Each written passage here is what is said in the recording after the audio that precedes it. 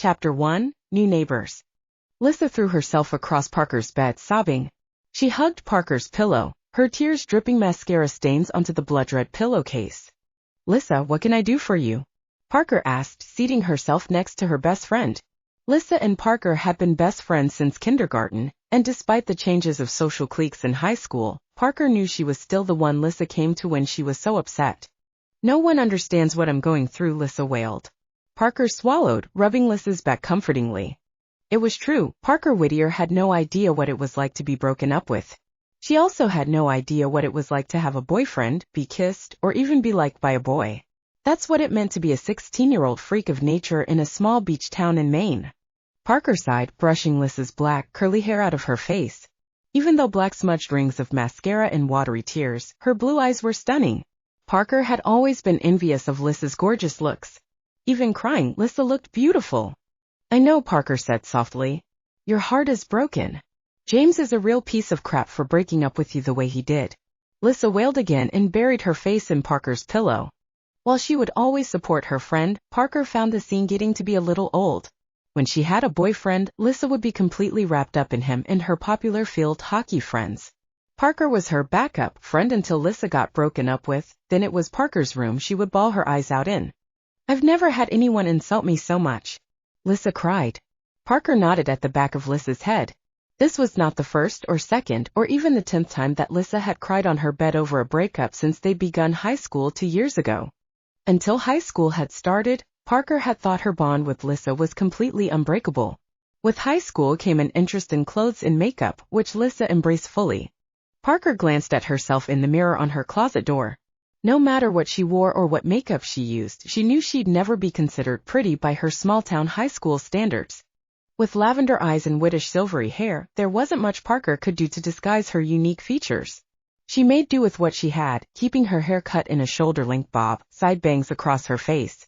As for clothes and makeup, she was almost the opposite of Lissa, and that had been what caused the greatest rift in their friendship. Because Lissa wanted to make Parker look more normal for her own good.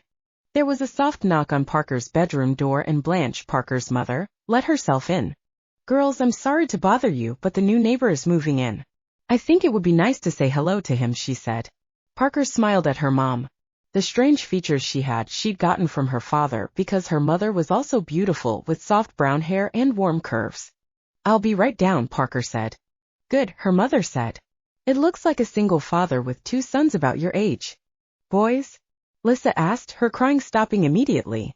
She sat up quickly and started to adjust her hair. "I can't meet them looking like this." She launched herself off Parker's bed and went to the mirror, grabbing Parker's brush along the way. Parker's mom winked at her and backed out of her bedroom. Parker rolled her eyes. "Are you sure you want to meet new boys?" Parker asked. Lissa, having forgotten all about her recent heartbreak, was digging through her purse to touch up her makeup. "Of course," she said.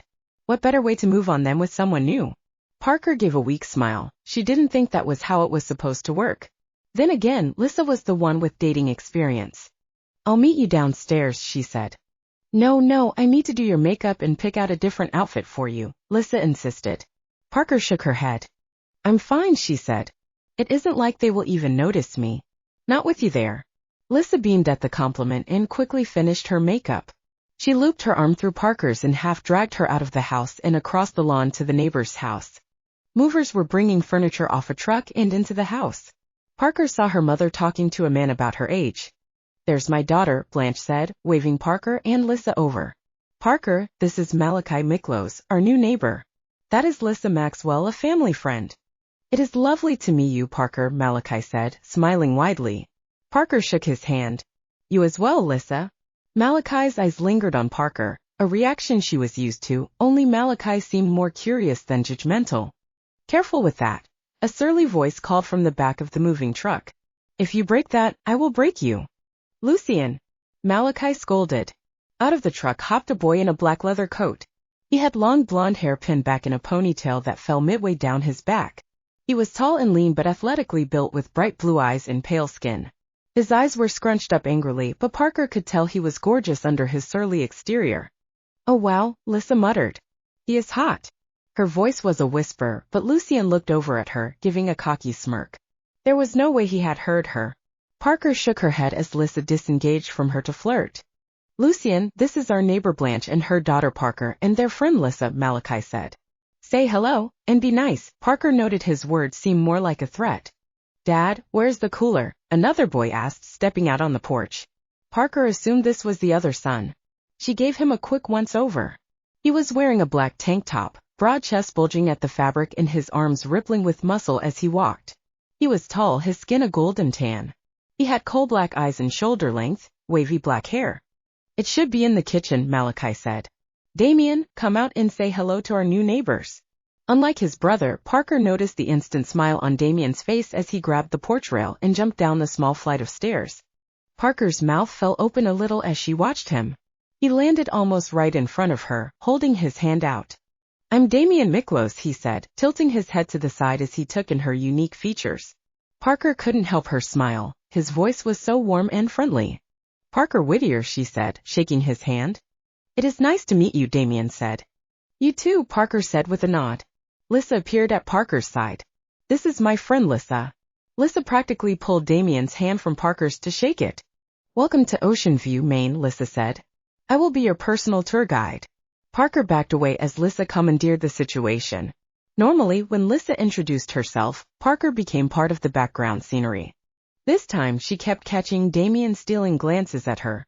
It made her blush and she tried to look anywhere but at him. He was just so handsome, though. Parker heard the sound of something breaking in the moving truck. The surly brother Lucian was spitting curses at the movers. Parker winced and inched over to her mother and Malachi. If you need anything, just let me know, Blanche was saying to Malachi. I grew up here, I'm well informed. I'm sure you are, Malachi said warmly. And Parker, you're going into your junior year of high school next year? Parker looked at him when she heard her name. I am, she said with a nod. Great, so are Damian and Lucian, he said. I'm sure my boys would like to have a friend on campus. Parker bit her lower lip nervously. She glanced over at Damian who, if it was possible, seemed a little bored with talking to Lissa. Lissa was pulling out all the stops, batting her eyelashes, leaning in at the right times, brushing her fingers down his bare arms, laughing at all the right intervals. Parker had seen her work many times. But Damian seemed immune to her charms, which Parker had never seen before. In fact, he continued to glance her way now and then. Parker didn't realize she and Damian had locked eyes until Lucian walked between them carrying a crumpled box marked fragile. His presence broke her eye contact. Lucian's sharp lips curved up in a mocking smile. Nice hair, he teased before walking on. Parker blushed and turned away from him. How was it that Lucian, who looked so light and warm, could be so cold and mocking, while Damian, who looked dark and intimidating, could be so warm and friendly? Chapter 2, Being Neighborly. Ugh, Lissa groaned, walking over to Parker. My mom just called, she wants me home. She rolled her eyes as she waved her cell phone back and forth. Is something up? Parker asked, concerned with how annoyed Lissa was. No, she just wants to talk about James, she said, rolling her eyes again. As if I need to spend another minute on that loser. Parker laughed lightly. Lissa did know how to turn around quickly. Well, if you have to go, Parker said slowly. I mean, I can stay a little longer, Lissa said, casting her eyes back at Damian. Parker sighed, knowing that Lissa's only real interest was the boys. Sure, Parker said with a nod. Lissa hurried back over to Damian. Would you care to see the house? Malachi asked Blanche. Certainly, Parker's mother said. They headed inside, and Parker was left standing alone and watching her friend flirt with her new neighbor. You could do better, a sharp voice said from behind, way too close to her ear. Parker whipped around, finding Lucian standing behind her. She put her hands up to put a barrier between them. He eyed her curiously, clearly not concerned with personal boundaries. Personal space, Parker said. Lucian smirked at her, his blue eyes roaming over her hungrily. What do you mean, I can do better? Parker asked, self-conscious suddenly. Had Lucian caught her staring at his brother? Your friend, he said, she isn't here for you. Parker crossed her arms and glared at Lucian. Lissa and I have been friends since kindergarten. I don't know where you come from, but here that means something, she said. Lucian scoffed and shrugged his shoulders. I stand by what I said, he told her. The gleam in his eyes got brighter and Parker took a half step back. He was dangerous. Parker felt it right down to her bones. You're going to be a junior too? She asked, needing to fill the silence with something. Normally, the boys who talked to her made it obvious that they were just using her to get to Lissa. Lucian was the first boy she'd ever talked to who focused on her, even though it made her uneasy. If I must, he drawled in a bored tone. Parker glanced over her shoulder at Lissa and Damian. From the starry look in Lissa's eyes, she'd moved on to telling Damian about her most recent breakup in an attempt to earn his sympathy. He didn't seem impressed. Damian had heavy bags under his eyes. She looked back at Lucian and noticed he had them too. Like the brothers hadn't been sleeping much. You and Damian are in the same grade? She asked. She didn't think they were twins, but she also couldn't tell who was older and who was younger. We travel a lot, he said vaguely, giving her an indifferent shrug. It didn't really answer her question, but he didn't elaborate. Parker nodded. The silence between them became uncomfortable. Something Parker was used to. She turned to walk over to Lissa, finding it more comfortable to stand next to someone who could carry on a conversation. You know, Lucian said, grabbing her shoulder and keeping her from leaving. Parker was stunned by his contact. His fingers were cold despite the hot summer sun, and she hadn't invited his touch. Hey, she snapped, pulling away from him. My apologies, he said with a dismissive wave, no real hint of remorse in his voice. Your eyes, they are quite intriguing. Parker felt her cheeks burn, and she lifted her hands, curling them around her temple and forehead to hide her eyes from him. I know they are freaky, she muttered. Again, Lucian touched her liberally, placing his hands over hers and pulling them away from her face. I was going to say beautiful, he told her. With that, Lucian released her and strode back to the house, disappearing inside. Parker's cheeks continued to burn red. She'd never received a compliment about her looks before, let alone from a guy who found them attractive. She wondered if Lucian had been mocking her. He seemed the type to do so. With Lucian gone, Parker went back over to Lissa, who still had Damian captive, even though he looked relieved when Parker joined them. Hey, Liz, what time did your mom want you home? Parker asked. Lissa looked at her phone, then glared at Parker. I guess I should go, she said with a sigh and an eye roll. It was really nice to meet you, Damian. I'll see you soon. She winked at him and headed off. I'll talk to you later, Parker called after Lissa, getting only a dismissive wave in response. Parker sighed. She's very full of energy, Damian said with a chuckle. Parker smiled and nodded. That's Lissa, she said. So Lucian said you travel a lot. Where did you move from? She was a little shaky, trying her hand at small talk. Damian hadn't made any excuses to leave, though. We've been all over recently. Mostly homeschooled, but it is nice to finally be somewhere long enough we can have a house and attend a real school, Damian told her. Parker thought the way he spoke was too formal for a teenager. Like Lucian, Damian's answer was just vague enough. You'll like it here, Parker said. Well, if you like slow towns with not a lot going on. Damian chuckled, shaking his head. His hair looked so silky and soft. Parker felt herself relaxing with him. Unlike Lucian, she'd been ready to run at any second. Damian was much easy to let loose around. That actually sounds like heaven, Damian admitted. He crossed bulging arms over a burly chest and sighed, letting his head fall back on his neck, eyes closed. In the direct light, Parker could see just how gaunt and dark the rings were under his eyes. Moving had to be an exhausting experience, especially for someone who clearly just wanted to settle down in one place for a while. Not for me, Parker said with a sigh. I need more space than this. Really? Damian asked, righting his head and looking at her. She nodded. That surprises me, Parker. It does, she asked, wondering what this boy she just met could possibly think he knows about her. You strike me as the type who can fit in anywhere, he said. Parker laughed, outright laughed. She saw the crease in Damian's brow and she covered her mouth quickly. Sorry, I didn't realize you were serious, she said, shaking her head. Fitting in doesn't exactly come naturally to me. Damian tilted his head to look at her. Why? He asked. Parker blinked at him. Hair, eyes, they aren't exactly normal, she said with a heavy sigh. Damian really looked at her. She felt the intensity of his gaze. It didn't make her uncomfortable, though. She didn't get the same dangerous feeling from him as she had gotten from Lucian. She'd been so relaxed with Damian she'd actually opened up a little. It was a strange feeling, one that gave her butterflies and made her cheeks burn. He kept looking at her, studying her like she was a piece of art, not inspecting her like she was something that could be a threat. I don't see it, Damian said with a friendly smile. I don't see anything wrong with the way you look at all. Parker's blush deepened and she looked away from Damian. How was it that in the past hour she had gotten her first 2 real compliments and they came from brothers? Thanks, she said softly. Damian, these boxes aren't going to unpack themselves, Malachi called out the front door. Blanche was saying her goodbyes as she headed down the stairs. It was good to meet you, Parker, Damian said. We'll see each other again. Parker nodded as Damian left. They are cute, aren't they? Blanche asked, putting her arm around her daughter's shoulder. Parker rolled her eyes. Mom, she hissed, shaking her head.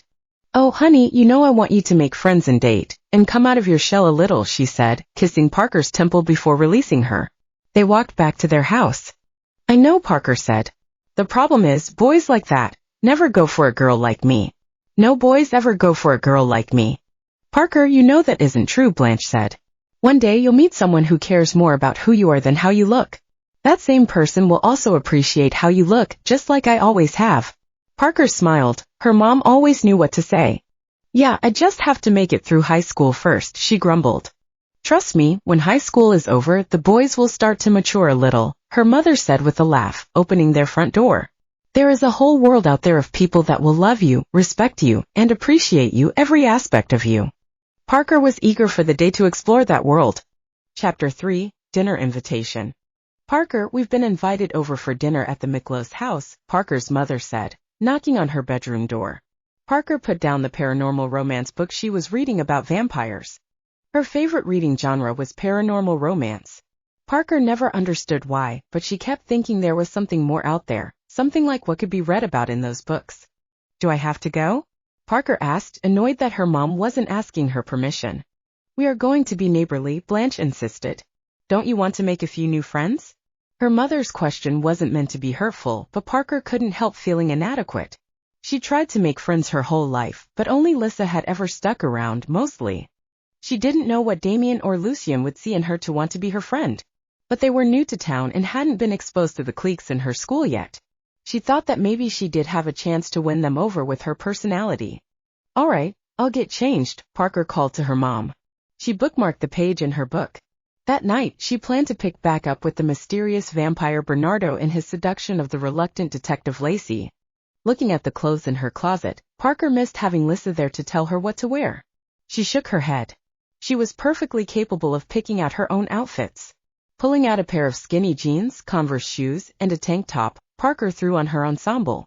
She ran her fingers through her hair and left without looking in the mirror. If she paused to check her reflection, she'd become too self-conscious about her appearance and back out of going.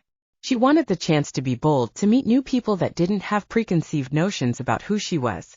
Damian and Lucian had already complimented her, so maybe that would work in her favor. Blanche knocked on their neighbor's door. Parker hung back a little, still concerned about being under the same roof as two really attractive boys her age. She couldn't help feeling like something was off with the whole family, but her mom seemed excited. Welcome, welcome, Malachi said when he opened the door. Please come in. Dinner is just about ready. Malachi showed them to the dining room. Parker looked around at the furniture. Everything looked antique, like it was from another century. The art on the walls looked really out of place. We travel a lot, Malachi said, noticing Parker's gaze. As such, we acquire a lot of unique pieces. Parker nodded and continued into the dining room. The table was lavishly set for 5. There were silver candlesticks on the table with brand new candles in them, lit for the first time. The china was elaborate and clearly expensive. Parker felt nervous to even touch anything. She didn't want to be a klutz and break something that nice. Please have a seat, Malachi said to Parker. I'll call the boys down. Something smells delicious, Blanche said, putting her hand on the back of Parker's chair as she sat. The roast is sitting and should be ready for serving in a few minutes, Malachi said. Blanche took a seat beside her daughter, and Malachi shouted up to Damian and Lucian from the bottom of the stairs. This house is like a museum, Parker muttered to her mother. It is lovely, isn't it? She asked. Parker rolled her eyes. When Damian and Lucian appeared, Parker noticed the smile Damian wore for her while Lucian had a surly look. He wouldn't make eye contact with her. The two brothers sat across from Parker and her mother. How are you settling in? Blanche asked the boys. Fine, Lucian grumbled. It has been a while since we've been able to get everything out of storage, Damian said. The space isn't quite big enough for everything. He shook his head, wavy dark hair swaying around his face. Parker smiled, his warmth spreading to her from across the table. Well, I am pleased that the two of you are able to have a stable home for a while, Blanche said. It was me really, Damian said. I wanted to go to a public high school. Why? Parker asked before she could stop herself. Her mother glared at her out of the corner of her eye. Parker couldn't imagine anything more boring. When both Damian and Lucian looked at her, she bit her lower lip and looked down. Malachi came into the dining room with several serving dishes. He went back to the kitchen and got the roast next. While Malachi sliced up the roast, dishes of vegetables and rice were passed around. "Parker, how's the school?" Malachi asked, passing out slices of meat and taking his own seat. Parker shrugged.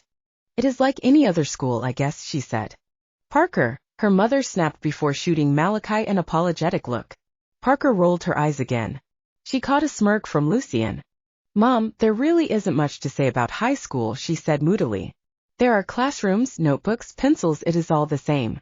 Blanche shook her head. "What about friends?" Malachi asked. "I'm sure you've got plenty of boys chasing after you." Parker nearly choked on her potato. She coughed, taking a quick sip of water. "No," she said with a sigh. "There isn't anyone interesting enough." Parker bit her lip again, looking down at her plate. She noticed that Damian and Lucian didn't seem to be eating anything, mostly just moving things around on their plate with forks. "High school aside, I will be happy to take you on a tour of the town," Blanche told Malachi, leaning in to talk to him more. Parker looked away. Her mother hadn't been on a single date since her father had bailed overnight. Parker had been 8. Her mother had been devastated, and Parker had always thought it had something to do with her. It had been so sudden. Her parents had a great marriage. She didn't remember many details about her father, but she did remember how devoted to each other her parents were. The morning after he'd left, she'd found her mother crying in the kitchen. There was no note, nothing. He just packed his bags and left. Neither of them had heard from him since. Parker had always wanted her mother to meet someone new. She just didn't want to have front row seats to their flirting.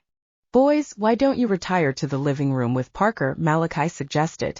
"Blanche and I will put dessert together." He winked at her, and Parker's mother giggled like a schoolgirl. Parker winced, jumping at the chance to leave them alone for a few minutes. "Your mom doesn't date much, I take it," Damian said, following Parker into the living room. "Never, not in over 8 years," she told him. "It is weird to see." Damian chuckled. He sat on the antique sofa and patted the seat beside him. Parker eyed the gesture suspiciously, but she gave in and sat. The hairs on her arm bristled as she brushed lightly against Damian. Quickly she jerked away. "Sorry," she muttered. "No worries," Damian said with a friendly smile. "So what is there to actually do around here?" Lucian asked. He flopped down in the chair across from the couch, throwing his legs over the arm of the chair and sitting in it sideways. "Don't mind Lucian, he is more of a big city type," Damian said with a scoff. "Big city sounds nice," Parker admitted. "As for what to do around here, there are a couple of bookstores and coffee shops. Down at the beach, there is plenty to do: surfing, swimming, parasailing." As she listed the activities off, she noticed how bored Lucian looked. "Sounds thrilling," he muttered. Parker looked at Damian. "I'm sorry, I'm not very good at this," she admitted, wringing her hands together in her lap. Damian shook his head. "You're fine," he assured. "Lucian is hard to communicate with." The blonde brother snapped his head towards Damian, glaring at him. "I'd rather be nobody's friend than everybody's friend," he argued. "You know what that's like, don't you, Parker?" The way Lucian said her name sent a shiver down her spine. She detected the hint of an accent, but it was too light for her to know its origin. She shrugged. "I don't have a good frame of reference," she said. "People aren't really clamoring to be my friend." "Well, we can be friends," Damian offered. Parker lifted one of her white eyebrows at him. "You're just saying that because I'm the first person you've met in town," she said with a sigh. Damian smiled a charming smile that made her stomach drop. "Not at all," he assured. "We met your friend Lissa too, remember?" Parker looked down at her hands as she shifted them in her lap. She felt guilty suddenly that Damian wanted to be her friend and not Lissa's. That night when she drifted off to sleep, Parker had her first dream about Damian Miklos. Chapter 4. Coffee Shop Drama. Yawning, Parker went to answer the rapid knocking on her front door. She'd hoped it would go away after the first few knocks, but it only got more incessant. Parker had dragged herself out of bed, not even bothering to put a robe on as she went downstairs in a tank top and short pajama shorts. She knew of only one person it could be. "Parker, why are you still sleeping when there are hot boys next door that need entertaining?" Lissa asked as soon as Parker opened the door. She rubbed her sleep-filled eyes while Lissa barged past her and ran up to her room. "Come on, I'll pick out your outfit and makeup and then we will go over there and say hi," Lissa urged. Parker slowly followed her friend back upstairs. "I really don't want to bother them so early," Parker whined. She flopped back down on her bed. Parker, this is a huge opportunity for you, Lissa said. Whichever of the brothers doesn't choose me will already know you well enough, and I'm sure they would date you. Parker sighed at her friend's failed attempt to cheer her up. Yeah, I'm not sure they appreciate really forward girls, Parker mumbled. Her conversation with Damian and Lucian the night before gave her the feeling that they hadn't really enjoyed meeting Lissa. I wish your wardrobe wasn't full of such emo clothing, Lissa grumbled. She put her hands on her hips and huffed. Parker picked up her novel about the vampire Bernardo and Detective Lacey, beginning where she'd fallen asleep, where Bernardo had revealed himself to the detective and bit her, leading to an erotic scene. Before she got far, Parker remembered her dream from the night before. She felt her cheeks turn red and she closed the book.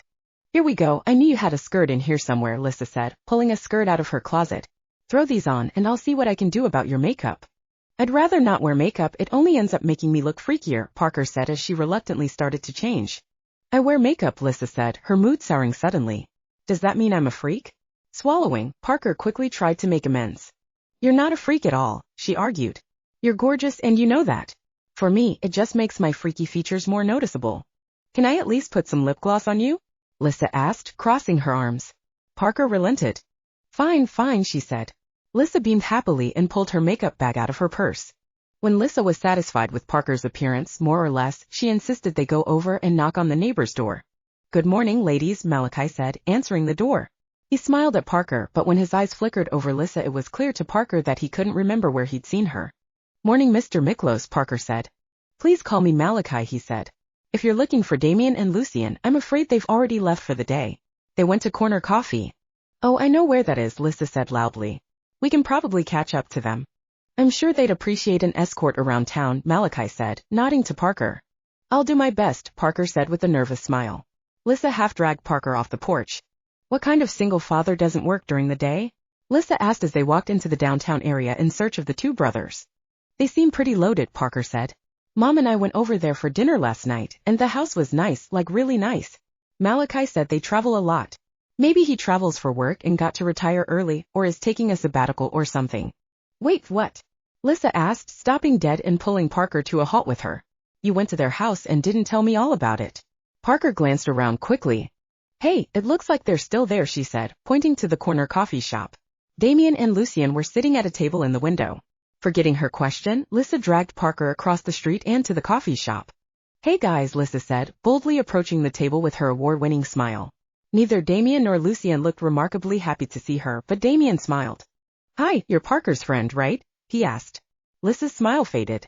Yes, this is my friend Lissa, Parker said, making herself known. Your dad said we could find you here. I hope we're not intruding. She looked at the coffee table in front of them. Damian had a cup of coffee that hadn't had a sip taken out of it and it wasn't steaming. He'd let it sit there getting cold. Lucian didn't have anything in front of him. He was angled to be looking out the window. You're both welcome to join us, Damian said. Would either of you like anything to drink? I'm fine, thanks, Parker said with a nod. Oh, come with me, Lissa said, grabbing Damian's arm. I'll show you the best drink on the menu. She winked at him. Damian's lips wore a tight, polite smile, but he stood up and went with Lissa to the counter. You're not drinking anything? Parker asked, awkwardly taking the seat beside Lucian. He smirked, blue eyes still staring out the window. They don't have my beverage of choice, he said, chuckling darkly to a joke only he understood. Parker looked at her lap. Sorry to barge in on your morning with your brother, she said.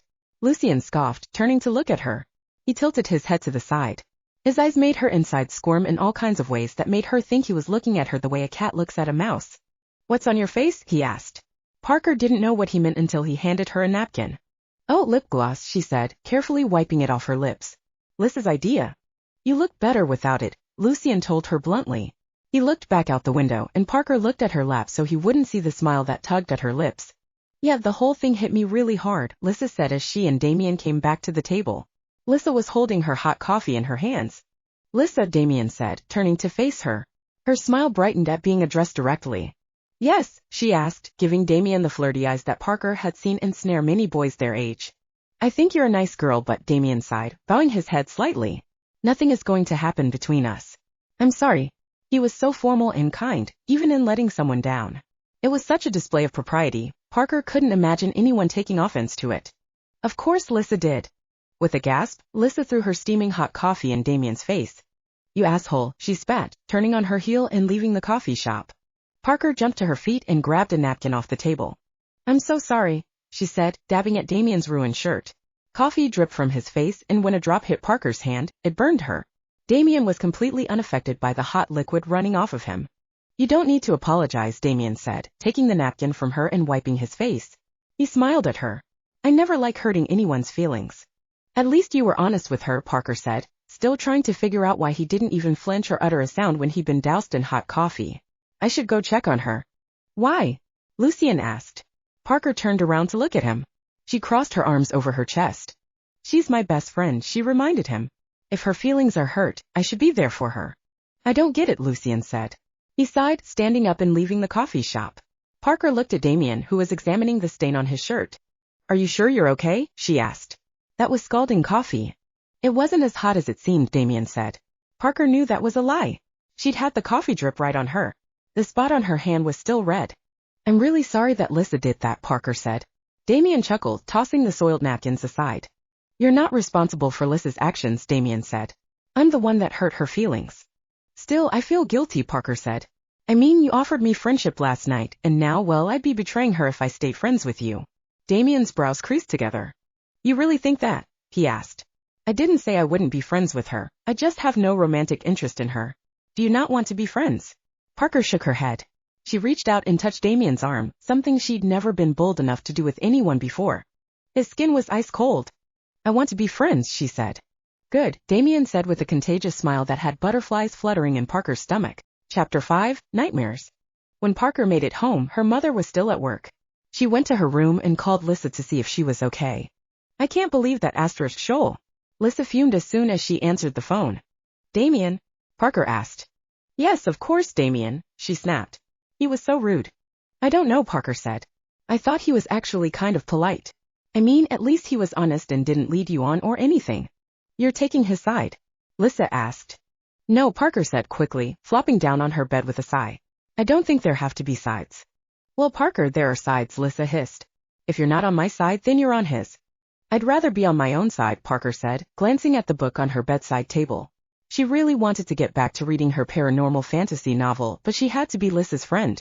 It was something she would always do, no matter what. I can't believe you. Lissa snapped. Damian was so rude, and you're sitting there saying that you think he was polite. Lissa, I know you wanted him to like you, Parker said. I think he wouldn't mind being your friend. He just doesn't see you in a romantic way. Is that so wrong? Yes. Lissa practically screamed into the phone. Parker had to pull the speaker from her ear so she didn't damage her eardrum. She sighed before bringing the phone back to her ear. Maybe you should try being his friend, Parker said. Over time, he might start to like you as something more. I don't understand why you are defending him, Lissa said. Do you think he could actually be attracted to you and like you? Parker's heart sank at Lissa's harsh words. She knew it was Lissa's way of making herself feel better, but Parker didn't like it when Lissa turned her wrath on her. I'm not defending him, Parker argued. Besides, I don't think anyone as gorgeous as Damian or Lucian would ever look twice at me unless they were gawking. Parker, don't be so hard on yourself, Lissa said. That was the friend that Parker loved and needed. Still, I can't be friends with him. That means you can't either. Lissa, they are my neighbors, Parker pointed out. Besides, I think my mom is starting to date their dad. I might not have a choice. She was making excuses. It was the first time she had ever denied Lissa a request on anything. What she said was true, but it was also more than that. She wanted an excuse to keep being friends with Damian and Lucian, and she wanted to keep being friends with Lissa. She knew she couldn't do both unless she had a valid excuse, at least for Lissa. Just because your mom and their dad have a thing doesn't mean you have to be friends with them, Lissa sneered. I'm not friends with my stepbrother. Yeah, but I wouldn't want to cause problems for my mom and Malachi. This is the first guy she's liked in a long time, Parker said. Lissa sighed heavily. Whatever, Parker. Clearly, our friendship isn't as important to you as I always thought. Lissa hung up before Parker could say anything else. Sighing, Parker set her phone down. She didn't like fighting with Lissa, but she hadn't had any other friends since elementary school. During the school year, as long as Lissa had her boyfriends in her field hockey team, Parker was the backup. She'd been lonely, and she thought it would be nice to have other friends when Lissa wasn't around. Damian and Lucian were the first people her age to actually show interest in being her friends outside of just wanting to be around Lissa. Even though her loyalties to Lissa were strong, she wasn't ready to give up on having her own friends yet. While Parker was getting ready for bed that night, she heard something outside her bedroom window. Nervously, dressed in just a tank top and pajama shorts, she went to the window and looked outside. Sometimes branches from the tree scratched against the window, but this was a different sound. On the second floor, Parker never felt the need to close her curtains. No one could see her from the ground level. She looked out the window. Gasping, Parker took a step back and bumped into her bedside table. There was a massive hawk sitting in the tree. She'd seen hawks before, but never one up close.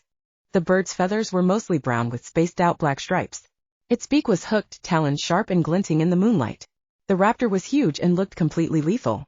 Parker tried to catch her breath, wondering what had drawn the bird to her house. Big birds like that didn't usually come so close to houses. As far as Parker knew, they liked to stay in the woods or out in the country, not on the coast. The bird ruffled its feathers, sending a mirroring shudder down Parker's spine. As she stared at it, her chest heaving from her shock, the hawk turned to look at her. It looked straight through the window and right at her.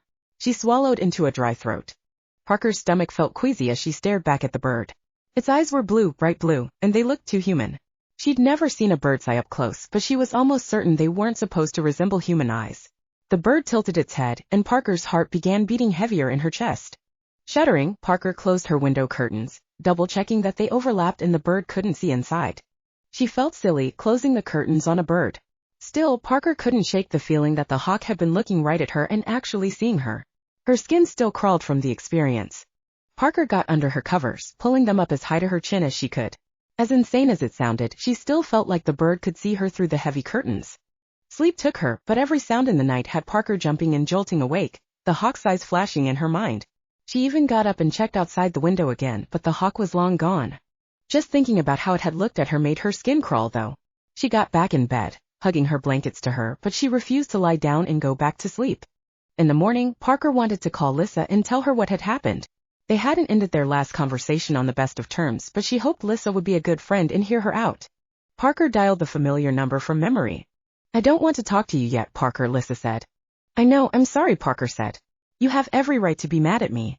"Yeah, I do," Lissa snapped. "Liz, something weird happened last night, and I need someone to talk to about it," Parker said, somewhat desperately. Lissa scoffed into the phone. "I don't really want to know about it," Lissa said sharply. "You weren't supportive of me when I asked you to do a simple favor. It might be a while before I forgive you." Parker rolled her eyes, knowing Lissa couldn't see her. It was hard for her to want to be supportive of her friend when Lissa so rarely returned the favor. "Please, Lissa, I'm really freaked out," Parker said. Fine, Lissa said. "Tell me what happened." Parker sighed and smiled, sitting on the edge of her bed. Lissa came through for her again. "Okay, so I was getting ready for bed, and there was this bird outside my window. It looked at me, and it saw me," she explained. "A bird looked at you, and that is what you're freaking out about?" Lissa asked insensitively. Parker sighed, chewing her bottom lip nervously. "It was a hawk, like the biggest one I've ever seen," she elaborated, "and its eyes looked human." "That's creepy," Lissa said.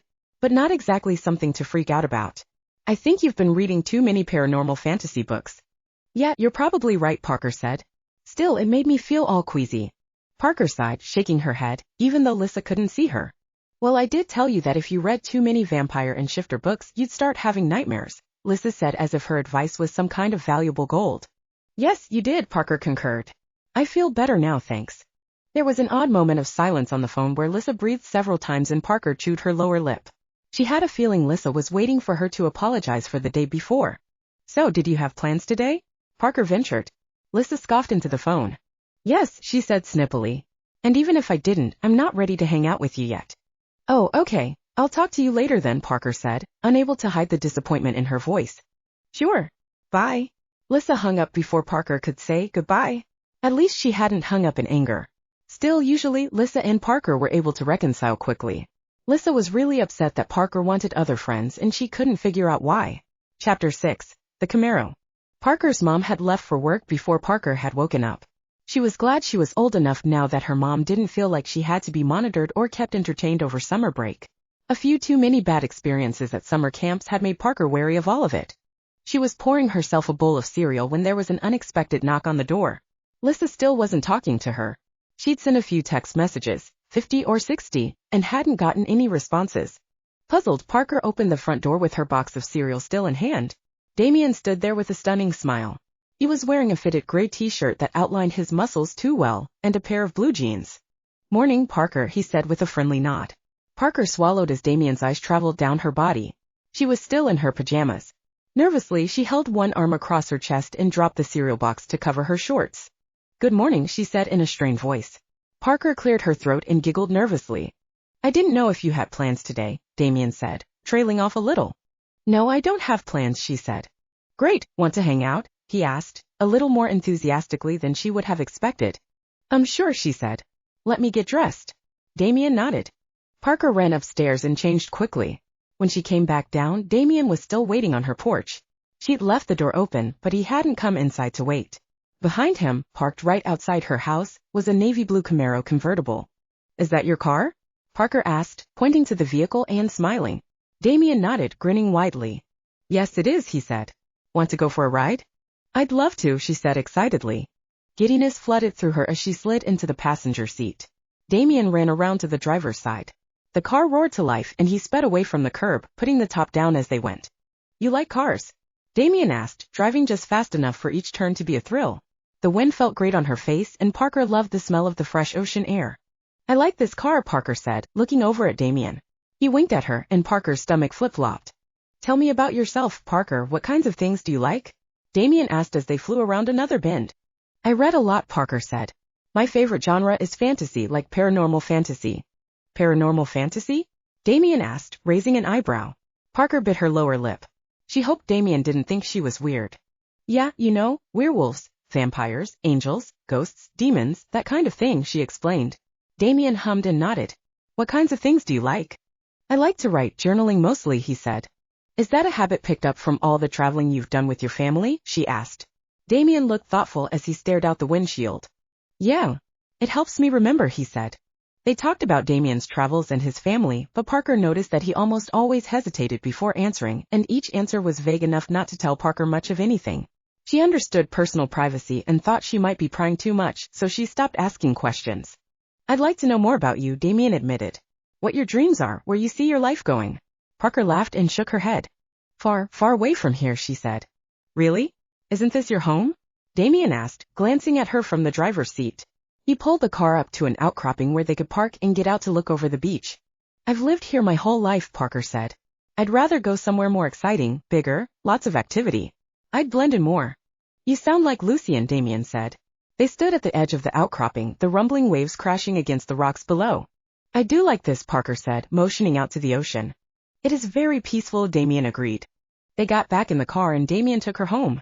Parker hadn't expected to have so much fun on a simple car ride, but Damian knew exactly how to make the ride exciting. Thanks for spending the day with me, Damian said, walking Parker to her front door. They stopped on her porch, facing each other. I had a really great time, she said. I'm sorry if I asked too many prying questions. No, Damian said, shaking his head. His dark hair swayed around his chiseled jaw. My family is a little confusing, so I have to simplify things. I understand, Parker said. I had a great time today too, Damian added. Maybe you'd like to go out with me again, like on a date? Parker's breath caught in her throat. She coughed a little to kickstart her own breathing again. She'd never been asked out before. She hadn't even had time to process the fact that she'd just spent a whole day, a fun day, with a guy who hadn't once commented negatively on her physical features. Yeah, I'd like that, she said with a shy smile. Parker felt her cheeks burning with a blush. Her stomach twisted in all kinds of pleasant ways. Cool, Damian said. Friday night? I'll pick you up. Yeah, Parker said with a nod. She bit her lower lip, flirting a little this time instead of feeling nervous. Damian smirked at her and nodded. Until then, he said, nodding and backing away from her. Parker nodded and let herself into her house. Running up to her bedroom, Parker threw herself down on her bed. She grabbed her pillow, hugging it against her as she laughed into it and rolled around, too overcome with giddiness at being asked on a date. She was so excited. She wanted to call Lissa, but she thought that would be insensitive, seeing as Lissa had been turned down by Damian. A bunch of confusing thoughts and feelings raced through her head. Would Lissa ever forgive her if she went out on a date with Damian? Was it worth risking the way she felt about him for the sake of her friendship? What if she never felt that way again, and what if no one else ever felt that way about her? She couldn't pass up this chance. Her thoughts were cut short when she heard some strange sound outside her window. Swallowing nervously, Parker wondered if the hawk was back. Timidly, she went to her window. She'd left the curtains closed since the night before. Now she carefully pulled the curtain back. With a squeak of surprise, Parker pulled back and dropped the curtain. Lucian was sitting in the tree outside her window. Gathering her strength, Parker opened the curtain again. She tapped on the glass to get his attention. Lucian turned around, a wicked smirk on his lips. His eyes devoured her as though she were something to eat. Parker's whole body went rigid. A cold sweat broke out on the back of her neck. She couldn't move. Lucian raised an eyebrow at her and then jumped out of the tree to the ground below. Breaking out of her fear, Parker gasped. She ran downstairs again, bolting out the front door and around the house. She was terrified she'd find her neighbor's dead body on her lawn. That fall could have easily broken his neck. When she rounded the corner of the house to her backyard, Parker nearly collided with Lucian. He was standing there, perfectly unharmed. He held his arms out, grabbing her shoulders to stop her from running into him. Quickly, he let go of her when she stopped moving. "Are you okay?" Parker asked, breathing heavily from her exertion and terror. "I'm fine," Lucian said dismissively. He smirked at her again, and Parker was reminded of all the horrible, unsettled feelings she'd had while he stared at her through her bedroom window. How what?" Parker asked, unable to form a complete thought. Lucian licked his thin lips, the light of the moon behind him making his light skin and hair practically glow. Even though she felt he was dangerous, she couldn't help being attracted to him at the same time. "Don't tell Damian," Lucian said in a dark, threatening tone. "Tell him what?" Parker asked with a nervous squeak.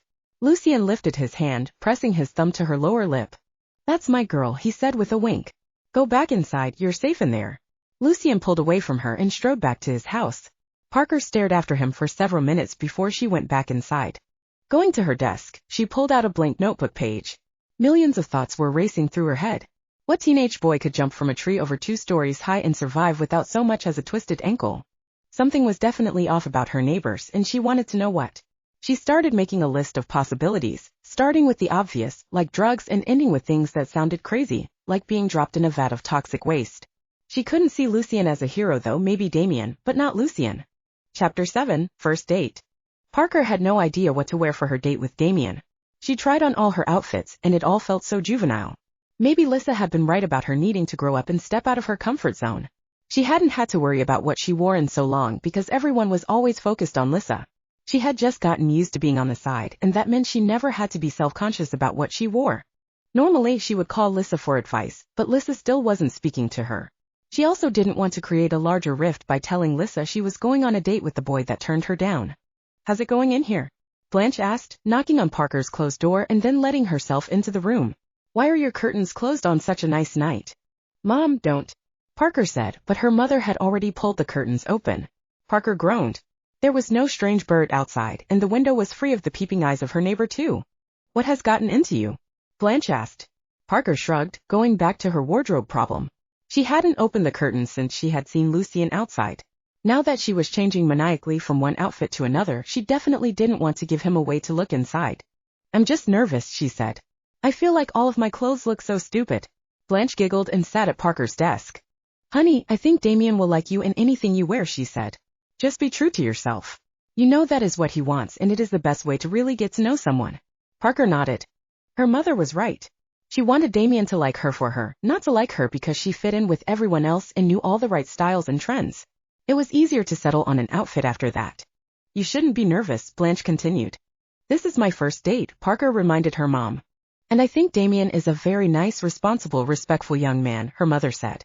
Parker rolled her eyes. "He isn't an insurance company, Mom," Parker said.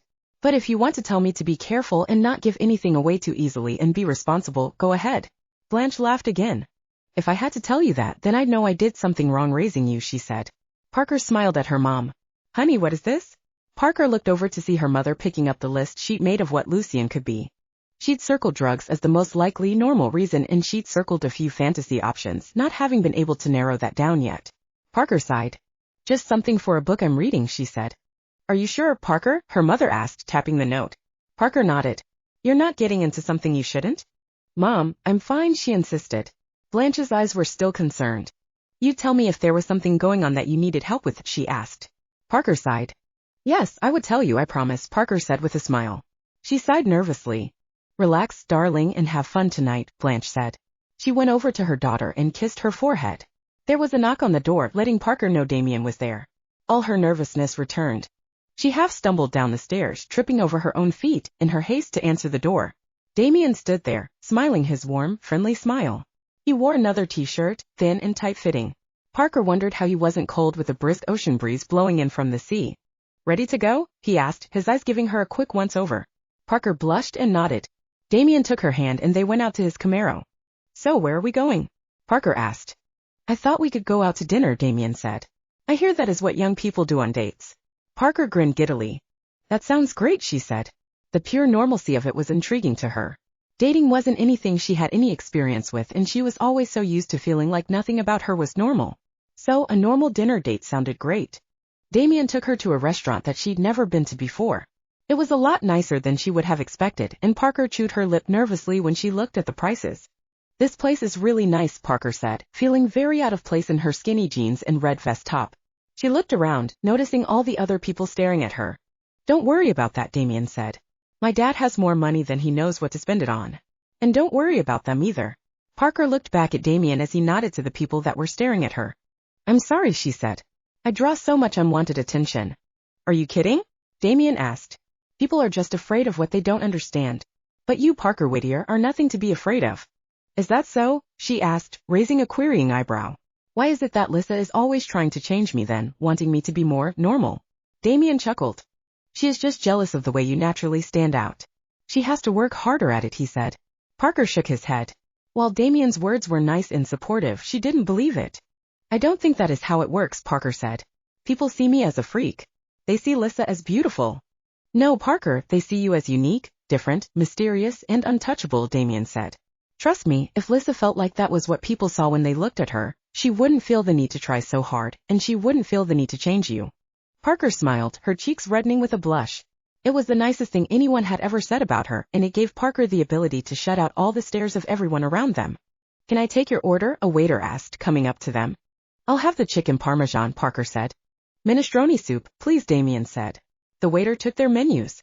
"I don't really know what to do on a date," Parker confessed as they waited for their food. Damian chuckled. "I'm a little out of practice too," he admitted. They talked casually. Damian had a lot of questions about the school and the town. Parker noticed how he almost always answered her questions with more questions, diverting the attention from himself. When their food arrived, she watched Damian. He would fill his spoon and bring it to his lips, but Parker was almost positive she saw him bring a full spoon down to the bowl every time. He took long pauses between each spoonful, and it was impossible to tell if he was actually eating. When the waiter gave Damian the check, Parker noted that he eyed the mostly full soup bowl but didn't say anything. Parker followed Damian back to the car. He took her out to the beach. "Have you ever stood on the beach at night and looked up at the stars?" Damian asked. Parker smiled. "Not in a long time," she trailed off. She used to look up at the stars with her dad, and he would talk to her about the cosmos. She hadn't done that since he left. "Let's go take a look," Damian said. He parked the car. When Parker got out, Damian came to her side and took her hand. She smiled shyly, allowing him to lead her out onto the beach. The sky was completely clear, the moon large and stars shining from one horizon to the next. Normally at night, the beach was busy with summer tourists. Damian had brought them out to the end of the beach where there weren't any lights. All the tourists were further down, cluttered around the boardwalk and pier. "Wow," Parker said, looking up at the sky. "I forgot how beautiful it is." It was like she could see the whole universe. Damian chuckled. "Yeah," he said. "It reminds me that there are things bigger than me out there." Parker looked at him. It was an odd thing to say, but she felt like she understood it. "I get that," she said with a nod. Damian brought her home, walking her to the front steps. "Thank you for taking me out tonight," Parker said timidly at the front door. Damian smiled, touching her cheek with his thumb. "It was my pleasure," he said. "I'd like to do this again." Parker's stomach exploded with butterflies. "I'd like that too," she said. Damian held his arms open for a hug. It was innocent enough. As she leaned in to hug him, Parker caught sight of Lucian sneaking around her backyard again. When he looked at her, the vicious, angry glare he gave her sent a shiver down her spine. She said goodnight to Damian and ran upstairs to shut her curtains before Lucian tried to spy on her. Chapter 8, The Bedroom. 3 Friday nights in a row, Damian had taken Parker out. Every time, she would get nervous and giddy with excitement at seeing him again. She wanted so badly to talk to Lissa about it, but she had no idea what to say that wouldn't hurt her friend. She was dating someone. Actually dating someone steadily, and it spun her head a little. Not only that, but Damian always said such nice things to her. She had hardly caught sight of Lucian since he had seen her hugging Damian on the front porch, but she didn't mind. His eyes unsettled her so much. It hadn't lessened her desire to get to the bottom of the mystery of her neighbors. She'd return to her list again and again, making more notes about behaviors and mannerisms she'd noticed.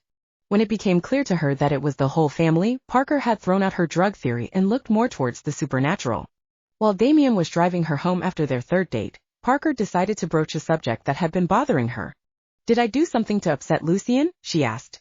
She wasn't fond of having him around, but the more time she spent with Damian, the less she saw him sneaking around. "What could you have done?" Damian asked. Parker shrugged. He isn't around as much anymore, she said. Damian chuckled. Lucian isn't the social type, he said. He prefers being on his own. Does it bother you? Damian's question made Parker think she had hurt him in some way. No, not at all, she said quickly. It seemed like he wanted to be friends too, but now I never see him. Lucian doesn't have any friends, Damian said. Just people he tolerates. You he tolerates, but that doesn't mean he will be around. Parker nodded.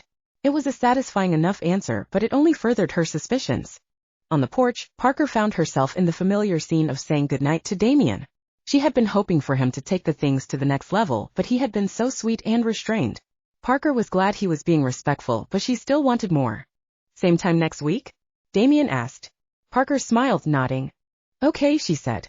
Damian hugged her and turned to leave, but Parker grabbed his arm, the muscle so hard she could barely get a grip on it. She pulled him back though. What is it? Damian asked. Nothing, Parker lifted herself up on tiptoes and pressed her lips to Damian's. He didn't react, and she quickly dropped down onto her feet again, blushing and looking down. When she chanced to glance at Damian, he hadn't moved. It was like he was completely frozen. I'm sorry, she said. Damian's face broke into a grin. He shook his head, placing a hand on Parker's cheek. Leaning in, he captured her lips with his. Parker sighed, leaning into the kiss, finding it much more satisfying than her first attempt. The kiss was sweet, even though Parker wanted it to heat up, but Damian kept it tame. Finally, Parker had to pull away, taking a deep breath. Damian chuckled. Right, you need to breathe, he muttered. Parker nodded. Thank you for making the first move. Parker grinned. I want more than just Friday night dates, Parker said boldly. I want to be able to call you my boyfriend. Again, Damian looked stunned, but then he smiled. Yeah, I'd like that, he said with a nod. He kissed Parker again, quickly, and then said goodnight. Parker went to her room and flopped down on her bed, hugging her pillow. She wanted to tell Lissa something, so she texted her friend quickly. Dating can be really nice. She wasn't expecting a response, but at least she wasn't rubbing anything in Lissa's face. Saturday afternoon, Parker found herself in Damian's bedroom. She'd never been in a boy's room before, but she was sure that most teenagers didn't have a bookshelf filled with old leather-bound books and journals or walls covered in old paintings. The only normal thing Damian had in his room was a bed and a desk with a computer on it. Are these all your journals? Parker asked, looking at how the little books covered almost an entire bookcase.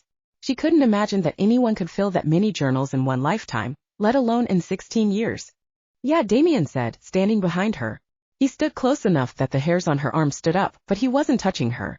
Parker wanted him to touch her. She wanted him to take one step closer, but he didn't. You write a lot, she said. I've been homeschooled most of my life and on the road, Damian said. I have to do something to fill the time. You know, your room isn't really what I picture for a teenager, she said. Damian chuckled. I guess I don't have a good frame of reference for what most teenagers would have in their rooms, he said. What do you have in your room? Parker gave a nervous laugh. She didn't want to tell Damian about her personal space.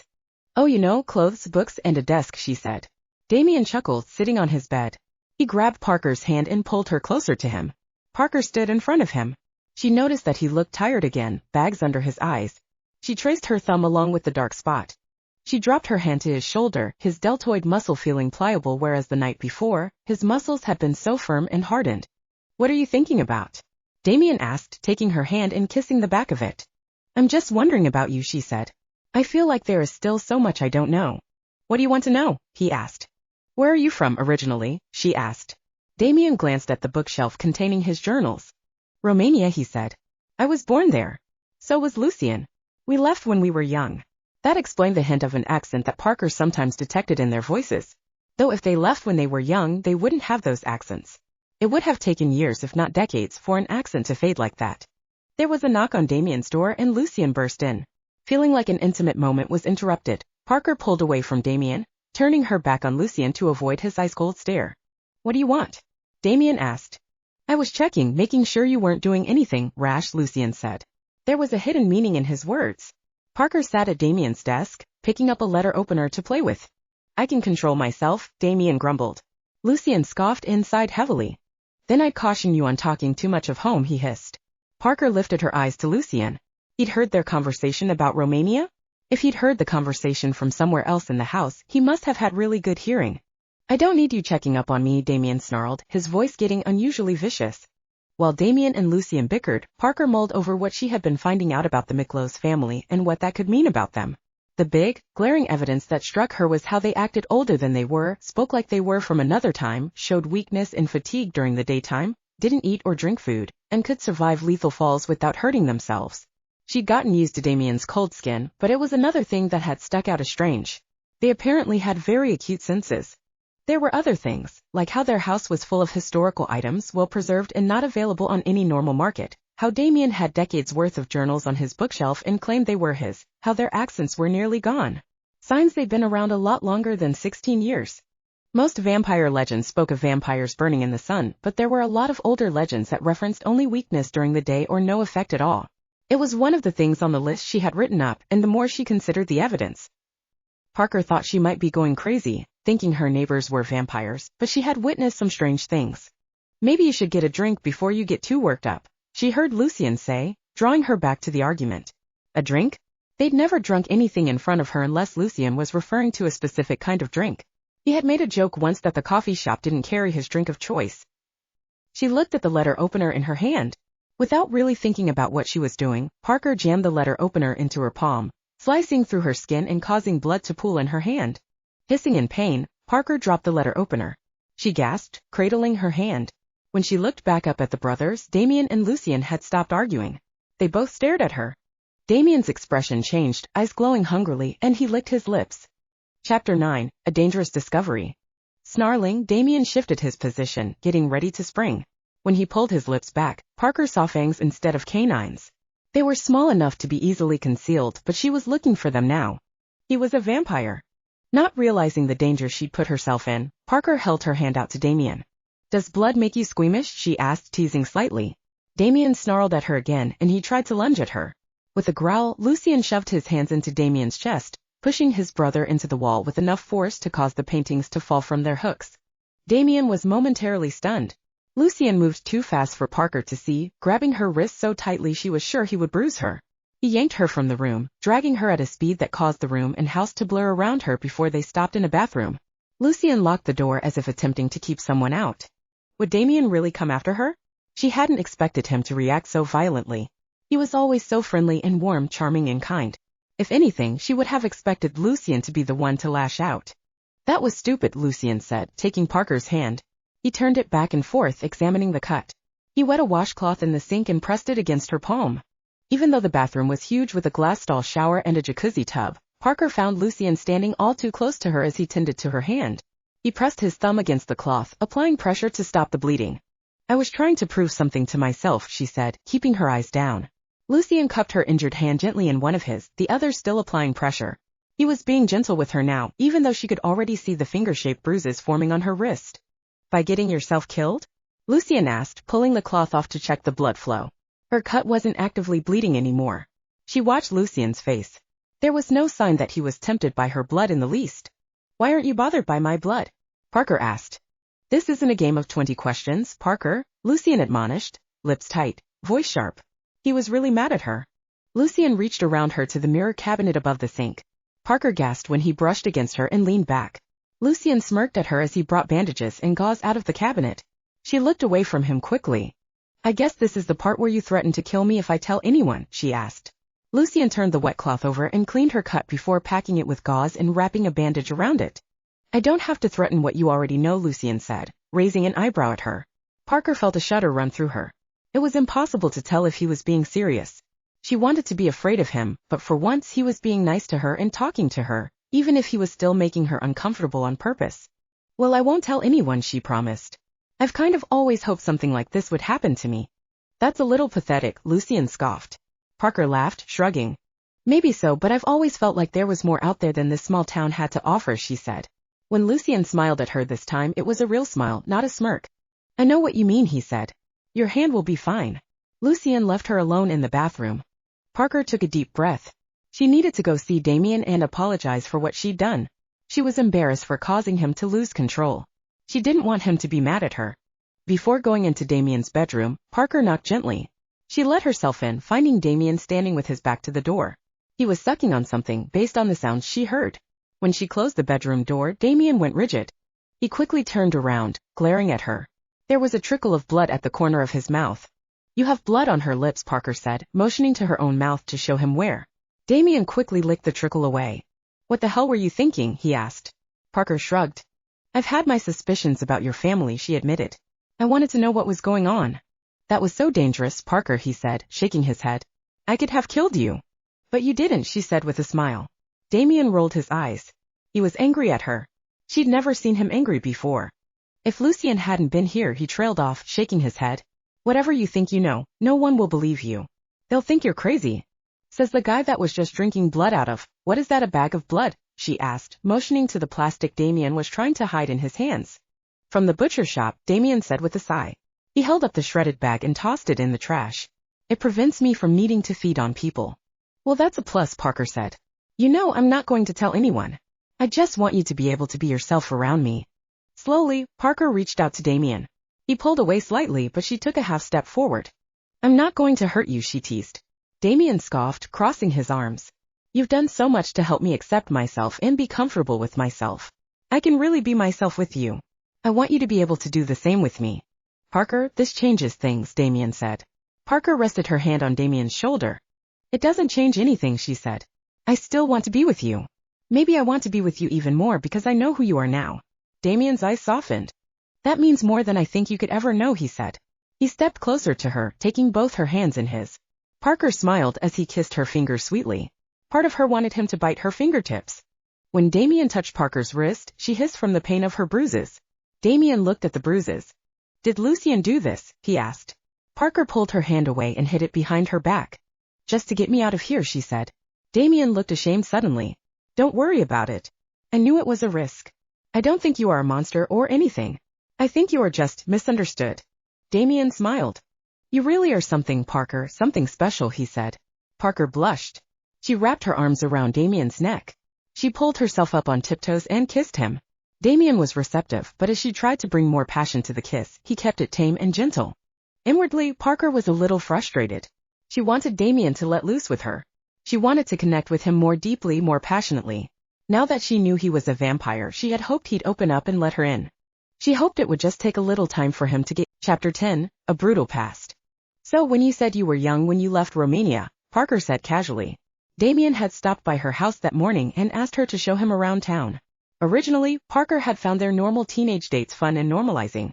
Now that she knew Damian and Lucian were vampires, she felt like it was silly to be doing something so normal. Age is relative, isn't it? Damian asked with a playful smile. Parker giggled, looping her arm through Damian's.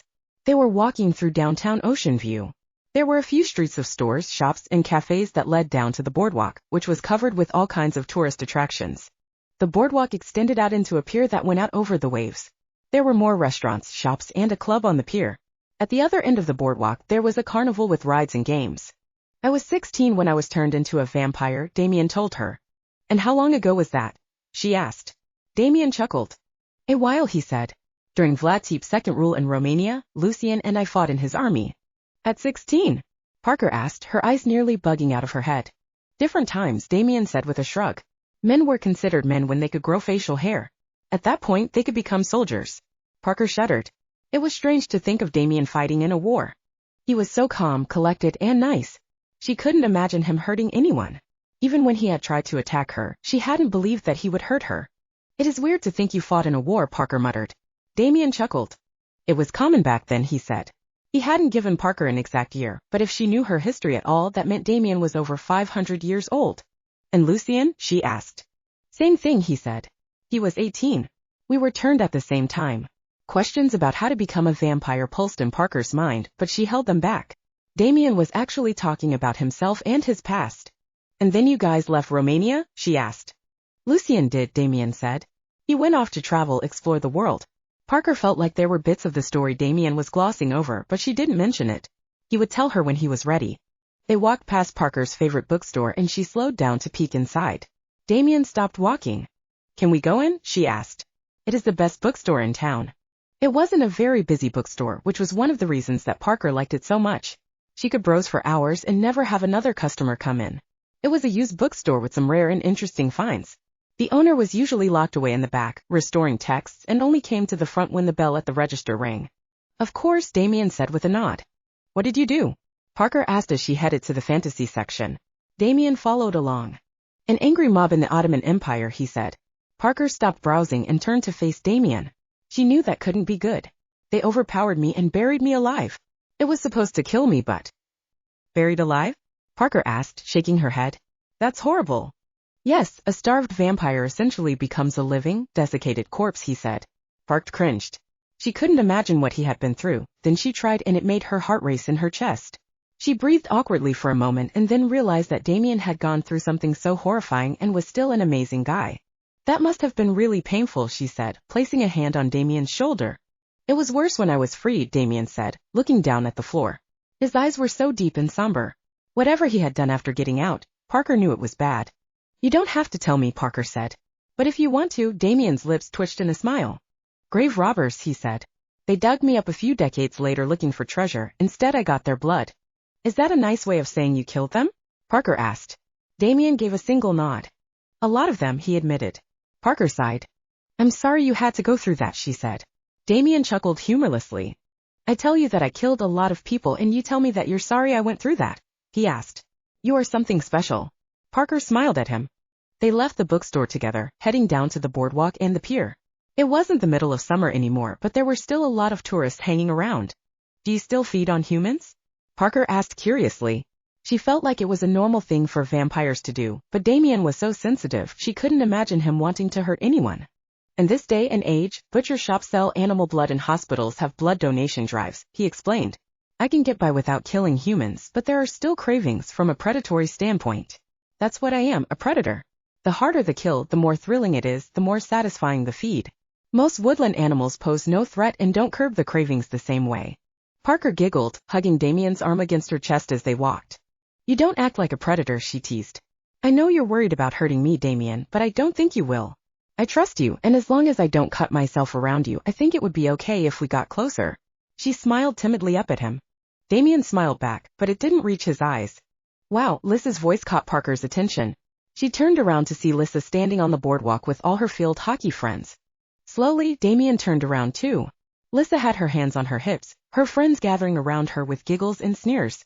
Parker felt guilt curl in her stomach, but the sneer on Lissa's face made her shrink back into Damian slightly. Aren't you charitable, Lissa said, addressing Damian. Spending time with the village freak. Lissa laughed and all her friends did too. Parker's cheeks heated. She looked down at the ground. Lissa hadn't always been nice to her, but she hadn't been outright cruel like that. Damian scoffed, putting his arm around Parker's shoulders. Come on, Parker, let's get out of here, he said. Parker didn't resist as Damian guided her away, but the sounds of Lissa and her friends' laughs rang in her ears until they were far enough away that the waves overpowered them. Parker swallowed into a dry throat. Her good mood from spending the day with Damian was gone. She sulked, her whole body sagging. Parker, I hope you don't believe what she said, Damian told her. I'm spending time with you, I'm dating you because I really like you. That lifted Parker's spirits slightly. Thank you, she said with a weak smile. Lissa has never been so cruel before. I guess I know who she really is now that I have something she wants. Damian took Parker's chin between his thumb and forefinger. Leaning in, he kissed her lips sweetly. Parker sighed, her sour mood melting at Damian's kiss. She leaned into him, bringing her arms around his neck and pulling herself closer to him. Damian murmured, bringing her hair to her nose. You smell different than other people. I do. Parker asked. Like, my blood? Damian grinned and nodded. Yeah. Most people smell very similar with only subtle variations. But you, he trailed off. I was getting so much better at controlling myself until I smelled your blood. I'm really sorry, Damian, Parker said, feeling guilty again for pushing him over the edge. Damian shook his head. No, I'm sorry, he said. I should have been more honest with you and maybe you wouldn't have felt like you had to go to such extremes. You know, I'm not glad you almost attacked me, but I am glad we are like this now, Parker said. Damian kissed her forehead. Me too, he said. He hugged her tightly, lifting her feet off the ground a little. Parker giggled and bent her knees until Damian set her down again. It's too bad every day can't be like this, she said, looking out at the sun setting over the water. Damian nodded. There's still a few weeks left of summer, Damian said. If you want, I can make every day just like this for you. Parker bit her lower lip. As long as we leave out the part with Lissa and her friends, Parker said. Deal, Damian said with a nod. He took Parker's hand and they began walking back home. Parker's whole body tingled pleasantly as she walked beside Damian. Even though she wanted things to move along faster, she was enjoying every moment she had with him. When Damian left her at home, she thought about what he said about her blood.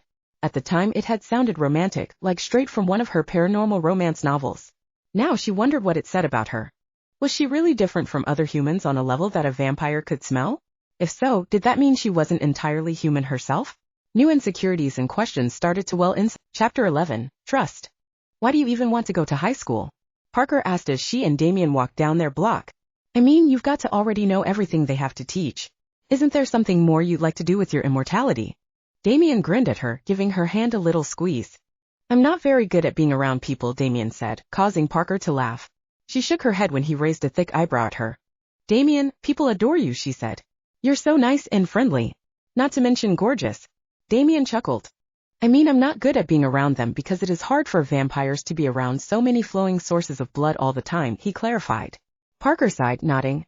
She didn't know much about vampires yet, but a lot of the horror stories and legends spoke of such an insatiable bloodlust that vampires were ravenously hungry no matter how much they had to drink. Damian's story of being locked in a coffin for decades and draining so many people to death when he got free supported those stories. So, is this just an exercise in self-control? Parker asked. She slowed her pace, Damian matching her. He turned on the sidewalk as they came to a stop and stood directly in front of her. Kind of, Damian said. I want to be around humans more, get to know them personally, form attachments. I think it will help me to see humans as people, not just as happy meals on legs, Damian chuckled. I can help with the forming attachments part, Parker said with a grin. Damian nodded and they continued walking. Absolutely, he agreed. Unfortunately, since I was turned into a vampire at age 16, I'm limited on how I can interact with human society in the modern era. That is unfortunate, Parker muttered with a sigh. I don't know if I could do that. Well, it brought us together, so I don't think it is all that unfortunate, Damian added. Parker smiled, but she felt her lip strain against it. Damian's words were so sweet, exactly what she should have wanted to hear. She didn't know why they didn't make her happier. And Lucian, he is here for the human experience too? Parker asked. Lucian didn't strike her as the type to want to be around humans socially. Damian was slow to answer, and Parker looked at him. His eyes were thoughtful, but she didn't think he was thinking about the answer to her question. Parker squeezed his hand in hers and Damian blinked. We are brothers, he said. It is nice to be around family sometimes. Parker nodded. Do all vampires struggle with bloodlust? She asked. It can vary, Damian admitted. It is a part of what vampires are, though, predatory beasts, monsters. Parker didn't like when Damian degraded himself like that. He couldn't help what he was. In Parker's eyes, vampires were just another kind of animal, like humans, primates, wolves, anything that was predatory and intelligent. Their natural food source was blood. A lot of people struggled with their base instincts for survival, and sometimes it bled out in aggression, selfishness, and violence. She didn't see how vampires were so different, other than their diet and their natural abilities. You shouldn't be so hard on yourself, Parker said. You were deprived of food for decades. I understand why bloodlust would be harder for you to control. It is a trauma response. Every time you are hungry, you probably subconsciously think of starving underground. It makes it that much worse, she trailed off. Maybe, Damian said somewhat dismissively. Either way, it makes me feel like a monster. Well, you're not, Parker assured him. I've never seen you as a monster. Damian smiled warmly at her. No one with a face like his could truly be a monster. When she got home, Parker found a note on the refrigerator letting her know that her mother was out with Malachi. Parker was happy for her mother. She was dating someone, and Parker had noticed a difference in Blanche's behavior around the house, humming to herself while doing chores, adding a little extra makeup to her face every morning. Parker wanted her mother to be happy, but she also wanted her mother to be safe. She still didn't know that much about vampires or the Miklos family, what kind of danger she might be in, or what danger her mother could be in. She didn't know whether Malachi was a vampire or whether he would hurt her mother. Parker crumpled the note up and got some leftovers from the refrigerator. While they warmed up, she made a mental note to herself to ensure that Malachi was treating her mother right and would keep her safe. She also wanted her mother to know the truth if they were going to be getting more serious. Warmed leftovers in hand, Parker went to her bedroom. She set the plate on her desk and had just started pulling her shirt over her head to change into something more comfortable when the branches outside her window creaked. Quickly, Parker put her shirt back on. She pulled the curtain back to find the same hawk from earlier in the summer. She couldn't be certain it was the same hawk, but those sharp, blue eyes looked at her all too knowingly. The air around the hawk quivered and the bird's shape started to change. Before her eyes, the bird became a person, became Lucian. Awestruck, Parker threw her bedroom window open. Did you just shapeshift? She asked, forgetting all about her food. Lucian smirked at her. One of my many talents, he said with a wink. Parker rolled her eyes. I didn't know vampires could do that, she said. Not all can, he told her. Well, are you going to keep sitting in the tree outside my room all creepy, or are you going to come in? Parker asked. Lucian's smile faded instantly, and he glared at her. You shouldn't invite me in, he warned. Parker crossed her arms. Why not? She asked. Vampires can only enter the home of a human if they are invited, he said. You're safer if I can't get in. Parker shrugged. Okay, I hope I learn from this experience and grow, she said with a chuckle. But since I already invited you, you might as well accept. Lucian snorted, but he climbed towards her window and Parker stepped back. The moment Lucian was in her room, Parker felt like it was a mistake to invite him in. He was imposing in her space. His energy pressed against her personal space in a way that felt all too intimate. Blushing, Parker stepped back from him. Her heart thudded in her chest and she worried he could hear it. I thought you and Damian fed off of blood from the butcher's shop and hospital blood drives. So, why would my mom and I be in danger from you? She asked, going to her desk and sitting down. Is it weird if I eat in front of you? Laughing, Lucian shook his head. Parker nodded and took a bite. He went to her bed, sitting on the edge of it. Again, seeing him there felt all too intimate, but she couldn't do anything about that now. I'm not neutered like Damian, Lucian told her. Parker stopped chewing mid-bite and raised an eyebrow. I don't drink from blood bags, Lucian clarified. His distaste for Damian's lifestyle was obvious with how he described Damian as being neutered. But you don't kill people, either? She asked. Lucian shrugged, a wonderfully human gesture. Depends on my mood, he admitted. Parker paused again. Lucian chuckled and licked his lips, giving her an unsettled feeling in her stomach. Parker set her fork down, no longer hungry. Seriously? She asked. I mean, you guys have been in town for a few months and no one has died. Not that I know of anyway. Lucian's lips turned down in a frown. What has Damian told you? He asked. He told me about the ravenous hunger vampires feel, how he prefers drinking from blood bags to killing people, she explained. Lucian tilted his eyes to the ceiling. Setting his palms on her mattress, he leaned back in a much more casual posture. Parker didn't like how comfortable he was making himself on her bed. It is true that vampires hunger for blood, but it is not as insatiable as Damian would have you believe, Lucian said. Most vampires, at least those that want to, can live on a very healthy diet of human blood without killing anyone. That's how you live? Parker asked. Lucian nodded, his eyes darting around her room. Parker blushed again, feeling like he was seeing more of her than she wanted him to. I mastered my bloodlust very early on, he said. Though I have no problem killing people when I want to. It is a predator thing, he trailed off with a smirk. Parker shuddered and turned away from him. Can you teach Damian? She asked. That is why I am here, he explained. He sought me out, desiring to gain control of his feeding habits after centuries of back and forth between exiling himself to live off animals and binging on humans. Parker pushed her plate away from herself. Damian always seemed so soft and gentle. She didn't like hearing that he had gone on killing sprees when he couldn't control himself, or that he felt the need to go into a self-imposed exile out of guilt. Damian is a reluctant student though, Lucian drawled, scoffing. Parker looked over at him. What do you mean? She asked. You're good for him, Parker, Lucian said without answering her question directly. You can help him master that side of himself. Parker smiled. She liked hearing that. Damian had become important to her, and she wanted to think that she had something to give back to him. Lucian stood up. He stretched, another very human gesture. Parker stood up too as Lucian moved to her window again. Even if I did know you couldn't come in without an invitation, I still would have invited you in, she told him. Lucian had one foot out her window. He turned, arching an eyebrow at her. Why? He asked sharply, eyes narrowing into a glare again. Parker's heart rate picked up again as he stared at her through icy blue slits. I trust you, Parker said. Lucian growled and rolled his eyes. That's a mistake, he said. First and foremost, I am a vampire. I don't want to be anything else and I won't pretend to be. I know that, Parker said gently. I still trust you. Lucian scoffed and disappeared before her eyes. A rush of wind was sucked out the window with him as he moved at vampire speed. Parker was left alone next to an empty window. Chapter 12, High School. The first day of school came all too soon for Parker. She had spent every day of the remainder of her summer with Damian and she felt like they were getting much closer. He was still always so gentlemanly and sweet, but he had made every summer day worthwhile for her. Damian even showed up on her front porch with his Camaro to take her to school. She was nervous and it was obvious to Damian. Something wrong? He asked. Parker shrugged, sliding into the passenger seat. The soft leather was smooth against her bare legs. It was still warm enough that she could get away with wearing shorts. High school has been hard for me, Parker admitted.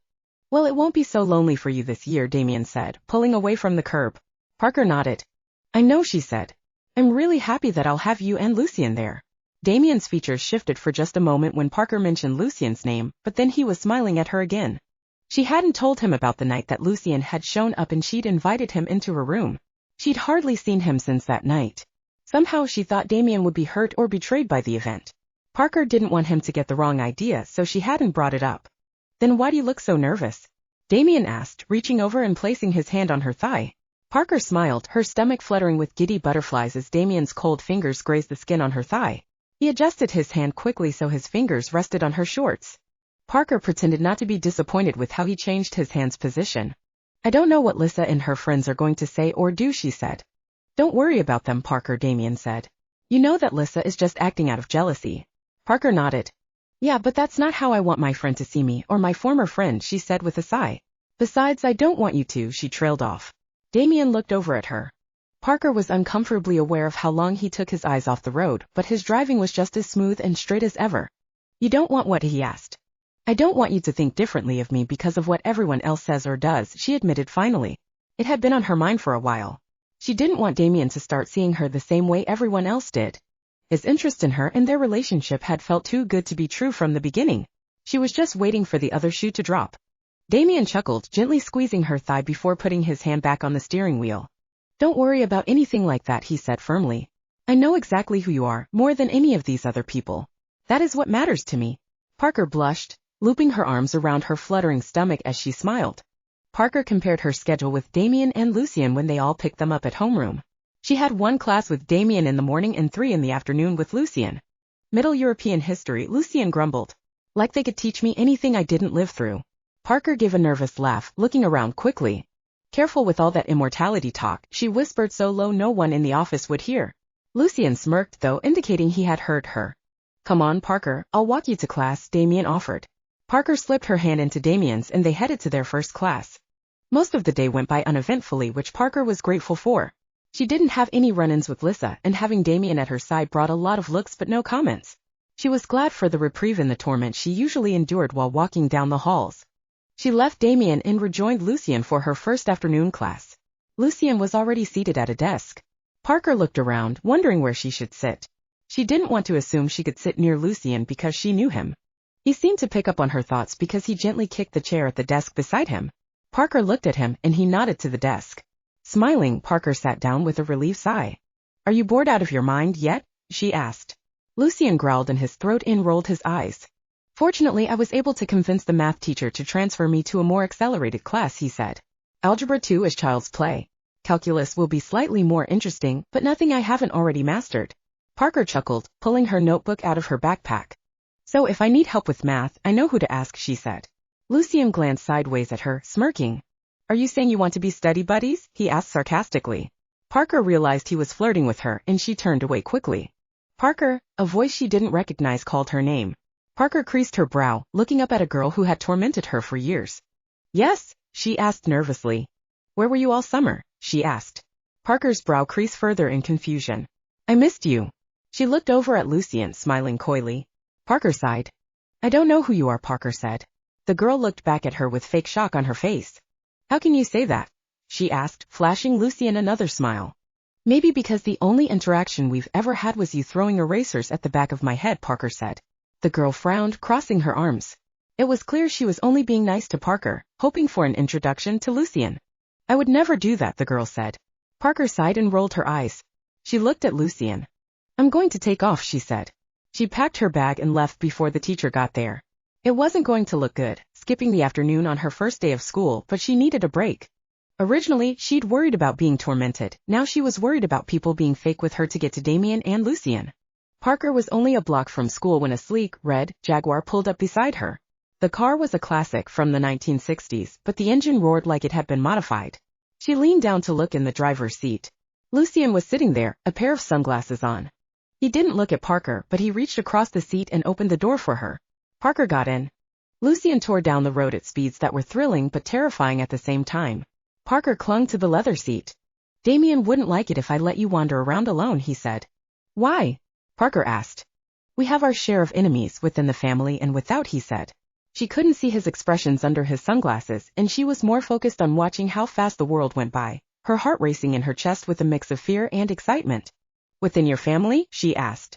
She worried suddenly about her mother and her involvement with the Miklos family. Our estranged brother, Lucian said casually. He tracks us down now and then and he likes to cause problems. Parker nodded. Good to know, she muttered. He would look at you like something fun to play with, being Damian's girlfriend, Lucian elaborated. Besides, other vampires would be interested in your unusual allure. Parker looked out the window absently. It wasn't just Damian that thought she smelled different, so she started to wonder again if there was something wrong with her. "Why'd you leave?" Lucian asked. Parker sighed, sinking deeper into the comfortable seat. She had no idea where they were driving, but with how fast Lucian was going, they'd already passed her house. "I'm used to handling my peers being cruel. Being fake nice in an attempt to get into your pants, I don't want a part of that," Parker said. Lucian chuckled. "I'm certain I can keep track of who is in my pants on my own," he said. Parker smiled, laughing despite herself. Lucian pulled up in front of her house. He must have circled around. "Thanks for the ride," she said, grabbing her backpack and getting out. Lucian didn't respond, but he revved the impressive engine and took off again. Chapter 13, History Lesson. Parker was sitting at Damian's desk, her history textbook open while she worked on an essay on his computer. Damian was lying on his bed reading a book that wasn't for school. He'd already finished his homework. It never ceased to amaze Parker how quickly Damian could finish his schoolwork, but he actually seemed to enjoy the mundane routine. Parker despised it. What was London like in the 1720s? Parker asked, looking over her shoulder at Damian. He put his open book down on his chest, propping his head upon his elbow so he could see her better. "I wasn't in London in the 1720s, he said. "Were you still underground?" she asked. Damian shook his head. "No," he said. "I was only underground for a few decades," he reminded her. Parker giggled with how casually he said, "A few decades." "Where were you in the 1720s, she asked. Damian hummed thoughtfully. "I don't know," he said, creasing his brow. "There were times when I completely isolated myself from human society.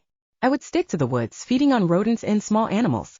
Parker remembered how Lucian had told her that when he felt guilty, Damian would retreat and live wildly until he felt he could show his face in public again. "Feeding off the sick and dying was one way to supplement my cravings, as was feeding off criminals," he elaborated. "It wasn't always enough, though. It was too easy, not enough of a challenging hunt or kill. So I'd slip, then I'd disappear."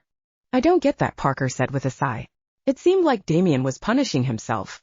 "No, I don't think you can imagine what it is like to have the lives and blood of countless victims on your hands," Damian said seriously.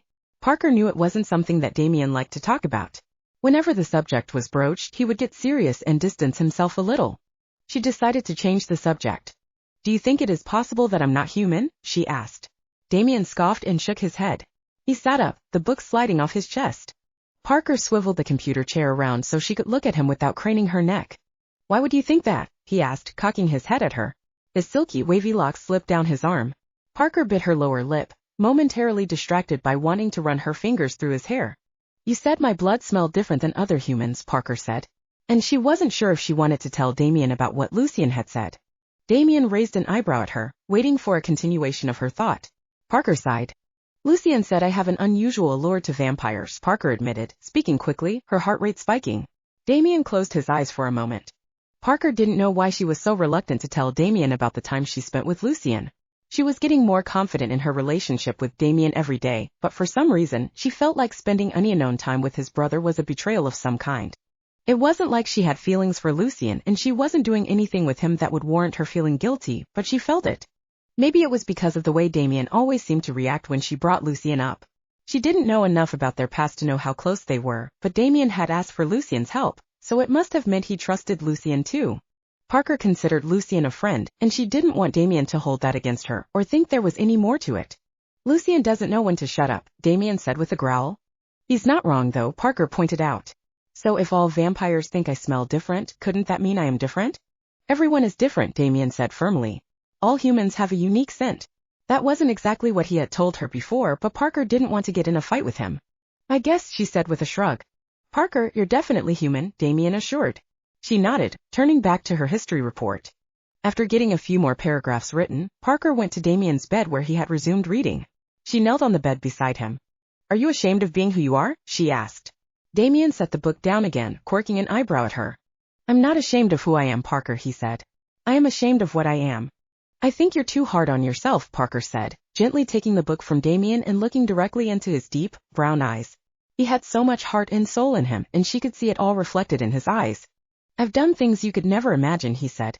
"Actually, I'd prefer if you didn't imagine them.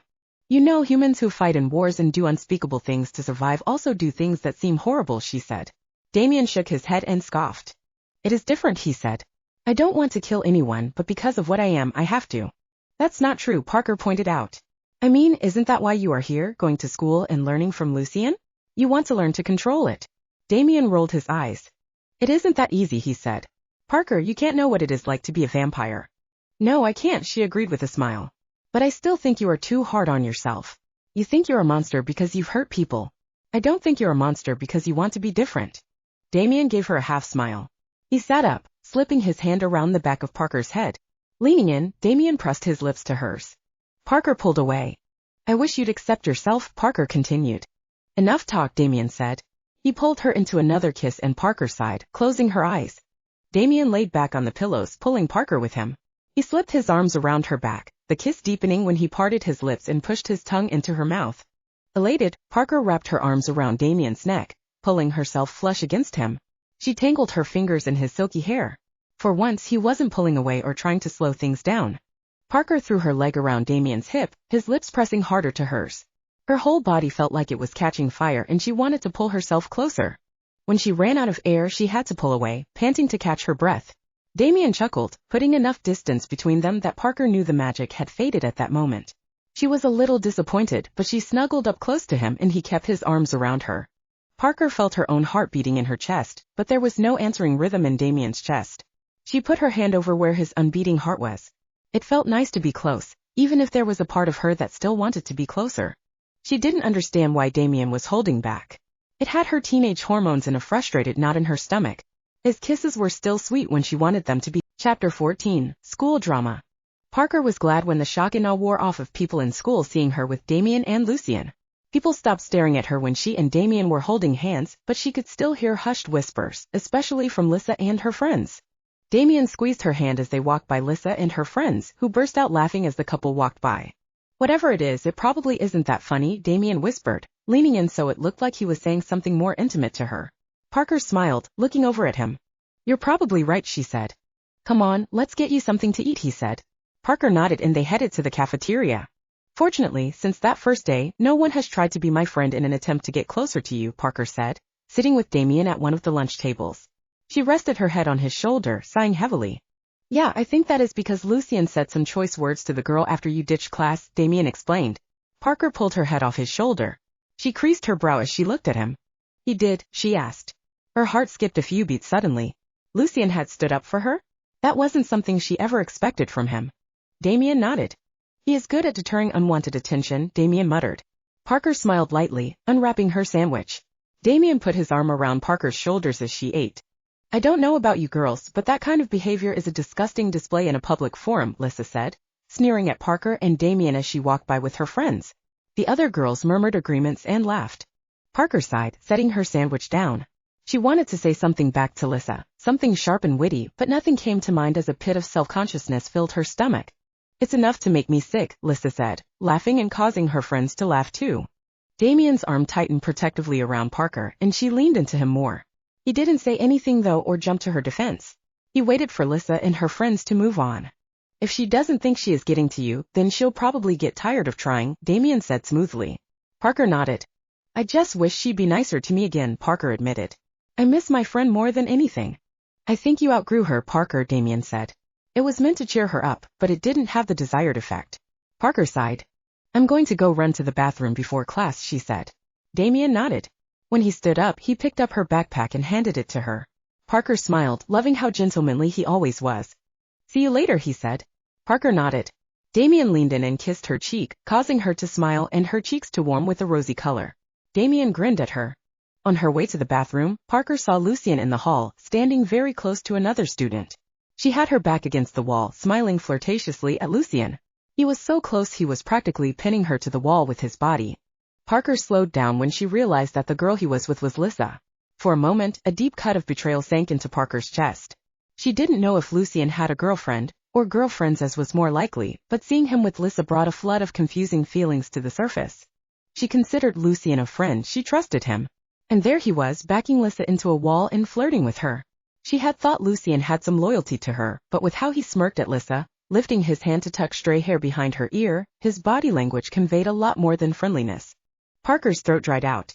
Feeling angry, hurt, and betrayed all at once, she started walking again. She made sure to brush past Lucian, knocking into him as she hurried by, and she didn't look back to see if he saw her. Lucian wasn't in their history class after lunch. For someone who hated school, he never skipped a class, at least not the ones Parker had with him. She was suspicious of his whereabouts, but part of her didn't think that she wanted to know what he was doing, not after seeing him with Lissa in the hall. She wanted to think that Lucian wouldn't make things more complicated for her by hitting on her former friend, but she was realizing that she really didn't know what kind of games Lucian liked to play. After history, Parker headed to her next afternoon class. She had to walk by the front office. As she went by, Lucian was coming out of the files room beside the front office. He had a file in his hand. Parker stopped short so she wouldn't run into him. Parker, he purred her name with a half-smile. Parker glared at him. Are you stealing administration files? She asked, eyeing the folder in his hands. She thought she saw her name on the folder, but Lucian tucked it away so quickly she didn't have a chance to really see what was written. Yes, he said unabashedly. He didn't show any sign of guilt or remorse for being caught with Lissa earlier. He also didn't offer any explanation, so Parker didn't bring it up. Why? She asked. To ease the boredom of sitting through mundane high school lectures, he said sarcastically. I've got to create my own thrills. Parker scoffed. Yes, because administration records are so thrilling, she said moodily. Lucian laughed. Was that my name on the folder? That's a little paranoid, don't you think? He asked. You're going to be late for class. You mean we are going to be late? She asked. Lucian was in her next class too. He shook his head. I have more important things to educate myself on today, he said with a sly smile. Parker rolled her eyes and headed towards class. He was getting stranger. Why do you think Lucian would talk to Lissa? Parker asked Damian on the phone that night when he called. He always called to talk about their days. It was sweet, and Parker liked hearing about how he was doing being around humans, and she liked telling him about the things in her day he missed. He likes to stir up trouble, Damian said. Yeah, but I guess I thought he was my friend, she said softly. Damian chuckled. Look, I've spent centuries trying to dissect the inner workings of my brother's brain, he said. I don't recommend it. Okay, Parker said, dropping the subject. There is something I wanted to ask you, Parker, Damian said. What is it? Parker asked, sitting on her bed. She'd been pacing when talking about Lucian, but now she could relax. The homecoming dance is coming up and I was hoping that you would let me escort you, Damian said. Parker giggled, her stomach fluttering. He was so formal and sweet. Escort? She asked, teasing him for his use of an outdated word. Damian chuckled. I'd be honored to go with you. Thank you, Damian said as if Parker's consent meant she was doing something meaningful for him. Parker managed to escape any strange encounters with Lissa and Lucian the next day at school until lunchtime. Lucian sat with her and Damian, which was unusual to begin with. His presence made Parker feel awkward. She had barely touched her lunch. Is there a reason you're here? Damian asked Lucian. Just checking up on my brother, Lucian said with a smirk. It is lunchtime, and there are so many readily available meals around. Parker rolled her eyes. Are you helping or tempting? She asked. Lucian shrugged. Parker, Lissa's voice made Parker's spine stiffen. She turned to see Lissa running towards their table. Hi, Parker said nervously. Lissa beamed a beautiful, sunny smile at her. Look, I know I've been a complete turd, she said quickly. I was jealous and I let it get the better of me. Thanks? Parker asked. She looked at Damian, who was staring at Lissa, his mouth open slightly. So anyway, I was hoping we could talk soon, clear the air and everything? Lissa asked. Parker felt her whole body relax. Yeah, that would be great, she said with a nod. Good, Lissa said. She waved and then bounded off again. That was weird, Parker muttered. Damian was staring after Lissa, deep in thought. Lucian wore a triumphant smirk on his. Chapter 15, Homecoming. Parker had never been to a school dance before. She'd never wanted to go because she didn't have anyone to go with.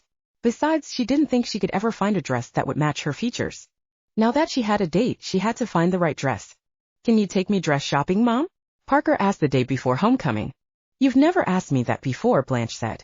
Parker smiled shyly. Well, Damian is going to take me to homecoming. I need a dress, she explained. Blanche smiled widely, putting a hand on her daughter's cheek. That is great, she said enthusiastically. My afternoon is clear. They went to a small dress shop and the retail assistant hovered around Parker every time she paused to eye a dress. Not that one, the woman said. Excuse me? Parker asked. For your skin tone, hair, and eyes you don't want a color that dark, she said. The woman spoke so professionally. She wasn't insulting Parker's looks at all. She was just offering helpful tips. Okay, what should I be looking for? Parker asked. Come with me, she said. She brought Parker and Blanche to a section of the store with much softer, lighter colors. Personally, if I had your features, I'd go with a lavender color. Thanks, Parker said a little uneasily. She browsed through the lavenders. It was so rare for her to have an interaction with someone who was kind to her about her looks. She glanced at her mother, who gave her an encouraging smile. Feeling more confident, Parker pulled a few dresses off the rack to try on. She finally settled on a dress, and she was surprised to find that the retail assistant's advice paid off. The night of the dance, Parker slipped into her dress. It was a strapless dress with a fitted sheath bodice down to her thighs. There was lavender chiffon over the silk sheath that was short in the front and hung down longer in the back. The chiffon parted slightly at the waist, revealing the silk underneath. Down the center of the front, there was some diamond beadwork.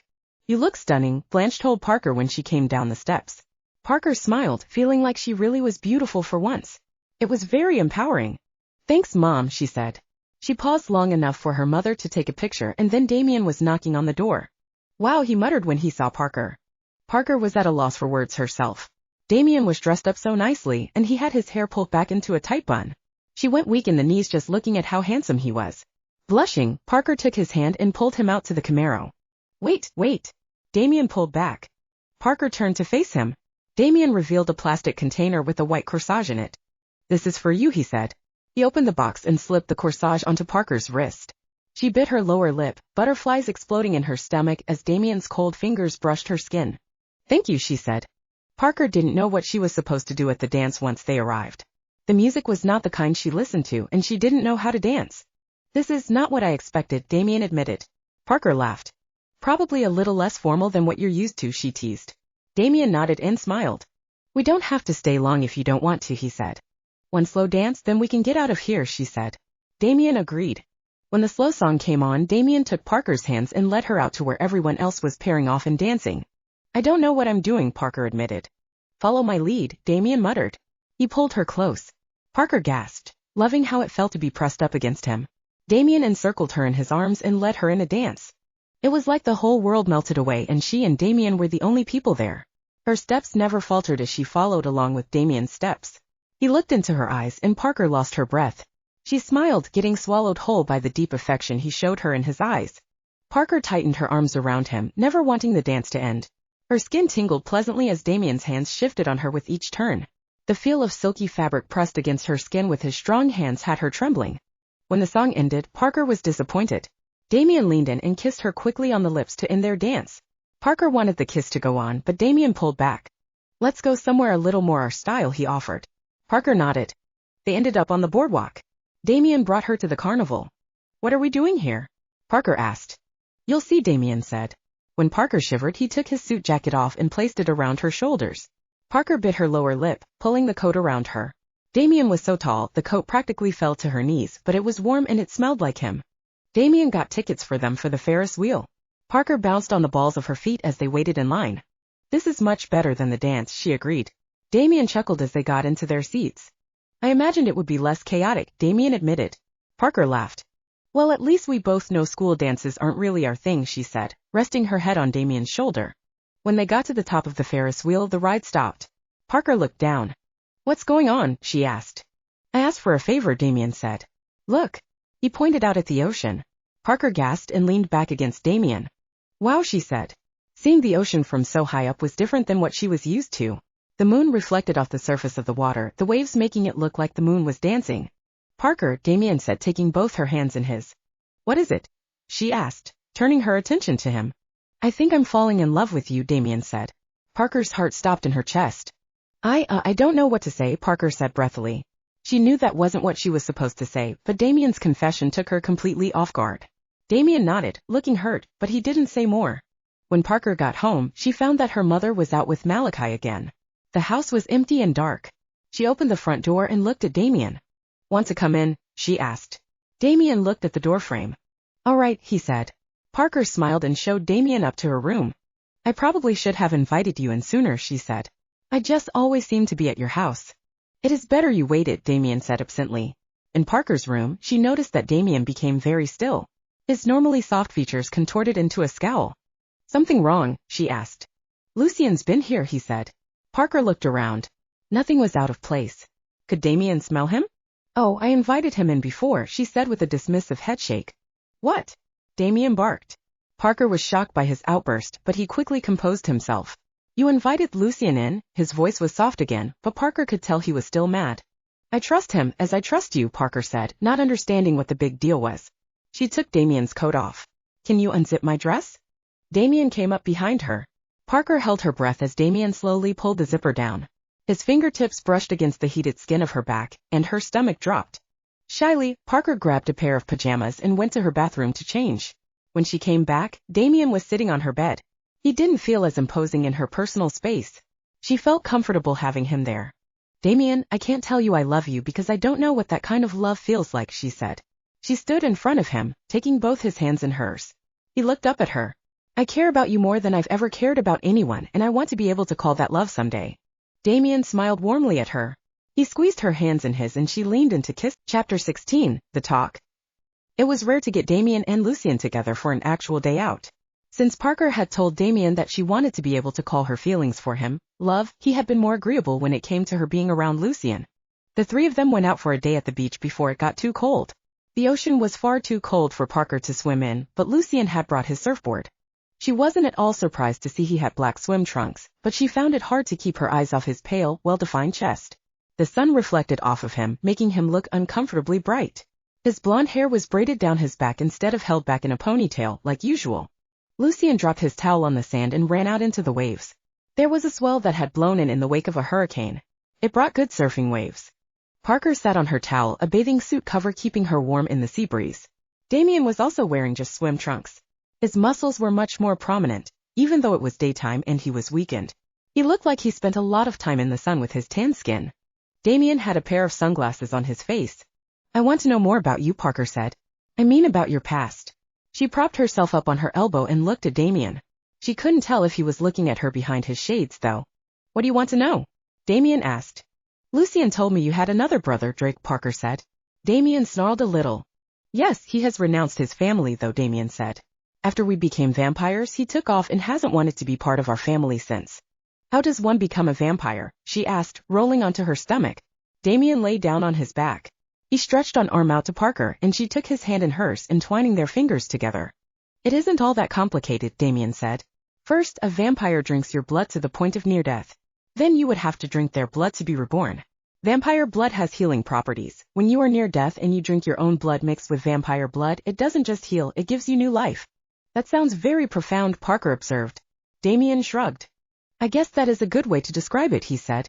"Hey, are you two just going to lounge here all day?" Lucian asked, running up and dripping water on Parker's back. Squealing, Parker sat up and wiggled away from him. "That water is freezing, Lucian," she cried.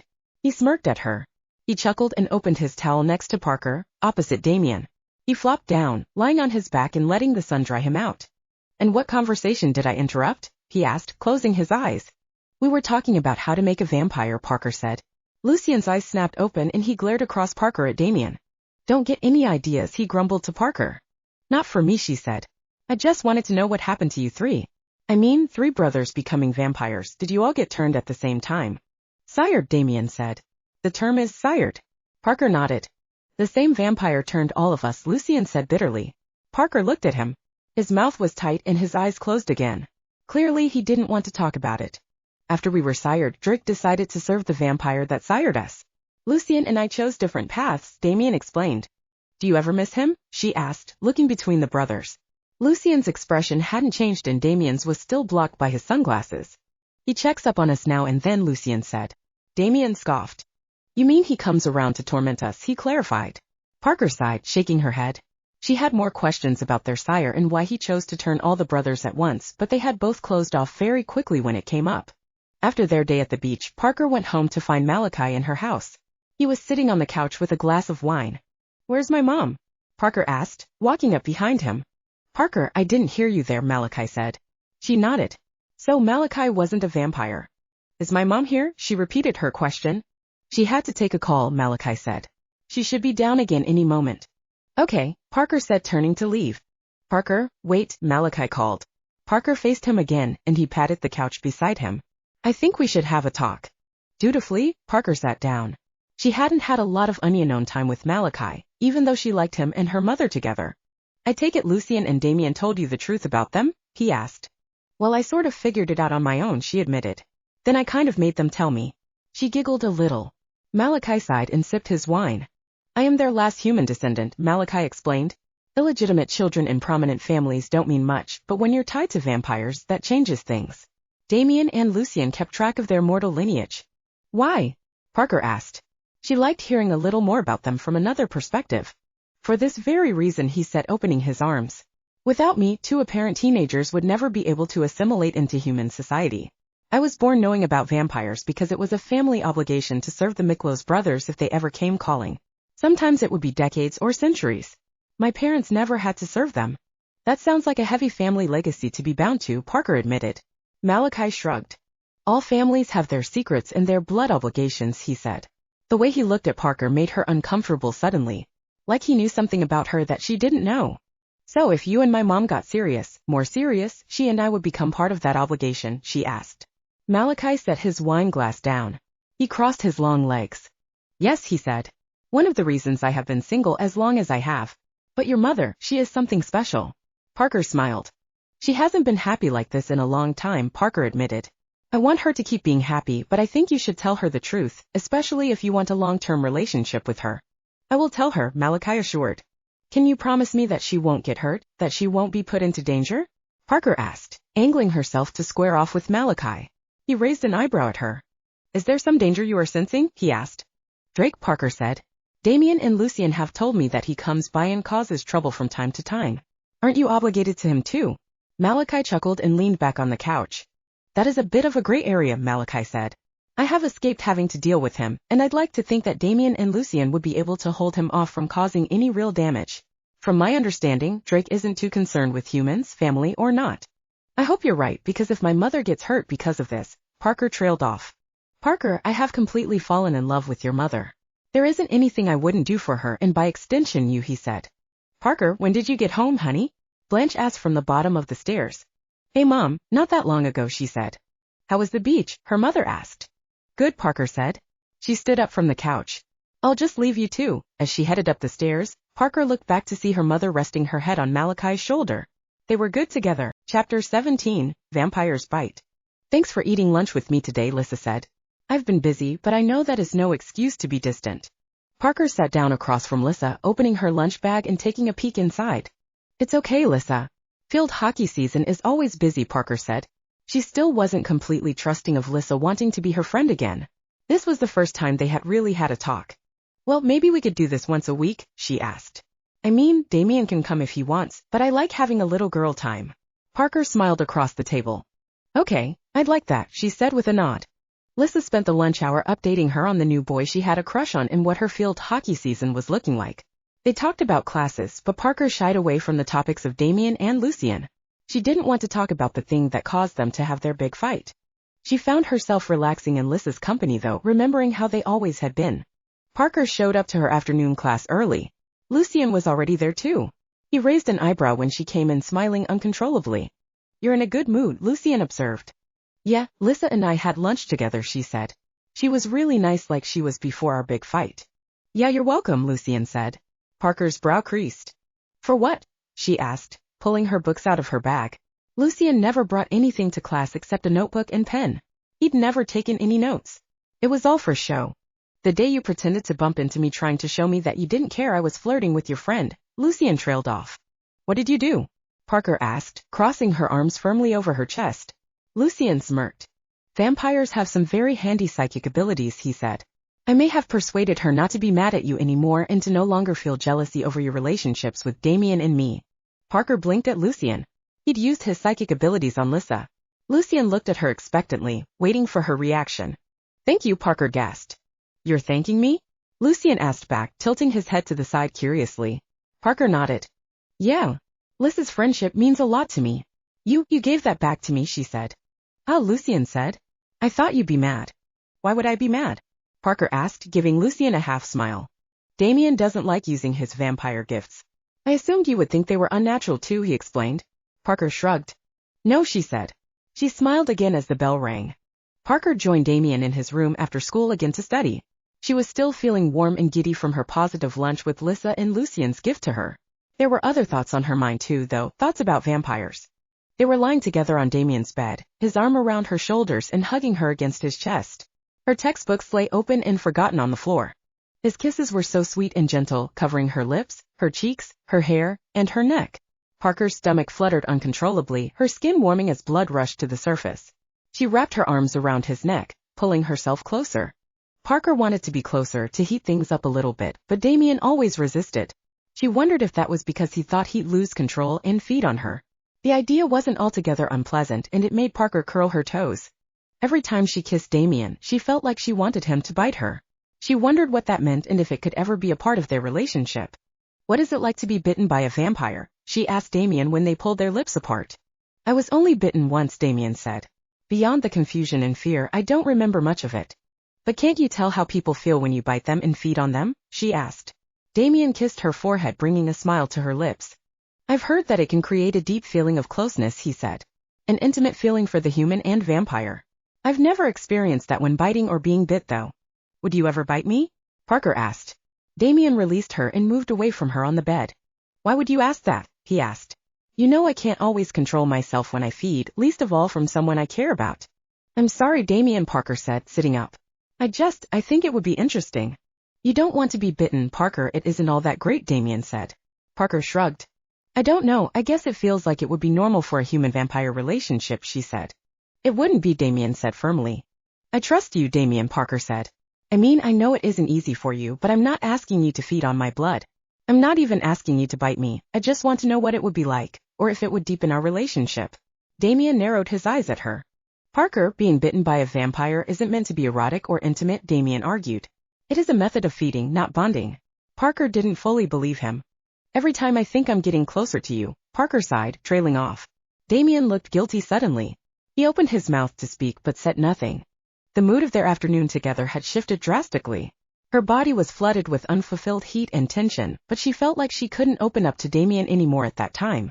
Parker felt awkward, and she did her homework for a little bit before her mother called her home. Damian was cordial, but he was stiff. There was a robotic nature to his movements, like he wasn't sure how to act around Parker anymore. His answers and reaction didn't deter her from being curious about being bitten, though. As she was leaving for her house, she found Lucian skulking around her backyard again. "Do you have nothing better to do?" she asked him. Lucian shrugged. "I prefer being outside," he said. "I do too," she said. Lucian arched an eyebrow at her. "You look tense," he said, walking towards her. Parker sighed. "I guess I just have some pent-up energy," she said with another sigh. Lucian chuckled, reaching out and brushing her bangs out of her face. "Damian too much of a gentleman to go all the way?" he teased. Parker crossed her arms, tilting her head to the side as she glared at Lucian. Her hair fell away from her neck, and she saw Lucian's eyes brighten as he looked at her, pulse jumping in her neck. "I asked if he would ever bite me," she admitted. Lucian's eyes stayed on her neck, and he licked his lips. "And was he thrilled beyond all belief?" Lucian asked, his voice distant, his focus on the blood in her veins. "He said it wouldn't be that great," she said, bringing her hand to her neck and pressing her forefinger against her pulse point. Lucian licked his lips again and took another half step forward. "He doesn't know what he is talking about," Lucian grumbled. "You could bite me," she offered, tapping her finger against her neck. Lucian smirked. He closed the space between them, cupping her cheek in his palm. Parker's heart began beating faster, her pulse jumping in her neck. As Lucian leaned in, her breath caught in her throat. She wanted this. She wanted to know what it was like. Lucian's cool lips pressed against her neck, and Parker bit her tongue to keep from uttering a gasp of pleasure. His lips parted, and she felt his teeth graze her skin. Parker closed her eyes, prepared for the bite. Lucian closed his lips and kissed her neck again. He stepped back.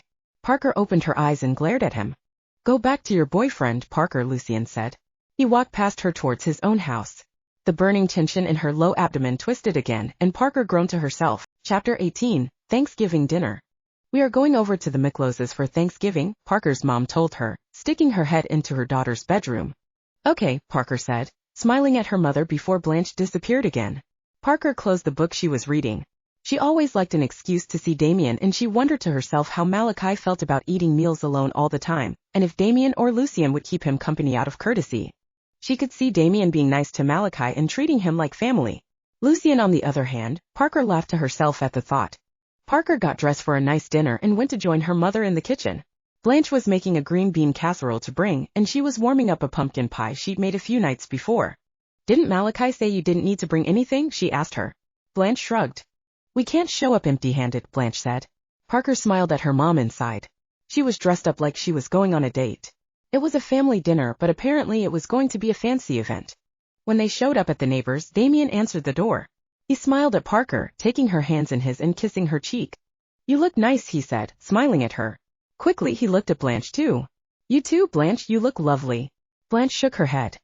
Thank you, Damian, she said. I brought some extras. She held up the warm dishes. That wasn't necessary, Damian assured. He stepped back and allowed them to enter the house. Parker immediately smelled the thick, fragrant scent of a roasting turkey. Her stomach rumbled a little. She never ate anything for breakfast on Thanksgiving Day, always anticipating a large meal and wanting to be hungry enough to enjoy everything. Blanche headed off towards the kitchen and Parker and Damian stood in the hall together. Damian put his hands on her waist. I know I was kind of short with you the last time we hung out, he said. Talking about biting, it just threw me a little. I didn't think you were into that kind of risky stuff. Parker blushed heavily, stepping back from Damian. I don't know if I am, she said. Again, my experience is pretty limited. Damian chuckled. Well, maybe we should explore that together another time, he said. Parker bit her lower lip to try and hide her smile. Her stomach fluttered. Another time, she said with a nod. Damian held out his hand to her and they walked into the dining room together. Lucian was already seated, looking bored as usual. He didn't even look their way as they entered. Damian held Parker's chair out for her. She nodded in thanks as she sat down. Lucian scoffed and shook his head. Blanche and Malachi came in from the kitchen carrying different dishes. Damian offered to help, but Malachi declined. We can manage, he assured. Damian sat down too. The table was laden with all the traditional Thanksgiving foods and some special sides. Parker's mouth watered as she looked around. Malachi started carving the turkey and Blanche began by passing the different dishes around. Parker watched Lucian make a face at each dish as he took some and passed it along. They said grace and began eating. Parker had to pace herself because she knew if she wasn't careful, she would be too full for the pie. This is so good, she said, motioning to the turkey when she swallowed a big bite. Thank you, Parker, Malachi said. It is very nice to have a full house for a family holiday.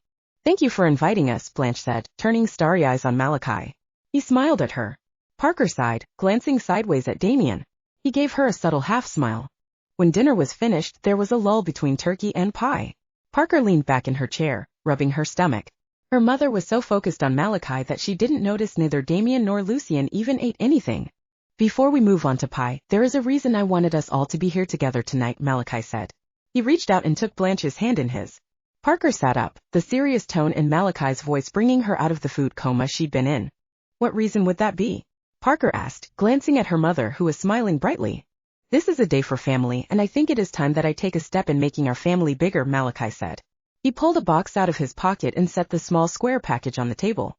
Blanche Whittier, will you marry me? He asked. I would love nothing more than for you and Parker to become part of the family. Parker swallowed awkwardly, looking at Damian. He looked just as shocked as she was. Yes. Blanche gasped. Yes, of course. Malachi smiled, opening the box and slipping a very generously sized diamond ring onto Blanche's left ring finger. Parker couldn't help but smile at how happy her mother was. Both Damian and Lucian looked bothered, though. Parker wondered what that would mean for her relationship with Damian. Would they be step-siblings? How would that work since they were vampires? Parker needed to talk to her mom about what joining the family really meant. After changing into her pajamas, Parker sat beside her mother on the couch. Blanche was drinking a glass of wine and looking at her ring. Mom, can we talk? Parker asked. Honey, I should have asked you if this was all right, Blanche said, turning to her daughter with a look of shock. I was so caught up in the moment.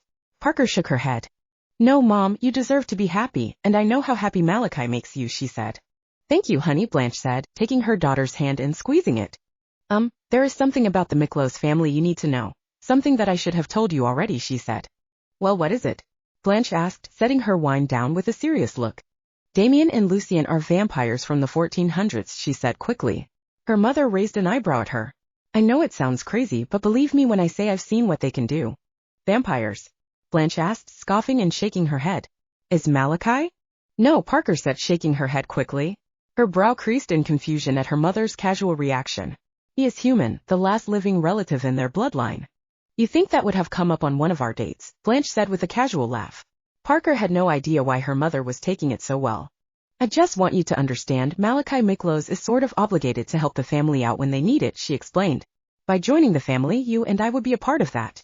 Blanche hummed, squeezing Parker's hand again. What we do for family, she muttered. I have always taken my family responsibilities seriously. Family is forever, I believe that from the start. The way she spoke about family obligations being forever, Parker got the sense her mom was talking about something other than the Mikloses and vampires. There was a distant look in Blanche's eyes, one Parker recognized as the look her mother got when her father was on Blanche's mind. Men, Blanche sighed. I know how to pick them. She was talking about Parker's father. If her mother was comparing Malachi to her father, there was a chance that her mother found something similar about them. She thought of the vampire part of Malachi's life, and once again, she had the unsettling feeling she wasn't entirely human. Parker wanted to ask her mother more, but Blanche reached for her wine again, and she didn't want to upset her mother after just getting engaged. "Mom, there is one more thing," Parker said. "What is it, sweetie?" her mother asked. Parker sighed. Well, you know I'm dating Damian," she said slowly. Blanche laughed and touched Parker's shoulder. "I promise I won't marry Malachi or move in with him until you are off to college," she said. "I don't want to make things awkward for you, not when you are breaking out of your shell." "Thanks, Mom," Parker said. She leaned across the couch and kissed her mother's cheek. Blanche smiled and playfully brushed Parker away. She hadn't been expected her mother to be so accepting, which also gave her the feeling that her mother knew more about non-human things than she was letting on. Chapter 19. Unwanted News. "When I talked to my mom last night, she said some things that concerned me," Parker told Damian. She texted him early in the morning, asking to meet so they could talk. It was a Saturday. Her mother and Malachi had already gone out to find a wedding planner. Parker and Damian sat on her front porch steps. She leaned against his muscular arm, head on his shoulder. "Like what?" Damian asked. "She said something about my dad," Parker said. "I thought he ran off a long time ago," Damian said. Parker sighed and nodded. "He did, and she is so happy to be engaged to Malachi, but I had to tell her the truth about you and Lucian and your family," she said. Damian gave a snort and then laughed. "I'm glad you told her," he said. "That might put her in danger, though." "She was in danger either way," Parker pointed out. "Remember when I said I thought I might not be human?" "I remember," Damian said with a grumble. "I think you're reading too much into something I said once." "Maybe then, but not now," Parker said. She wasn't surprised at all to hear about vampires. She didn't even bat an eyelash. It was like she knew vampires existed already or something, plus with the stuff she said about my father. "Parker, vampires can't procreate," Damian said. Parker rolled her eyes. "I'm not suggesting my father was a vampire," she said. "But my mom also made a comment about knowing how to pick men," a sarcastic comment. "Huh," Damian said like he was finally listening to what she was saying. "I can look into things if you want, try to get some information about your father." Park sighed. She wasn't sure she wanted to know about her father. The man had left her years ago. He'd never called, never did so much as send her a birthday card. She didn't want to learn anything about him that would make her curious to know him or want to find him. Her father was a part of her, whether she wanted to admit it or not. Every time she looked in the mirror, she had to acknowledge that. She didn't know if she could forgive him, though, and she wasn't sure she wanted to learn what else he had given her. "I guess you could look around," she said slowly. "I'll dig up what I can through the school," Damian said. Parker nodded. She sighed and leaned more heavily against him. Damian slipped his arm around Parker's shoulders, giving her a side hug. When Damian and Parker met for lunch the next day, Damian looked upset. "What's wrong?" Parker asked, putting her hand on his forearm. Damian gave a quick, humorless smile. "Your files in the administrative office have been removed," he said. Damian's brows creased suspiciously. Parker rolled her eyes and groaned. "I think I know where they are," Parker said, biting her lip nervously. "Where?" Damian asked. "I saw Lucian stealing some files a while ago. I thought they were mine, but he told me I was being paranoid," she explained. "Ready to ditch your afternoon classes?" Damian asked. Parker folded her sandwich up in the wrapping. "Yeah, let's go," she said. A speedy ride in the Camaro later, and Parker and Damian were knocking on Lucian's bedroom door. He'd started skipping whole days at school. Parker suspected it was when the novelty of a change in routine lost its appeal.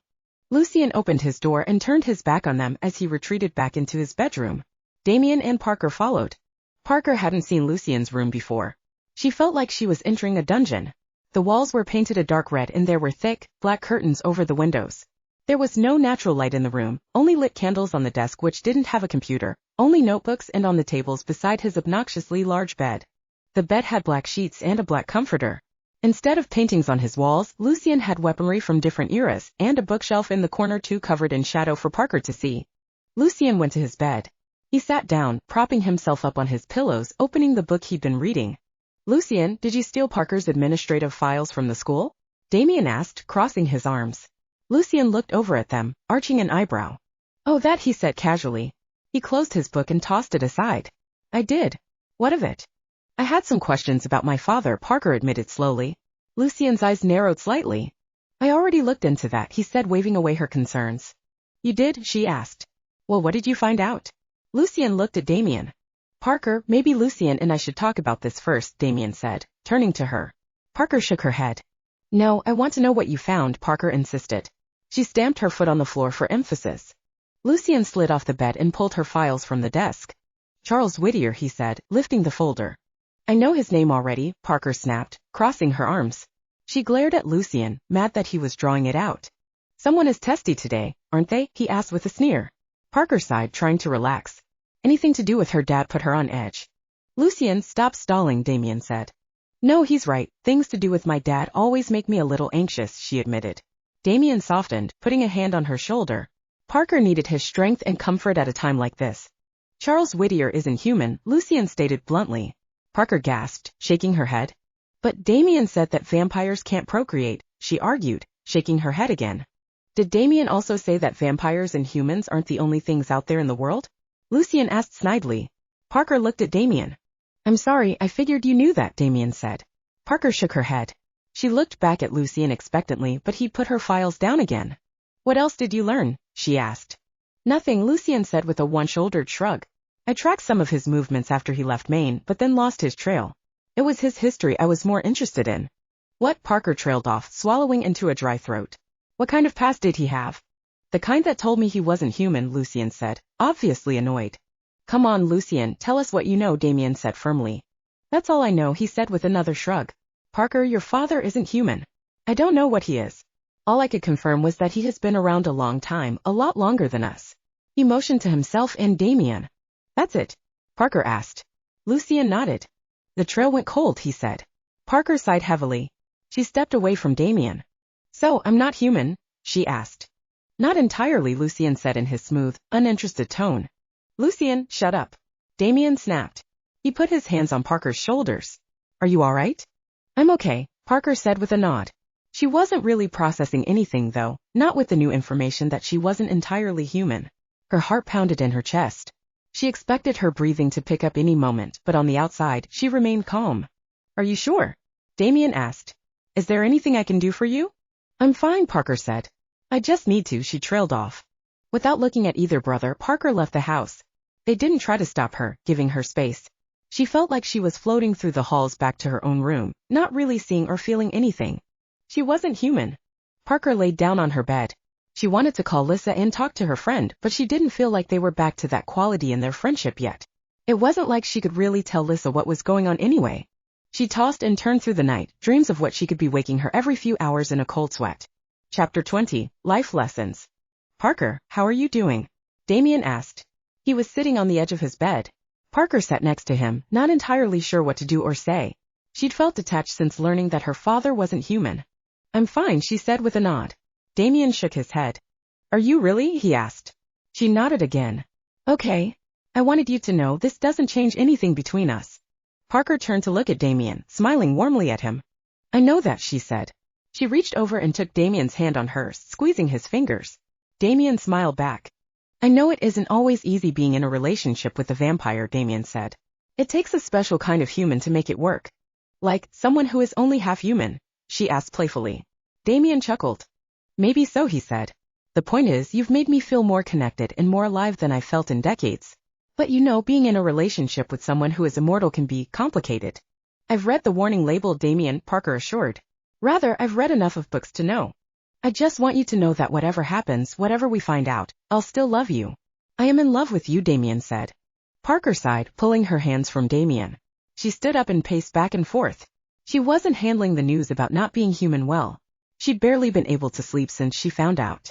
Her mind was constantly racing, and the idea that there was a whole world of non-human creatures out there was mind-boggling.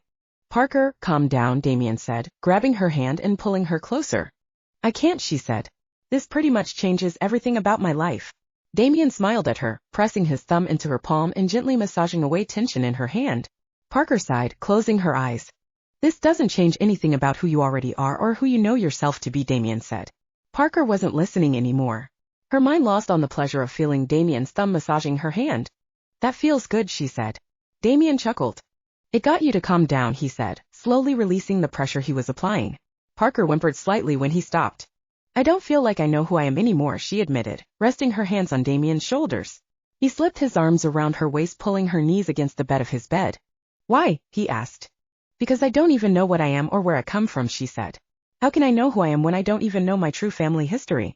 You find who you are from in here, Damian said, bringing his hand to Parker's heart, pressing his fingers against it. She felt the steady rhythm of her heart against his cool fingers. "Thank you," Parker said. She brought her hands to the sides of Damian's face, twining her fingers in his silky hair. "And I promise I will help you find out what you are so you can move on," he said. Parker smiled wider, leaning in and kissing Damian's lips.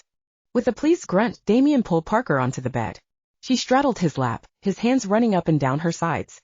Parker pressed her hands to Damian's chest, pushing him back on the bed. She knew she could never actually overpower him, but he let her take control, bending to her whims. She wrapped her arms around his neck again, pressing herself as close as possible against his chest. Damian rolled over, pulling Parker underneath him. She giggled against his lips, wrapping her legs around his waist and locking her ankles together. Damian kissed her jaw, then her neck and throat. Parker bit her lower lip, gasping as Damian's lips pressed against the sensitive line of her artery. She closed her eyes, moaning slightly when Damian's tongue slipped through his lips, applying pressure against her neck. Parker gasped, her whole body heating up. She arched her back off the mattress, pressing her heated body against the cool contrast of Damian's body. Damian opened his mouth again, his lips closing at the apex between her neck and shoulder. Parker sighed, bringing a hand to the back of Damian's head. She felt a sharp prick against her skin and she gasped again, sitting up quickly. Just as fast, Damian backed off, sitting back on his knees. "Parker, I'm sorry," Damian said. Parker reached up and touched her neck where she had felt Damian's fangs. He hasn't broken the skin, and Parker was almost disappointed that he hadn't. She'd been surprised by the sharpness, but it wasn't painful or uncomfortable. "It's okay, Damian," she said quickly. His eyes were big with remorse and guilt. "I'm not worried about it, and you didn't even break the skin." "I shouldn't have let things go that far," Damian said, shaking his head. "Parker, you should go." Damian got off the bed and went to the other side of the room. Parker shook her head. "I'm not leaving," she said. "I told you I wanted you to bite me, remember?" "No," Damian said. "You need to leave. I'm too worked up. I could lose control." "Isn't that the way it is supposed to be?" Parker asked, going over to Damian and taking his hand. He pulled away from her. "I'm not safe to be around right now," he said. All I can think about, all I can hear is the pounding of your blood in your neck." Parker sighed, stepping back. "Damian, Lucian told me that you were a reluctant student when it came to learning how to control your bloodlust," she said. "Maybe you don't want to control it because then that would mean admitting what you are." "I know what I am, Parker," Damian snapped. He scoffed and turned away from her. "I'm a monster, a killer." "But you don't have to be," she said, touching his back encouragingly. "You don't want to admit what happened to you 500 years ago. But Damian, you died and you were reborn as a vampire." "I know what happened to me," Damian said, pulling away from Parker further. "Knowing and accepting are two different things," Parker said. "You can't really overcome something until you learn to accept it." Damian scoffed. "I've spent over 500 years learning to accept it," he said. "Have you really, though?" Parker asked. Damian glanced at her over his shoulder. Damian didn't answer, turning away from her again. Parker didn't know how to reach him. She cared about him so much, and he was always supportive of her. She wanted to be supportive back. Being a vampire and bloodlust was his biggest insecurity. Parker knew what it was like to have an insecurity that was hard to overcome. She just wanted to be able to help Damian as he helped her. "You're a vampire, and I know you never wanted to be, but you've made it this far. You could accept what you are, overcome the bloodlust, and be." She didn't finish her sentence. "Be what?" Damian asked when Parker trailed off. "Be happy," she said. Damian grumbled under his breath. "Parker, go." "I need to settle down," he said. "You being here isn't helping." "I'm sorry, Damian," she said, feeling guilty for upsetting him. "Just think about what I said, please." "You don't understand, Parker," Damian told her as she gathered her things. "I don't expect you to, though, and that's okay." Parker looked back, nodding at Damian. His eyes looked so sad. He was tormenting himself at nearly biting her. He'd given himself over to passion for a moment, lost control, and now he was punishing himself. Parker didn't like it when he did that. Chapter 21, Chemistry. Parker had stopped keeping her bedroom curtains closed. She liked being able to see outside, and she hoped she could trust Lucian enough not to be too creepy. She brushed her hair as she got ready for bed, humming softly to herself. It bothered her that Damian would try to push her away when she wanted to support him and help him. He wouldn't even listen to her. She imagined that vampires could get pretty stuck in their ways after hundreds of years, but she couldn't even get him to let her in a little bit. Parker sighed, setting her brush down. Just before slipping into bed, she got a glimpse of a hawk outside her window. Sighing, Parker grabbed her robe and opened her bedroom window. "You know, contrary to what popular culture would have teenage girls believe, stalking isn't exactly a turn-on," Parker told the hawk. The bird squawked and then trembled as it transformed into Lucian. "Yet you keep leaving your curtains open and coming to talk to me when I show up," he pointed out. He smirked at her, and for a moment Parker stared into his blue eyes. Shaking her head, she turned away. Look, if you want to talk to me, can't you be normal and text me or knock on the front door? She asked. Lucian chuckled. I'm not normal, he said. Neither are you, remember? Parker whipped around, her jaw partially dropped. What does that mean? She asked. Although she had never felt normal, Lucian and Damian had been the only two that had never expressed thinking she was weird or anything. It means you aren't human, he said. Parker sighed. She couldn't get mad at him for speaking the truth. Which I like because being human is overrated. I don't think so, Parker said, crossing her arms. Neither does Damian. Lucian shrugged. Your loss, he said. Without an invite, he stepped into her room. Parker jumped back from him, finding him all too close the moment he entered her room. What are you doing here? She asked. Other than trying to creep me out? Lucian chuckled, slicking his hair back with his palms and straightening his leather jacket. Cold air rushed into her room behind him. Any day now, Parker was expecting snow to fall from the sky. It had been gray and chilled for days. I've been trying to figure out what you are, he admitted, strolling further into her room.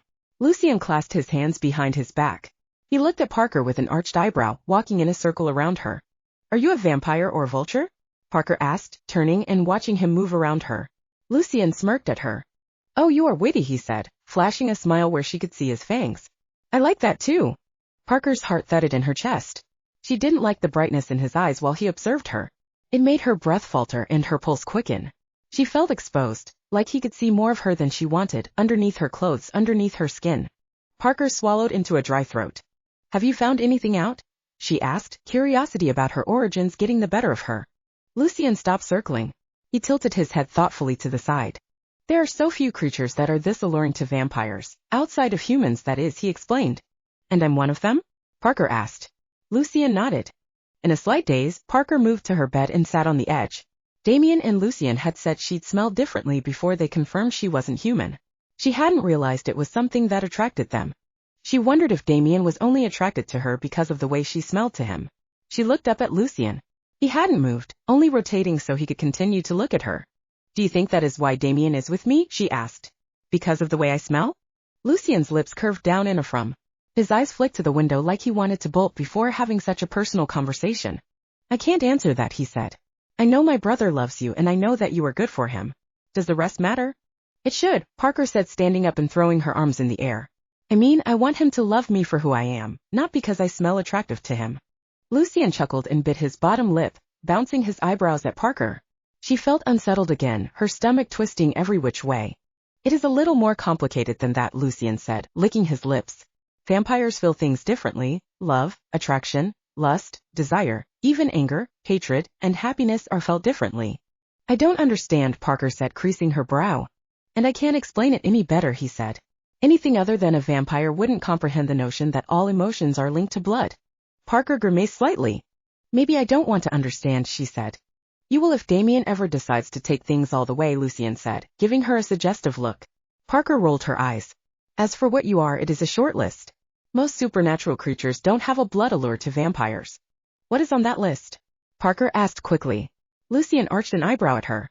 I'm not going to divulge that yet, he said with a head shake. Lucian, I should know the truth, she argued, stamping her foot. Lucian scoffed. You're not ready to know, he said. How could you be when you don't even understand what the allure is?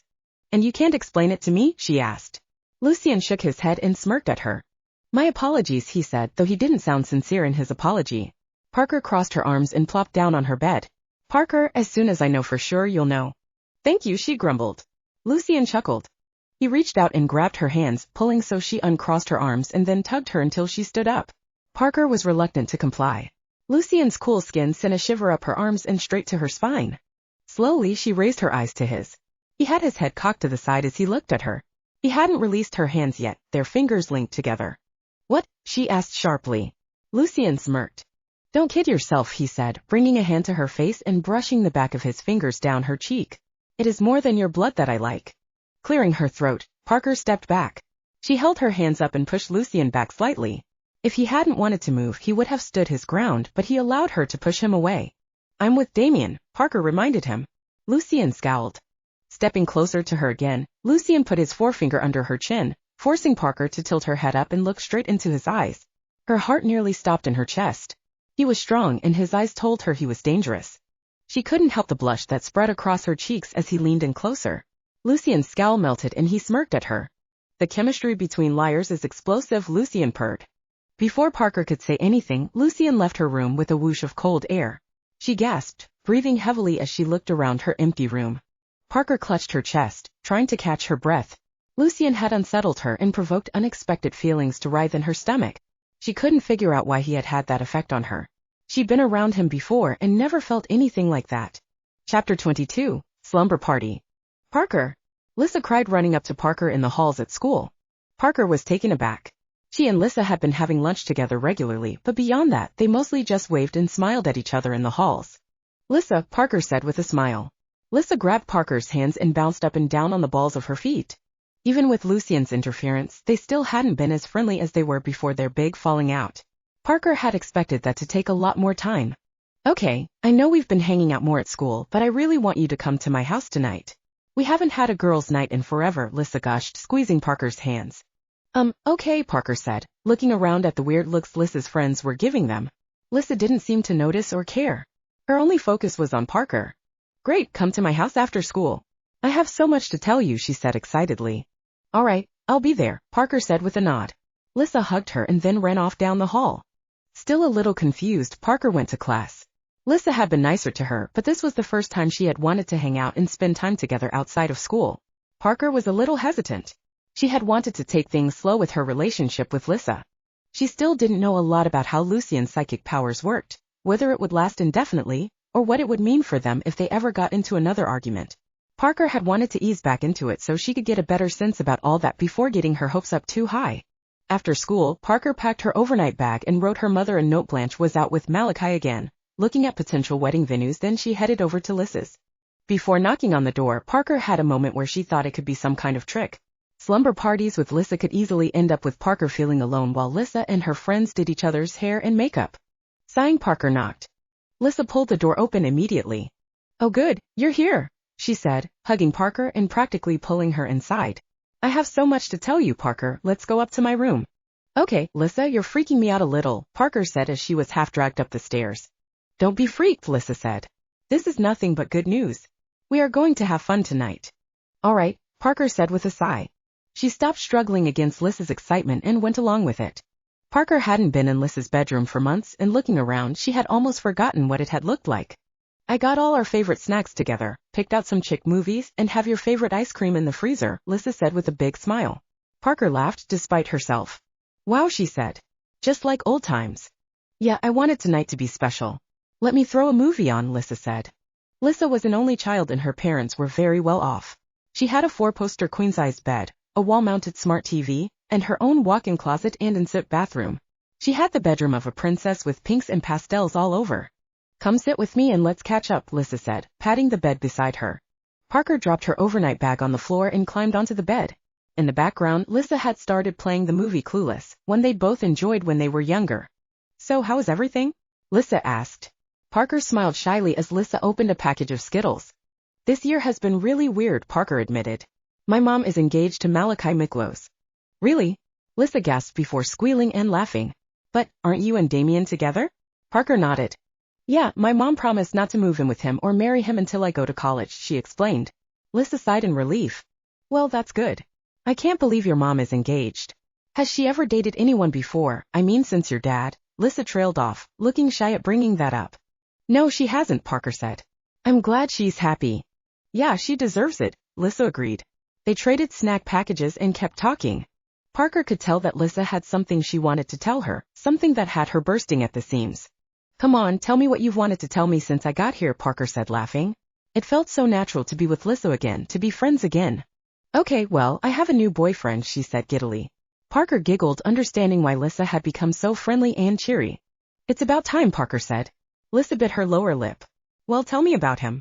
Okay, Lissa said. He is an exchange student, just here for the semester. His name is Drake, and he is so gorgeous. Kind of a bad boy, which has never been my thing, but it is really working for me this time. Wow, Parker said.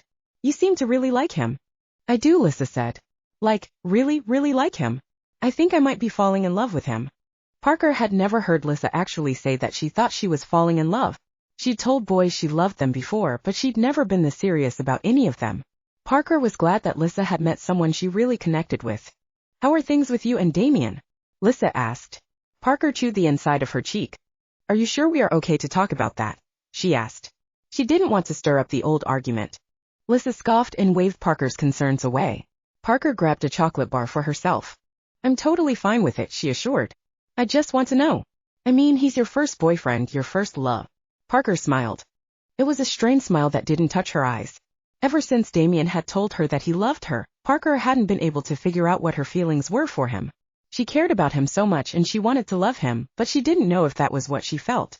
Her caring was so deep she thought it had to be love, but every time she was with Damian, she couldn't help wishing he would bite her when he was still kissing her. Damian is really sweet, Parker said. Old-fashioned sweet. He's supportive and kind. That's all good, Parker, but there's more you're not telling me, Lissa said. Parker smiled, looking at the television screen to see where the movie was. How about that ice cream? She asked. Lissa hopped off the bed and went to the kitchen to get ice cream. While she was gone, Parker thought about Damian again. She still hadn't been able to tell him that she loved him. She wanted to, but she wasn't sure she could name her feelings yet. Parker had never thought about what it would be like to be in love. She knew that some people felt it a lot, or felt it right away. She had a feeling that it would take her a while to fall in love. Not because she didn't want to or she didn't have strong feelings, but because she knew herself well enough to know it would take time for her to open herself up like that. Okay, ice cream, Lissa said, coming back in with the carton and 2 spoons. You're the best, Lissa, Parker said, taking a spoon. So tell me what the problem is, she said. Parker sighed, swallowing a spoonful of ice cream. Damian is great, she said. I care about him so much. I just don't know what that kind of love feels like. I feel guilty because he has told me he loves me. You didn't say it back? Lissa asked, mouth hanging open slightly. Parker sighed. I didn't. I told him I want to and I care about him a lot, but I'm just not ready, she admitted. Am I a horrible person? Lissa smiled. No, not at all, she said. My first boyfriend, I was afraid to tell him too, but when you know, you know. Parker nodded, hardly comforted by Lissa's advice. Chapter 23, Family Reunion. Parker, Damian, and Lucian sat down together for lunch in the school cafeteria. Lucian hadn't been to school in days, but he'd been hanging around strangely all day. How was your night with Lissa? Damian asked. Good, Parker said. We watched chick movies, ate snacks, and talked about boys. That sounds great, Damian said. Lucian scoffed. That sounds boring, he said. Parker rolled her eyes. Why are you even here? She asked. You've been skipping school for days. Lucian shrugged. I have a feeling something interesting is going to happen today, he said without elaborating. Parker looked at Damian. He shook his head. Don't even bother, Damian said. You know, it might have been boring by your standards, Lucian, but that kind of thing is still fun for me, Parker said. Lucian rolled his eyes. Parker, guys, I have someone I want you to meet, Lissa's bubbly voice announced to them. Parker hadn't been expecting Lissa to show up for lunch with all 3 of them. She straightened up and looked at the boy whose arm Lissa was hanging off of. He was tall, pale, and gorgeous. His hair was black and cut short, and he had coal-black eyes with sharpened features. He dressed a little like a wannabe rock star. This is my boyfriend, Drake, Lissa said, looking up at him with starry eyes. Parker glanced at Damian. Damian's square jaw had visibly tensed, and Parker could hear him grinding his teeth together. He was staring at Drake with vicious hatred. She looked down to find Damian's fists clenched at his sides. Damian, she asked. What had her own boyfriend in such a tight knot? How long have you been together? Damian choked out between gritted teeth. A few magical weeks, Lissa gushed. Drake smirked, leaning over to kiss the top of Lissa's head. Parker noticed how his eyes darted to her neck when he kissed her. Glad you made it, Lucian said, standing up. Drake disengaged from Lissa and embraced Lucian like they were old friends. And miss all this? Drake asked, motioning around the cafeteria. Lucian and Drake both laughed, a spark of humor passing between their deep eyes. Parker suddenly realized who she was looking at. Drake Miklos, Damian and Lucian's estranged brother. Parker's blood ran cold in her veins. She hadn't made the connection when Lissa had said his name at their slumber party. It wasn't such a unique name that she thought she would have to be on edge every time she heard it. Reaching out, Parker touched Damian's shoulder. He pulled away from her like he was startled by her touch. Damian? She asked again, softly. No hug. Drake asked Damian smoothly. He still spoke with a strong Romanian accent, like he hadn't been out of his home country for hundreds of years. Not for you, Damian said. What's going on? Lissa asked. Come sit with me, Parker said, motioning to Lissa. Lucian took his seat again and Drake sat next to Lucian, sitting directly across from Damian. They stared at each other. Parker, this isn't how I saw this going, Lissa admitted. Parker nodded. Yeah, I think, Damian said they have family in Romania. It seems like Drake is part of that family, she said, coming up with a quick reason for how they would know each other. What are you doing here? Damian asked Drake. I missed you, Drake said sarcastically. So, this is like a family reunion? Lissa asked, not entirely picking up on the tension pouring out of Damian. You could say that, Drake said, winking at Lissa from across the table. She smiled and blushed. And that's why you're here? Damian asked, still so tense Parker felt like he could snap at any moment. Family is important, Drake said. We can't turn our backs on where we came from or who gave us life. Lucian tensed at that statement and Parker felt incredibly unsafe with the three vampires. If Drake was as dangerous as she'd been told, then the entire school was in trouble. If Lucian and Damian were tense and ready to spring, Parker didn't like the odds of Lissa's welfare, or her own. The mention of who gave them life was about their sire. Parker knew that. The one and only time it had come up with the brothers, they'd both changed the subject quickly. Clearly the subject was just as uncomfortable to discuss with their own brother.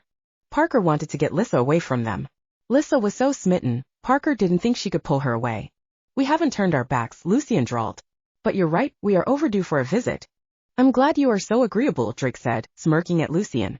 I should know by now that Damian is the critical one. Damian grunted, looking away from the table. Parker turned towards him, putting her hand on his thigh. He turned to her slightly, giving her a strained smile. He was trying so hard not to show how angry he was. A shiver went down Parker's spine. She glanced over at Drake. He licked his lips, his predatory eyes looking at her like she was something to eat. She'd gotten used to that from Lucian, but he was playful about it. Drake was purely hungry. I'm going to take off, Damian said. He stood up quickly. Parker grabbed her school bag. Wait, I'll come with you, she said. He held his hand out to her and she grabbed it. The car ride back to the house was quiet. Parker didn't know what to say. She didn't even know where to start. Damian was still tense. She was concerned he was going to rip the steering wheel right off the Camaro. Damian, are you going to be okay? She asked him gently. He grunted and nodded. Parker sighed. He wasn't going to open up to her. What would Drake be doing here? She asked. I don't know, Damian muttered. He was making me really uncomfortable the way he looked at me, Parker admitted, looking down at her hands in her lap. He was looking at me like he was ready to pounce and drain me dry. He's a creep, Damian said.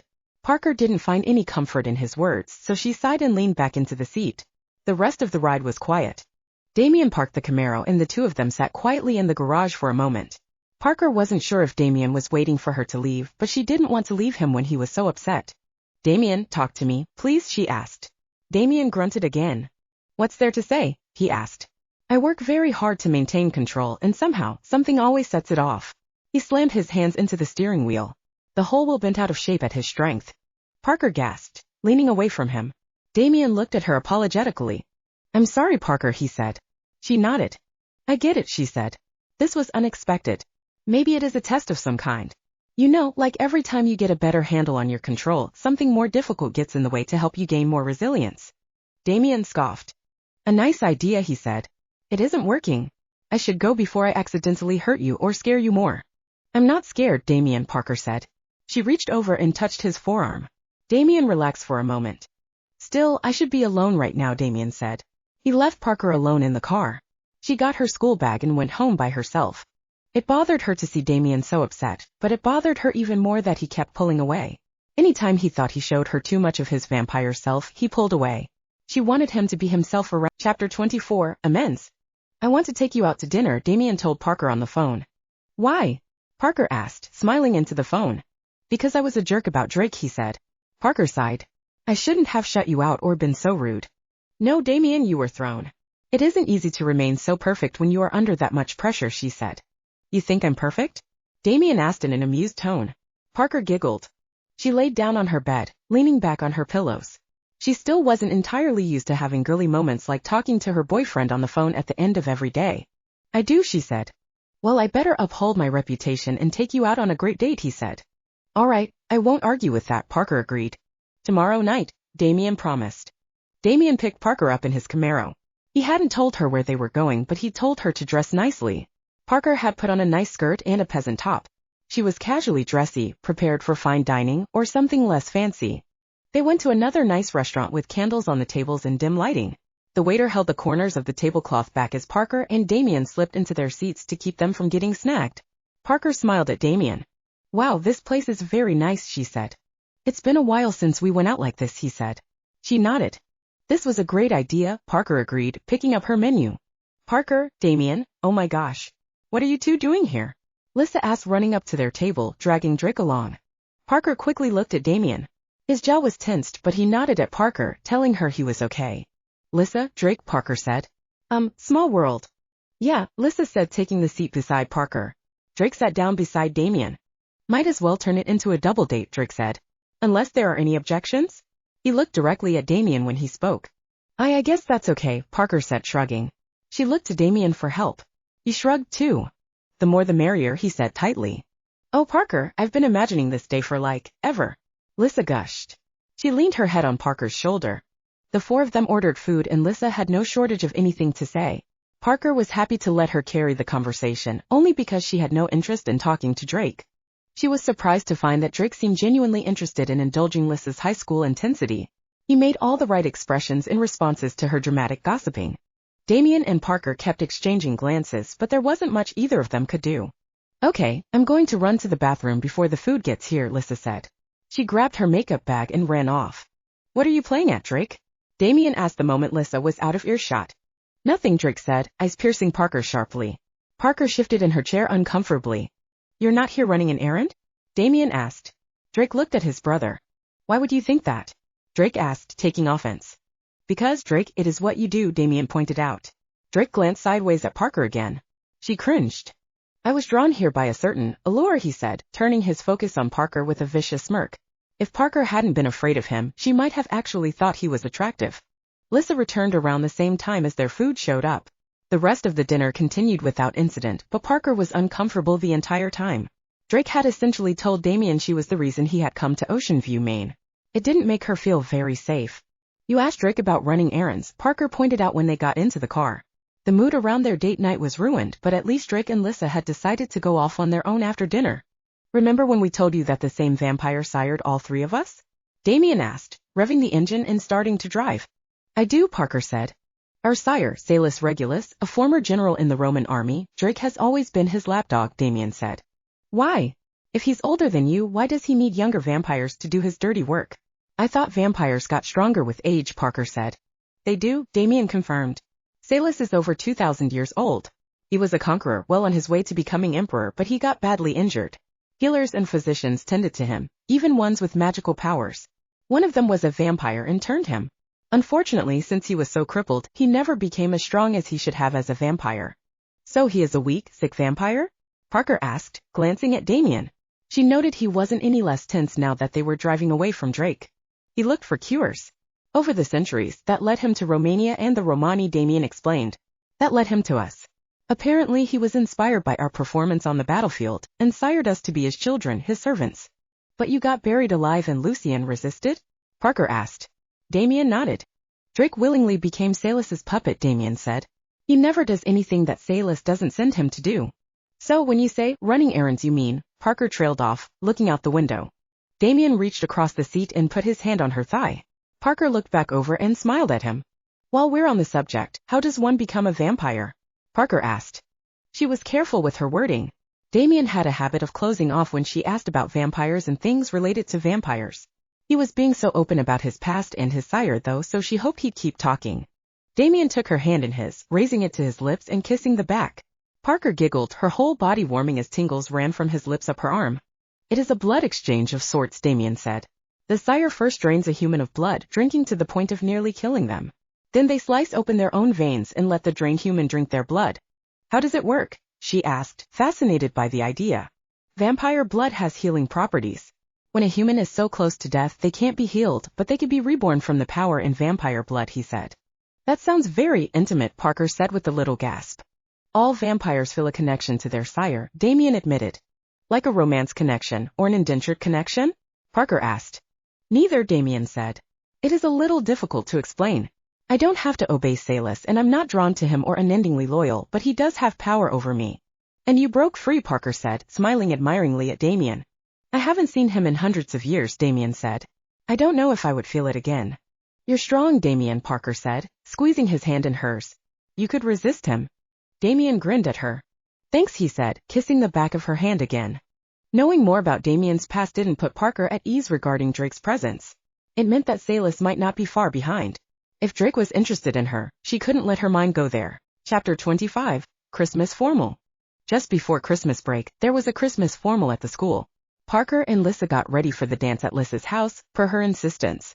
Parker had been hesitant because every time they'd gotten ready for a dance together, Lissa had wanted to do her hair and makeup. Parker, that dress is gorgeous, Lissa said when Parker put her periwinkle blue dress on. It was a floor-length fitted dress with white and dark blue beadwork down the left side. It had spaghetti straps and was a little low-cut in the front. Really? Parker asked. I wasn't sure if I wanted floor-length. No, it is perfect, Lissa said. I wish I'd gone with something more colorful now. She held up her silver, sparkling dress. Parker smiled. No, your dress is absolutely stunning, Parker assured. Lissa beamed and changed into her dress, her dark curls contrasting against the silver beautifully. She went to her mirror and started doing her makeup. Parker ran a brush through her hair. This is so exciting, Lissa said. We both have dates to the dance for the first time. Parker, I'm so glad we are friends again. Me too, Parker said. She thought back to all the dances she'd gotten ready for with Lissa, only to stand on the sidelines and watch Lissa dance with her dates. This time it wouldn't be like that. Lissa finished her makeup but never tried to get Parker to wear any. Parker was relieved realizing that Lucian's influence was still a part of Lissa. She wondered if Drake knew that Lucian had done something to Lissa's mind. You know, your hair looks really nice like that, Lissa said. Parker swallowed her laugh. She couldn't remember Lissa giving her a real compliment like that before. Her hair had grown out some over the summer, but she wanted to keep it short, keep it off her neck. It was silly, but she liked Damian being able to see her neck. It felt more exposing than if she were to wear short skirts or low-cut tops. Thanks, Parker said, her cheeks reddening slightly. She smoothed her hands down the sides of her dress to keep her hands busy. Damian picked up Lissa and Parker in his Camaro. He hadn't been happy with the arrangement, but at least Drake had agreed to meet them at the school. Parker had told him that she wanted to go for Lissa. With their friendship rekindled, she wanted to enjoy at least one high school dance. The school gym was decorated with disco balls, glitter, and sparkling decorations that made it look like a winter wonderland. Of course, there was almost a foot of snow on the ground outside, which Parker found walking through in heels to be a bit difficult. Drake was waiting outside the school. He smirked at Damian, taking Lissa's hand and leading her into the gym. This feels so awkward, Parker whispered to Damian. He nodded. Drake should be on his best behavior in a public setting, he said. I wish I knew why he was here, Parker said. Me too, Damian concurred. As soon as they got inside, Drake walked away from Lissa. Lissa pouted and ran after him, grabbing at his hand. He pulled away, but Parker knew that would only make Lissa want him more. Let's dance, Parker said as the lights dimmed and a slow song came on. She bit her lower lip and took Damian's hands, tugging him out onto the dance floor. He grinned at her and followed. Damian put his arms around her and pulled her close. Parker put her arms around his neck, resting her head on his shoulder as they began to sway to the music. She watched Lissa chase after Drake, who brushed her off a few more times. Parker sighed, worried about her friend. Why would Drake be playing high schooler and dating Lissa? Parker whispered, knowing Damian would hear her over the music. He doesn't usually get this involved when he comes to visit us, Damian said. Well, it has been a while since we were this involved too. You call this a visit? Parker asked with a scoff. I mean, it seems more like he is after something. Yeah, Damian said. Parker closed her eyes, hugging herself tighter to Damian. She didn't want to talk anymore or wonder what kind of motives Drake could have. She just wanted to enjoy a night twirling in her boyfriend's arms. She breathed in deeply, inhaling Damian's scent. His hands felt large and firm against her back and hips. She wanted him to completely take her over. As she thought it, the hairs on the back of Parker's neck stood up. She lifted her head from Damian's shoulder. Something wrong? He asked. No, Parker said, shaking her head. I don't think so. She flashed him a quick smile and kept dancing. Parker still felt eyes on her, though, so she looked around casually, trying to pinpoint the source of the feeling. It wasn't Drake. He and Lissa were dancing, but he didn't look very interested in it. He was looking at the ceiling like he was bored, his arms around her loosely. If Lissa noticed, she didn't show it. She was tucked up close to him, her dress sparkling in the low lighting. Lissa's eyes were closed and she had a blissed-out smile on her face. Parker rolled her eyes and kept looking around. In the shadows by the bleachers, she caught a little movement. She saw it over Damian's shoulder. He was quite a bit taller than her, but she was wearing heels and she could see just over his muscular shoulder. Leaning in closer, Parker hugged Damian, resting her chin against his chest so she could peer at the shadowy figure that was watching her. It didn't take her long to realize it was Lucian. He moved to the edge of the shadow so she could see him. He wasn't dressed like he was attending a dance. Instead, he was wearing a leather jacket with a black shirt underneath. His blue eyes glinted in the low lighting. Parker gasped, her heart thudding in her chest as she stared at Lucian. He was watching her, causing her stomach to twist. She looked away quickly, closing her eyes and leaning against Damian again. Are you okay? Damian asked. Parker nodded. Yeah, why? She asked. You're trembling, Damian said. Parker sighed, hugging Damian harder. I'm fine, she said. I'm happy to be here with you. When the song ended, Parker and Damian went to the snack table. She got herself a drink of water and a few fruit slices. What is Lucian doing here? Damian asked, his voice a little gruff. Parker looked up to see Damian staring into the shadows where Lucian was watching. She could tell he wasn't looking at her anymore. He was watching Drake and Lissa together now. No idea, Parker said with a shrug. Being weird and creepy, I guess. Damian scoffed. Something he and Drake have in common, Damian grumbled. Damian, don't worry about it, Parker said, moving closer to him. You came here to assimilate into human life. So can we pretend to be normal teenagers at a normal high school dance for once? Damian grinned at her. I don't want to waste any more time wondering what your creepy vampire brothers are up to, she added. Damian chuckled, putting his arm around her shoulders. Parker glanced back to the place where Lucian had been skulking in the shadows. He was still there, but he'd retreated enough that she couldn't tell who he was watching now. She headed back onto the dance floor. The music was more upbeat, but she wanted to keep dancing. She wanted to keep pretending to be a normal teenager for a little while. She laughed at Damian when she saw how stiff and uncomfortable he looked trying to follow along. Parker held his hands in hers. Come on, loosen up a little bit, she teased. Damian rolled his eyes, but he shook out his arms out and tried to dance with her more loosely. She laughed again, really enjoying watching how hard Damian was trying to make her. Chapter 26. Murders at the Beach. As the dance was winding down, Drake and Lissa rejoined Parker and Damian outside the school. I can take you home too, Lissa, if you don't have another ride, Damian offered. I don't want to go home yet, Lissa said. We should go to the beach. She looked at Drake hopefully. The beach sounds like a wonderful idea, Drake said, smirking. Parker shuddered. I don't know, Lissa, it is pretty cold, she said, shivering. Damian took his suit jacket off and put it around her shoulders. Parker smiled, snuggling into the jacket. Not so cold now, is it? Lissa teased her. Parker looked at Damian. What do you say, brother? Drake asked Damian. Want to go on a field trip? Parker, it is up to you, Damian offered. Please, Parker, please? Lissa begged, grabbing Parker's hands and jumping up and down. Parker sighed. All right, let's go, she said. Yay! Lissa said, clapping her hands. She ran over to Drake and grabbed his hands, pulling him towards the Camaro.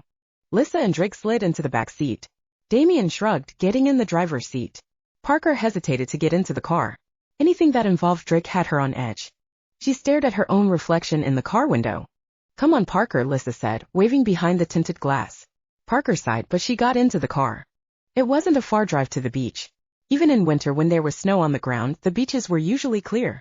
With the rising and falling tides, it never stuck around for long. The waves were really pretty in the winter night sky, and even on a cold night, the stars could look beautiful. Lissa kicked off her shoes and ran out onto the clumping, frozen sand. Drops of moisture built up between the grains and they formed sand cakes that crumbled easily underfoot. Parker laughed, taking her shoes off and running after Lissa.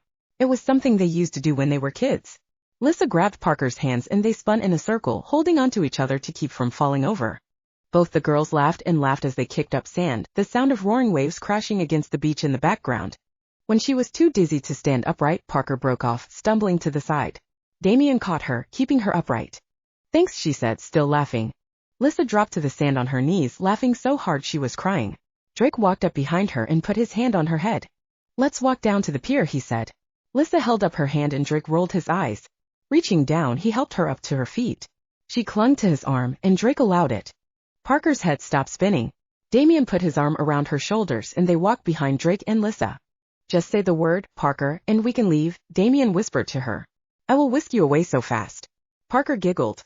I don't want to leave Lissa alone with Drake, not tonight, Parker said. She didn't believe for a second that Drake actually cared for Lissa. Not the way that Damian cared for her. Not even the way Lucian cared about her. Drake had wanted them all at the beach and Parker thought that it would be more dangerous to leave before finding out why. In the distance, someone was walking towards them. As the figure got closer, Parker recognized Lucian. She scoffed and held back.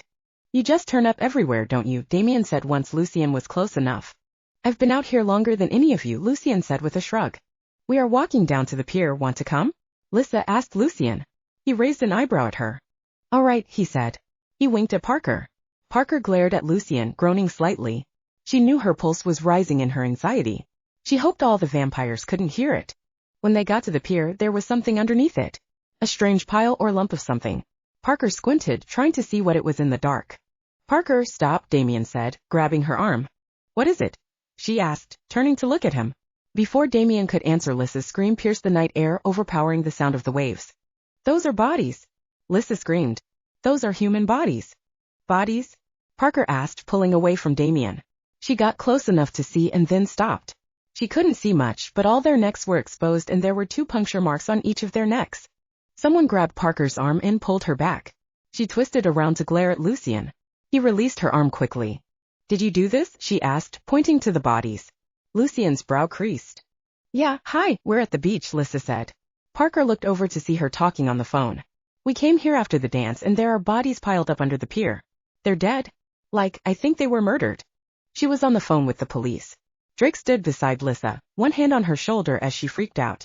The cops are on their way, Lissa said when she hung up the phone. Her makeup was streaked from her tears. She turned to Drake, burying herself in his chest.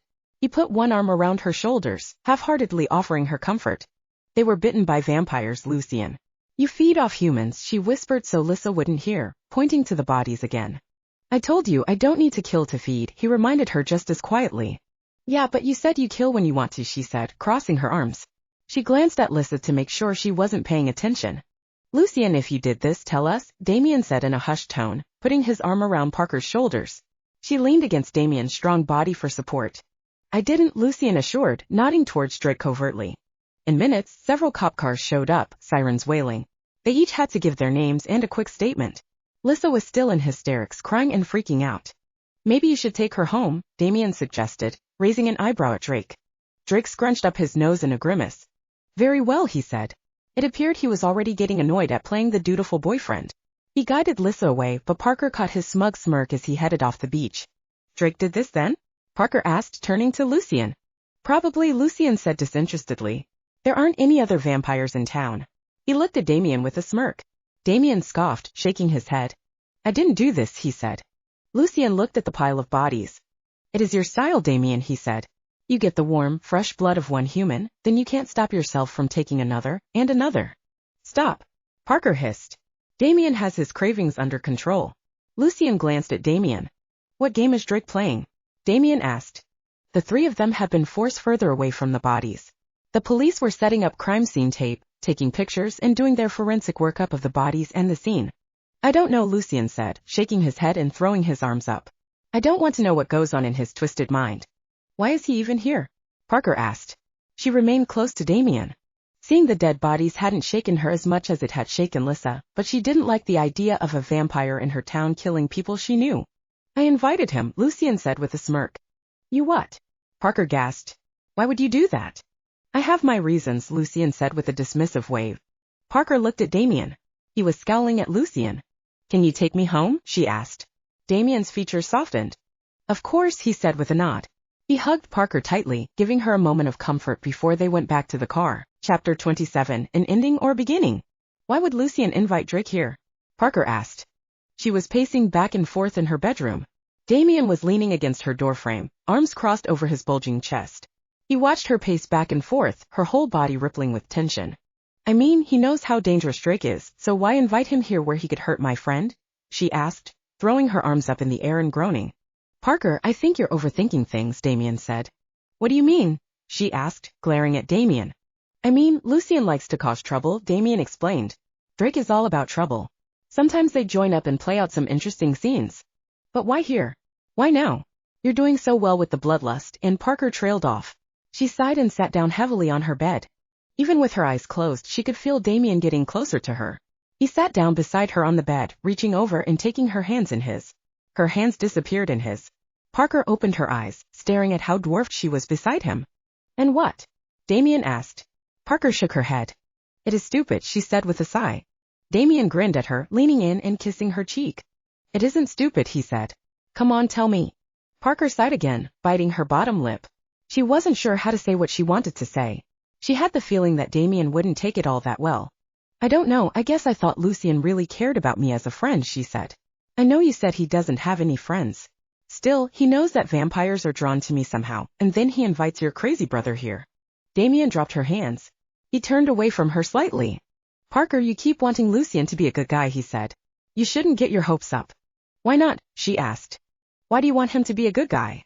Damian countered, turning back to her and crossing his arms. Parker shrugged, unable to answer that question. I don't know, she admitted. You and Lucian are the first friends I've made outside Lissa. She trailed off again. What are your feelings for Lucian? Damian asked. He stood up and turned so he could face Parker directly.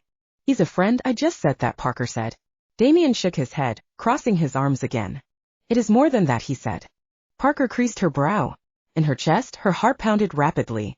She didn't know why Damian's questions were making her so uncomfortable suddenly. The fact that he thought she felt anything other than friendship towards Lucian hurt her a little. It isn't, Parker said. She stood up and put her hands on Damian's shoulders. Damian, I care about you. I want to be with you. That may be, but there's something you're not telling me. Something between you and Lucian, Damian said, taking her hands and removing them from his shoulders. Parker was slightly taken aback. It was like he was implying she had been unfaithful somehow. Every time Lucian had overstepped his bounds, she'd made sure to remind him that she was with Damian. Damian, there is nothing, Parker assured. Lucian is just a friend. Damian groaned and stepped back from her. Parker, please stop, he said. A pit began to form in Parker's stomach. She didn't like where the conversation was going. She couldn't tell Damian what she didn't know. Stop what? She asked, looping her arms around her waist to settle her churning stomach. Lying, Damian said. He cocked his head at her. You're lying to me, and I think you're lying to yourself. Parker's brow furrowed and she stared at the floor near Damian's feet. He'd said she was lying to herself. It brought her back to the conversation she'd had with Lucian in her bedroom. He told her that the chemistry between liars was explosive. Now Damian was calling her a liar too. I'm not, Parker said. It came out sounding more like a question. Damian turned and shook his head, looking disappointed. I can hear it, he said. Parker looked up into his disappointed eyes. The deep, soulful brown nearly melted her heart. He was in a lot of pain and she didn't think there was anything she could say or do to make him feel better. It hurt her to know that. Hear what? She asked. Your heart, the way your blood rushes through your veins, he clarified. Oh well yeah, you're a vampire, Parker said with a casual shrug. It wasn't where she thought the conversation was going. Damian shook his head. That's not what I mean, he said. Whenever Lucian is around or when you talk about him, your heart rate increases, your blood pumps faster.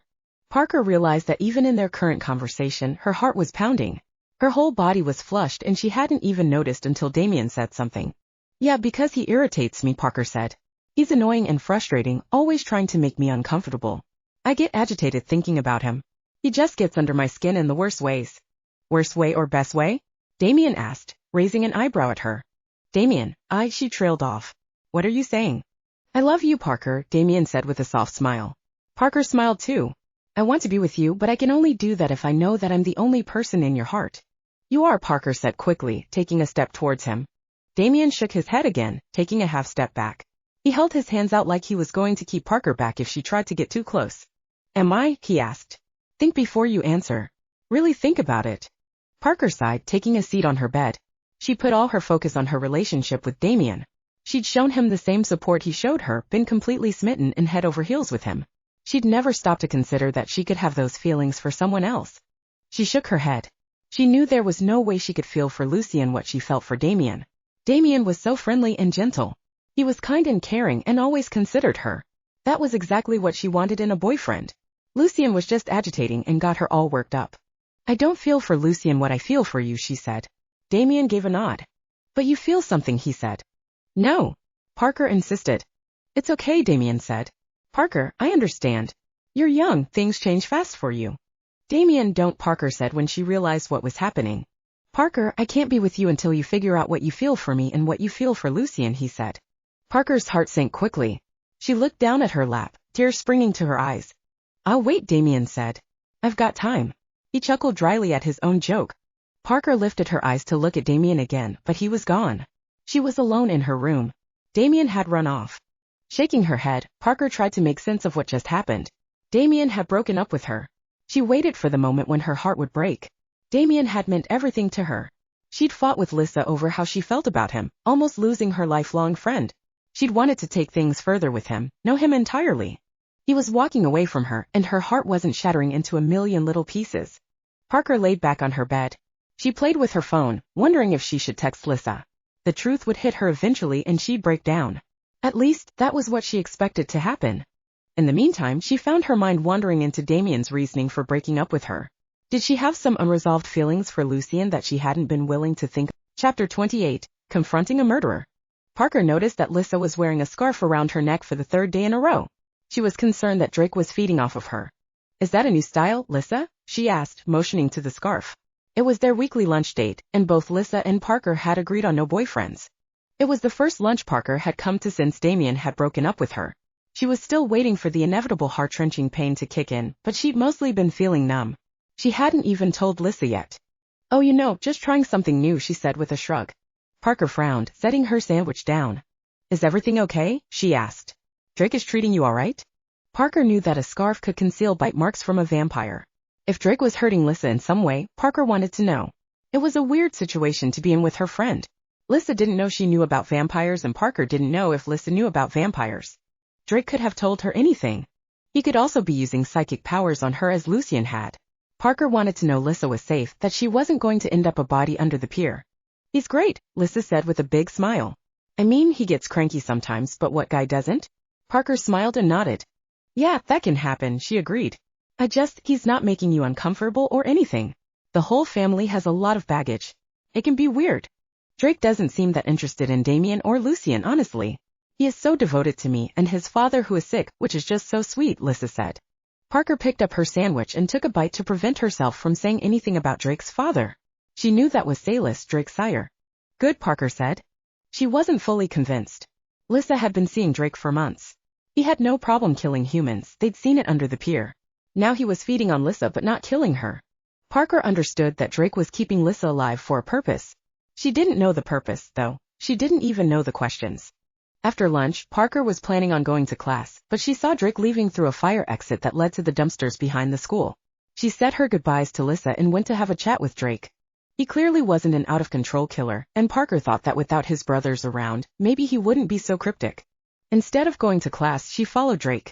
The eldest Miklow's brother was tucking a cell phone away in his pocket when Parker came up on him. Her nose wrinkled the closer she got to the dumpsters. Drake saw her and smirked. "You're a brave one, aren't you?" Drake asked, his eyes brightening as he looked at Parker. Parker swallowed, but she shook her head. "What do you mean?" she asked. "Out here alone with a vampire who could kill you. No one knows where you are," Drake said, opening his arms. "I'm not afraid of you," Parker assured. "You really think my brothers can protect you?" Drake asked, crossing his arms and raising an eyebrow at her. Parker swallowed again. "That's not what I was thinking," Parker said with a head shake. "What are you thinking then, little angel?" Drake asked. Parker winced at the pet name he used. "Don't call me that," Parker said, crossing her arms. She glared at Drake. Drake laughed, throwing his head back slightly. "You just don't even know who or what you are," Drake said. "I find that terribly amusing." "Why are you keeping Lissa alive?" Parker asked. Drake stopped smiling. "I like her," he said with a wink. Parker winced again. "You mean you like to feed on her?" she countered. "Drake, I want to know what you are up to. Why did you come to my town and why are you messing around with my friend?"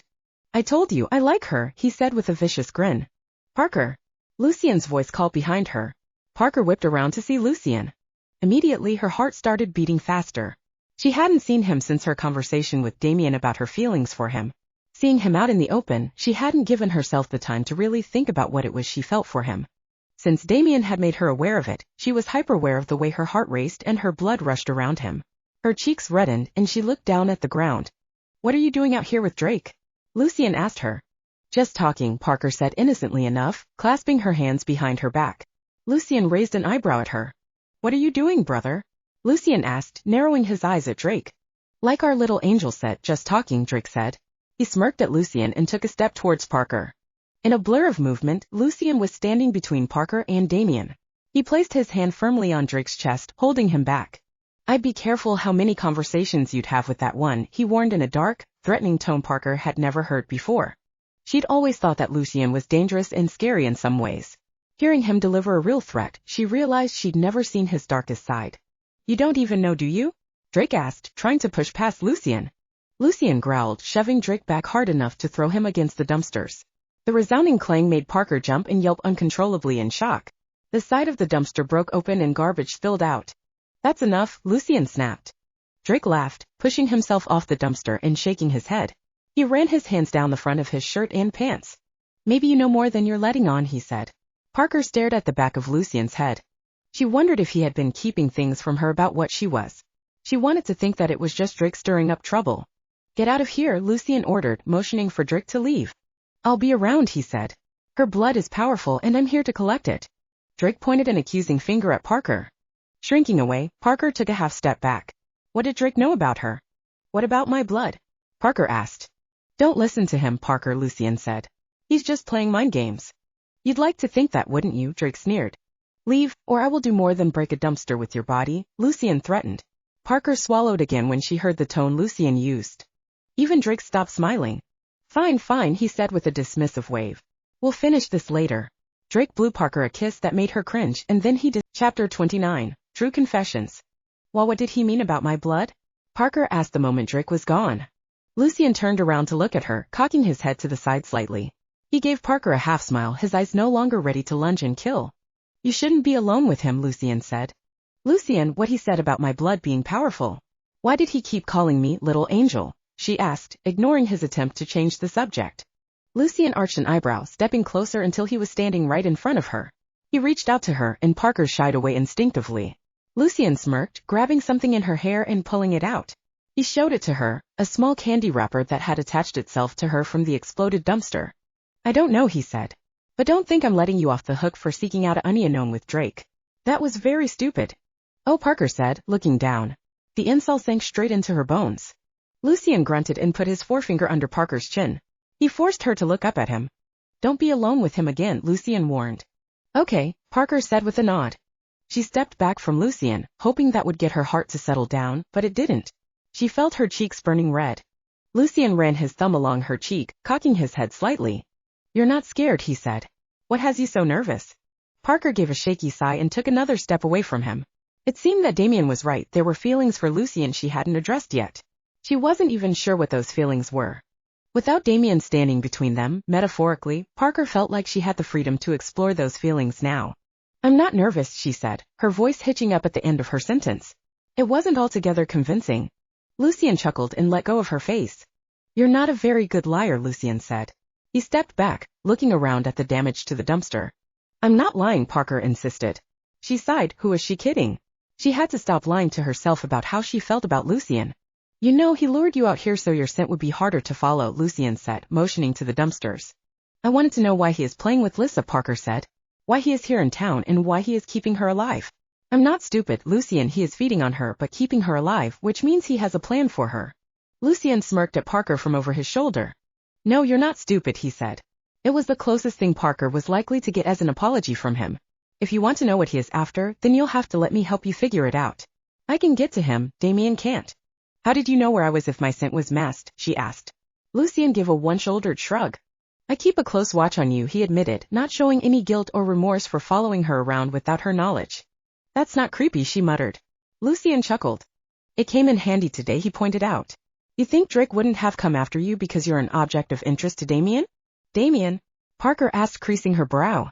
Lucian arched an eyebrow. He turned to face her, eyebrows rising in curiosity. Yes, he would be cross with me if anything were to happen to you, Lucian said. I did invite Drake here after all. I don't think that Damian is concerned with my well-being at the moment, or what you've done that could potentially endanger me, she admitted. Parker rocked back on her feet, looking at the ground. She could feel Lucian's bright, blue eyes burning into her, but she didn't want to look at him. The blush on her cheek spread down her neck and across her chest. Why not? Lucian asked. Parker sighed. She hadn't brought herself to say the words aloud yet, but she found she wasn't as reluctant with Lucian. We broke up, she said. Or well, Damian broke up with me. Really? Lucian asked with a scoff. I wasn't expecting that. Me neither, Parker said. She chewed her lower lip nervously. Lucian stepped up to her again, putting his hands on her shoulders. Parker lifted her eyes to his gorgeous face. She wasn't surprised that he wasn't being sympathetic, and Parker suddenly realized she wasn't upset talking about it. She felt guilty for not being upset about the breakup. At least not as upset and heartbroken as she thought she should have been. Why? He asked. You, Parker said slowly. The feelings I have for you. Lucian's hands dropped from Parker's shoulders. He didn't say anything at all, but he walked away, brushing past Parker slightly. Parker was thrown. She'd assumed that Lucian felt the same about her, after all his innuendos, suggestive remarks, and advances. Even though she wasn't entirely sure what she was feeling, Parker had thought that Lucian felt something back. Breaking out of her confused stupor, Parker ran after Lucian. Lucian, wait, Parker called out, running to make up for the distance he had already put between them. She caught up to him, but Lucian didn't acknowledge her presence. Maybe I shouldn't have said that, she muttered. I thought. Lucian continued to ignore her, walking faster, and Parker practically had to run to keep up with him. He could have easily used his vampire speed to get away from her, but he wasn't. He was heading back towards the school like he was going to go back to afternoon classes. Lucian, please, Parker started to say. She cut herself off when she tripped over her own feet. She put her arms out in front of her, preparing to hit the ground hard, but she just hung there, suspended mid-fall. Looking up, she found Lucian holding her arm, keeping her from falling to the ground. So he wasn't ignoring her entirely.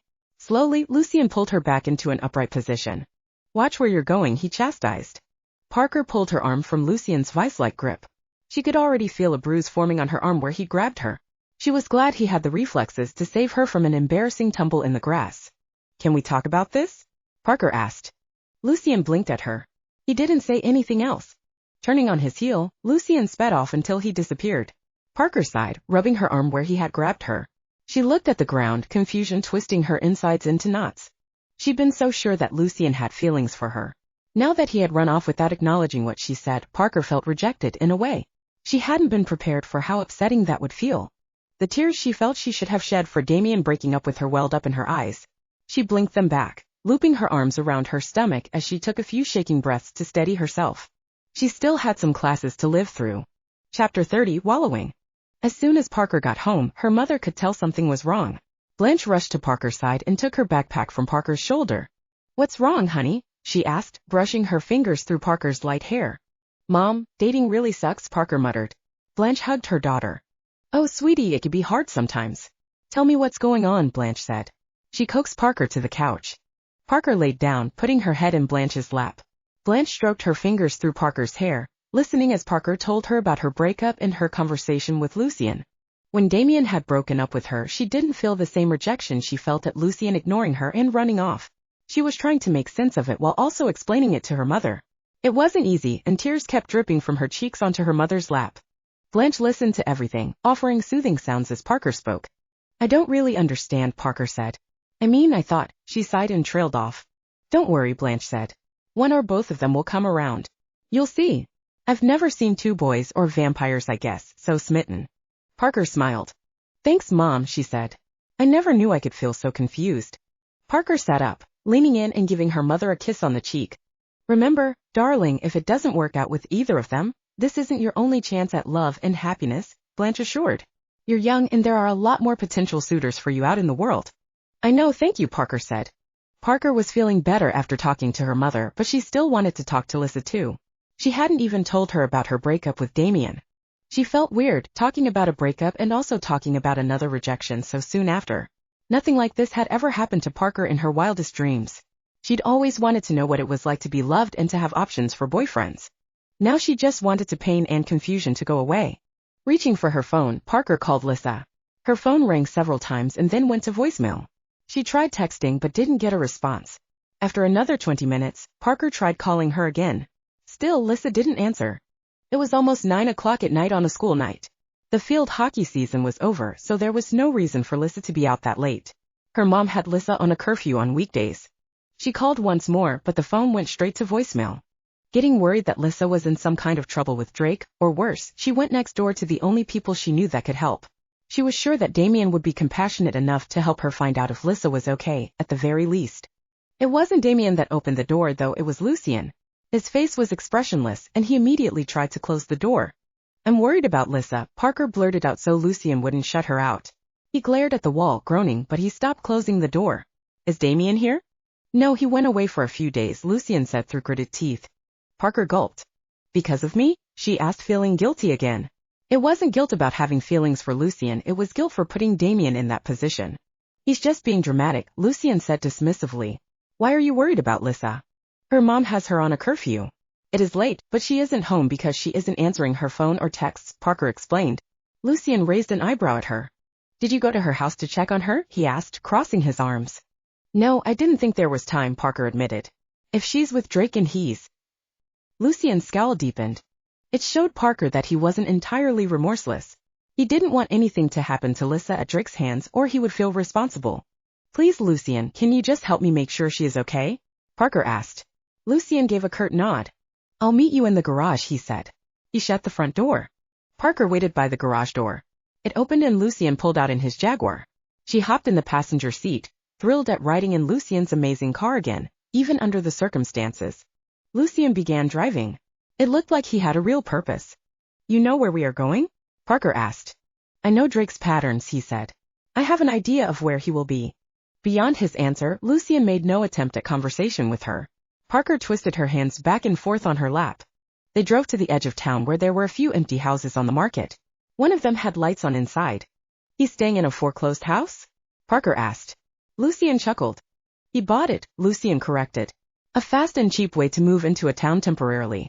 "How do you know this is the one?" Parker asked, chancing a glance at Lucian. He was staring out the windshield. "This is the one," Lucian said, offering no other explanation. He cut the engine and they sat together staking out Drake's house.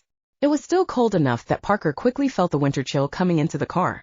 She shivered, rubbing her arms with her hands.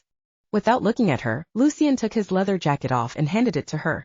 Parker smiled, even though he still wasn't looking at her. She wrapped herself up in his jacket. It was long, so she curled her knees to her chest and zippered it around her legs too. The jacket was fur-lined, giving her plenty of warmth when she was huddled up. "Lucian, if I said something today that was inappropriate," she paused, unsure what to follow that up with. Lucian glanced over at her. "If you want to talk about feelings, you should seek out Damian," he told her sharply. "You act so tough and rude all the time," Parker said. "I know there is more to you than that." Lucian scoffed and looked back at the house. Parker sighed, not knowing what else to say. "Damian broke up with me because he said I didn't know what my feelings were for you," Parker said. As she spoke, her heart beat faster. She'd never been the kind to be so open about her feelings, especially if she didn't know if they were returned. "I know what my feelings were for you, though," she admitted. "I just didn't want to admit them to myself. Not until you came to my rescue with Drake." "Chill," Lucian said, holding up his hand. He pointed towards the house. Parker looked to the front door. It opened and Lissa skipped down the front steps. She turned back long enough to blow a kiss over her shoulder. Parker saw Drake in the doorway just before he closed the door.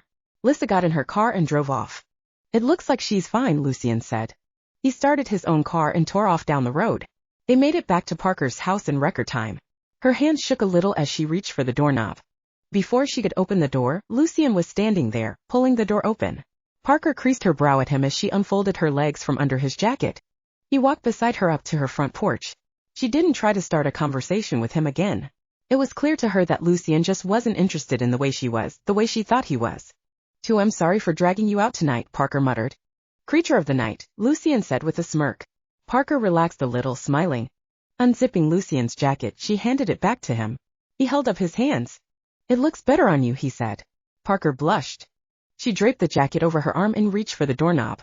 Lucian grabbed her arm, turning her abruptly to face him again. He stepped forward, holding her chin between his thumb and forefinger. "Caring for me is a mistake," Lucian told her firmly. Before Parker could protest, Lucian's lips were on hers. Gasping, Parker felt the world around her disappear. Her entire body heated in an instant as she returned the kiss. Lucian's lips were firm and cold, but Parker felt electrical tingles spread through her entire body from his kiss. His fingers on her chin felt hot even though his skin was ice cold. Lucian pulled away the moment Parker felt like she was going to run out of air. She gasped again, lifting her hand to her mouth. When she looked up, Lucian was Chapter 31, Something New. Most of the snow had melted and spring was on its way. A few early flowers were even poking up from under the snow. "Where are we going?" Parker asked Lucian.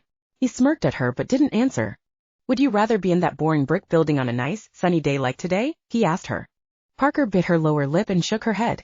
Lucian reached across the seat and put his hand on Parker's thigh.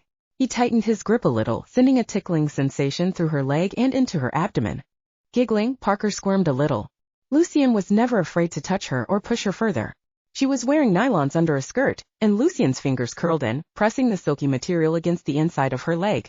"No, I wouldn't," Parker said with another giggle and squirm. She'd skipped at least half a day of school every day since Lucian had kissed her. He wasn't one for sitting around and he always wanted Parker to run off on some spontaneous adventure with him. They'd gone all the way into Portland to troll around the old port, and Lucian had taken her on the ferry out to Peaks Island. Even in the wintertime, he had a lot of ideas to keep them busy. "Is this what you did whenever you skipped school before?" she asked. Lucian shrugged. "Sometimes," he said.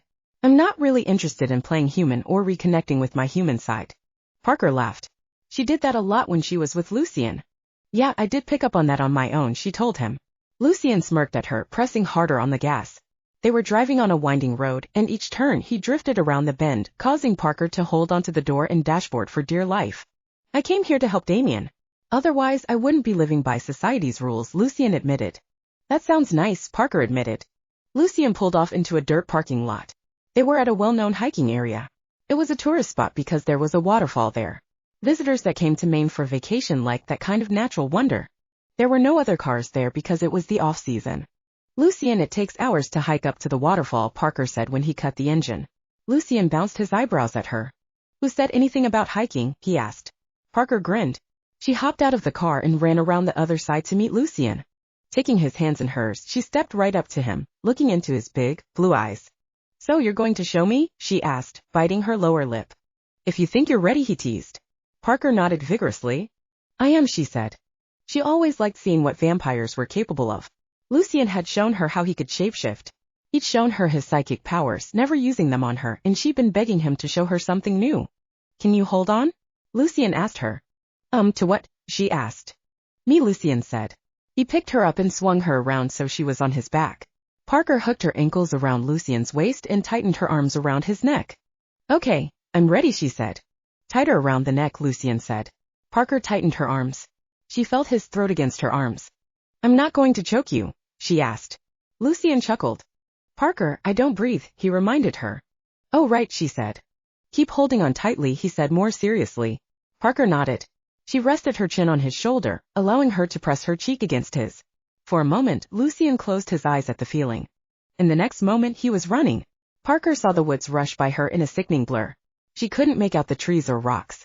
All the colors blurred together into a gray mass. She groaned a little, trying to keep breathing deeply. When the blurriness became too much, Parker closed her eyes. She could tell they were moving, even though she had no sense of left, right, up, down, time, or speed. It wasn't until Lucian came to a stop that she had any sense of her own body again. The lurch that nearly threw her stomach into her throat when they came to a standstill made her groan and sag against Lucian's back. Parker, are you all right? He asked, gently lowering her to the ground. Parker's arms and legs felt like jelly, her stomach lurching again. I'm okay, she said. Lucian knelt down on one knee, putting a hand under her chin. He lifted her face, looking into her eyes. You'll be fine, he said. Those speeds are hard for your human brain to process. I'm not entirely human, she reminded him. Lucian grinned. Which is why I allowed this, he said. I wouldn't expect a full human to survive. Parker took a few more deep breaths. She could hear the sounds of the waterfall cascading in the background. We made it, she said, getting to her feet. She'd seen the waterfall 100 times or more, but being there alone with Lucian felt new and magical in a way. I've seen bigger, Lucian admitted with a laugh as they stood at the edge of the waterfall. Where? Parker asked. I was at Niagara Falls just a few months ago, he said. Why? When? Parker asked, staring with a slack jaw at Lucian. He shrugged. I like fresh air and open spaces, he said. Damian said you were more of a city person, Parker said. I am, as long as I can get away when I want to, he said. He took Parker's hand, stepping back from the waterfall edge. He pulled Parker with him, causing her to turn. Parker ran into Lucian's chest. She rested against him, sighing and bringing her hands to his shoulders. Looking up, Lucian tilted his head down and took her lips with his. Parker felt like her entire body flared to life. Lucian kissed her with such hunger, such passion, and she felt it in every inch of her being, coursing through her veins, all the way down into her toes. She wrapped her arms around his neck, moving her lips to keep up with his. Lucian gently squeezed her waist, sending more tingles through her from the strength and grip of his fingers. He pulled away just as she felt the need for air. Somehow, Lucian was incredibly aware of her body and her needs. Damian had always held on too long. It made Parker feel more deeply connected to Lucian. Like he understood her differently. He kissed her with a devouring desire, but Parker still wanted to feel him bite. She kissed him again after catching her breath, nipping at his lower lip. This time, Lucian pulled away too soon. He chuckled and shook his head. You live very differently than Damian, Parker said, looking at the waterfall again. I like being a vampire, Lucian said. I'm very well adjusted and I choose to enjoy my eternal existence. Different approaches, I guess. Do you think, if he hadn't been buried alive, do you think it would have been different for him? She asked. Lucian shrugged. Damian was never satisfied with life as a vampire, even before he lost control of his bloodlust, Lucian explained. He never seemed bothered when Parker asked about Damian or their past. He wasn't always the most forthcoming, but he didn't get jealous or question her intentions. She liked that. Were you always? She asked. She crouched down by the waterfall, turning to glance up at Lucian when he walked up beside her. In the afternoon sun, the sunlight haloed him angelically. She laughed at herself, thinking a vampire looked angelic. Lucian's lips turned down in a frown. No, he admitted. I don't want to wallow in something that will never change. That sounds very healthy, Parker said. Come on, we have a test last period, and if you fail you'll have to repeat the course, Lucian said. He held a hand out to her. Parker took his hand. She wasn't looking forward to running back down the mountain to make it to a chemistry test. Don't worry, it won't be as bad this time, Lucian assured. Chapter 32, Overnight. Parker was lying on Lucian's bed, stomach down, legs in the air as she kicked them back and forth. She was catching up on the schoolwork she'd missed since Lucian had started taking her on adventures at his insistence. Lucian was sitting at his desk flipping through an old leather-bound book. You know geometry, right? Parker asked, looking over at Lucian.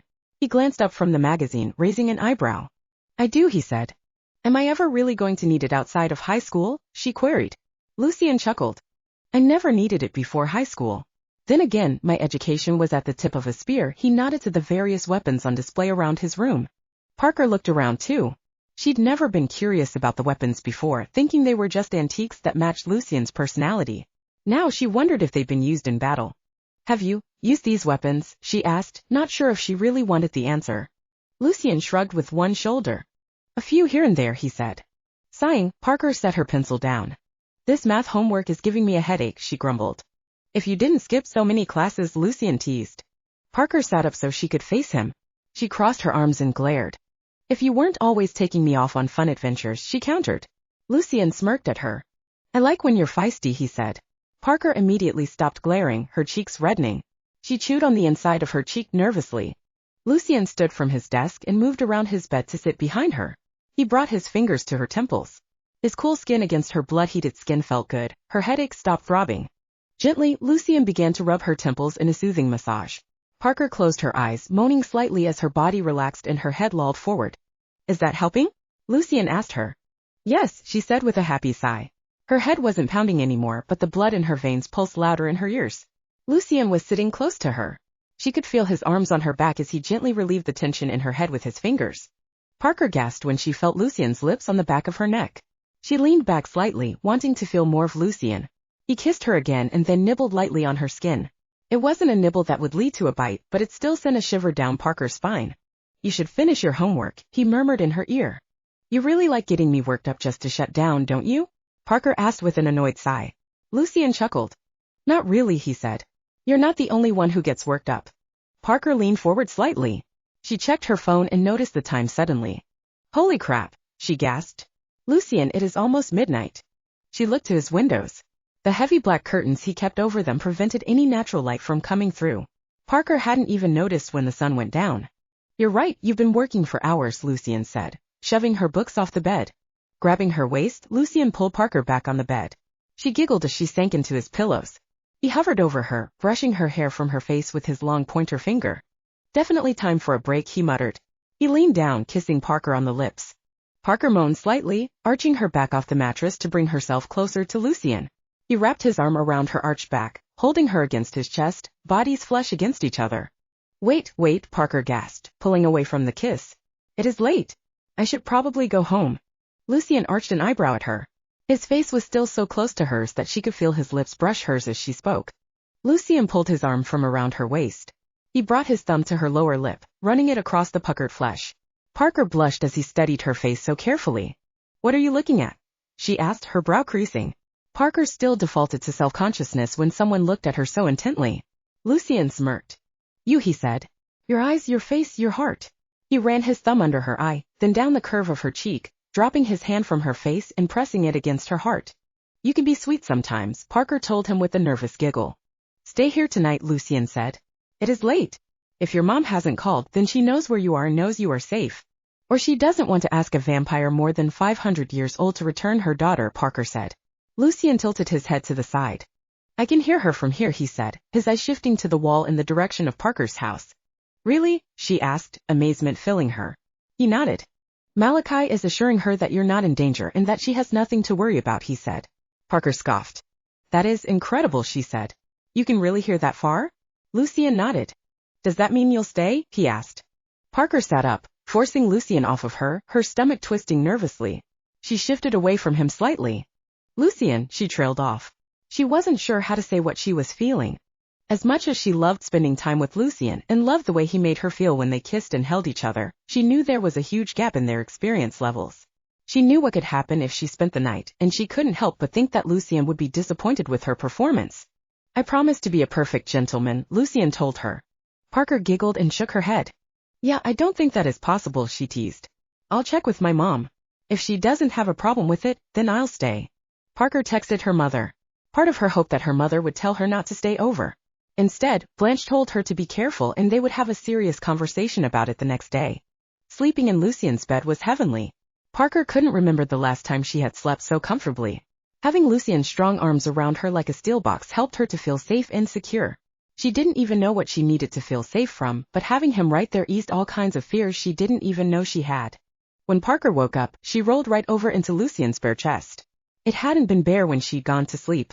She pressed her palms against his cool skin, slowly lifting her eyes to see him smirking at her. She squeaked nervously. "Morning," Lucian said in a mocking tone. He kissed her and Parker was quick to fall under his spell. She wrapped her arms around his neck and pulled him back with her as she sank into the pillows again. Lucian grunted, pleased, and used his tongue to part her lips, deepening the kiss.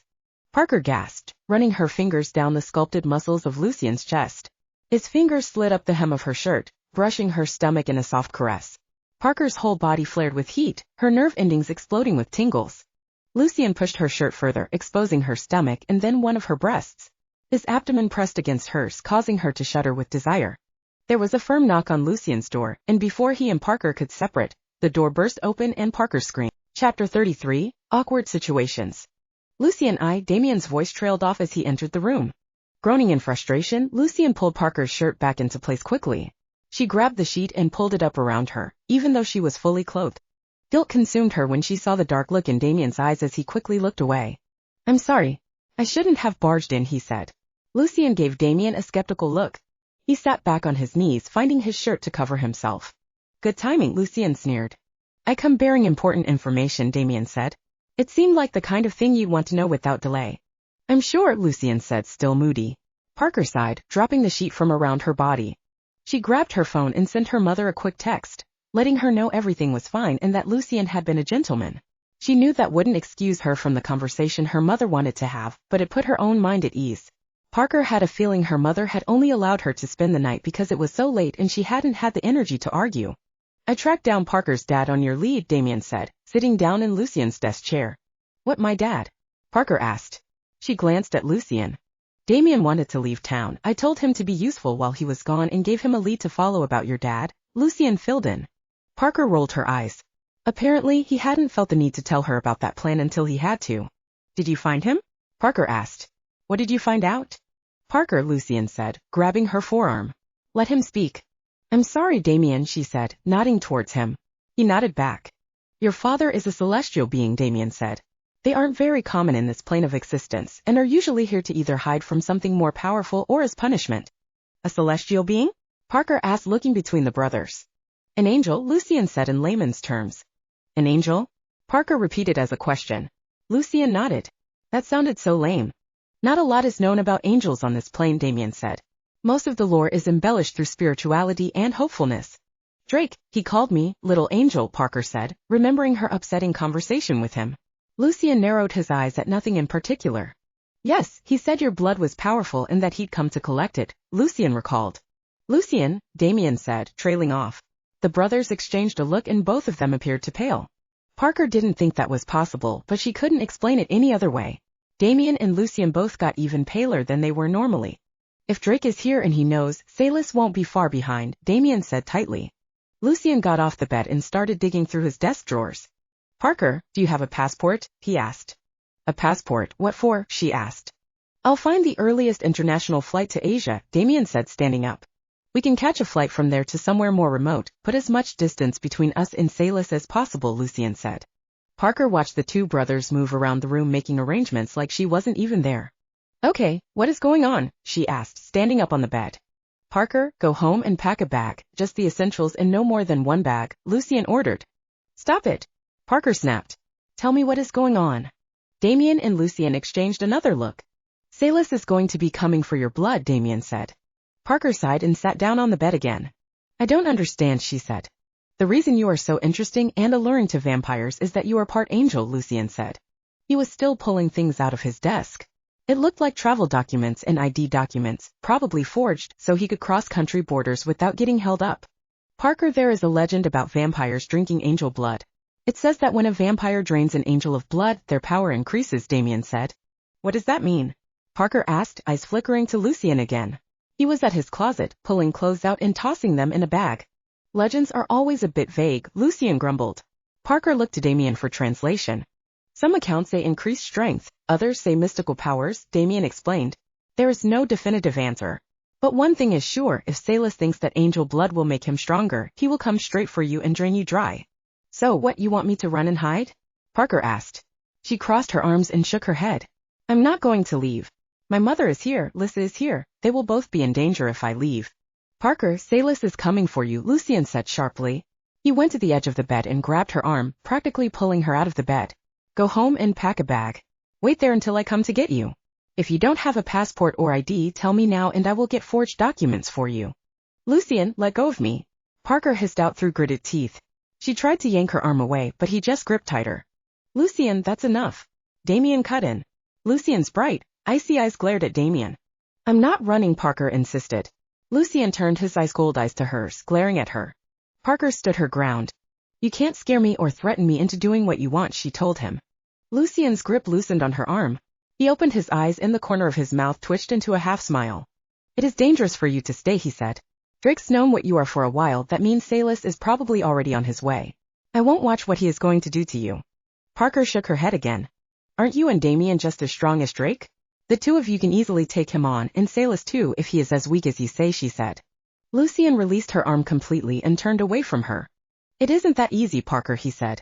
He kicked his messily packed bag, sending it into the opposite wall with a thud. I told you about the bond we feel to our sire, remember? Damian asked. Parker looked over her shoulder at him and nodded.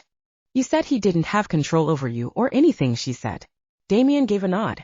We are still at a disadvantage, Lucian muttered as if he didn't want to admit it aloud. In siring us, Salas is a part of us. We can fight him and kill him if we have to, but he won't make it easy. Drake being as devoted to him as he is, Damian and I are no match. Parker sighed.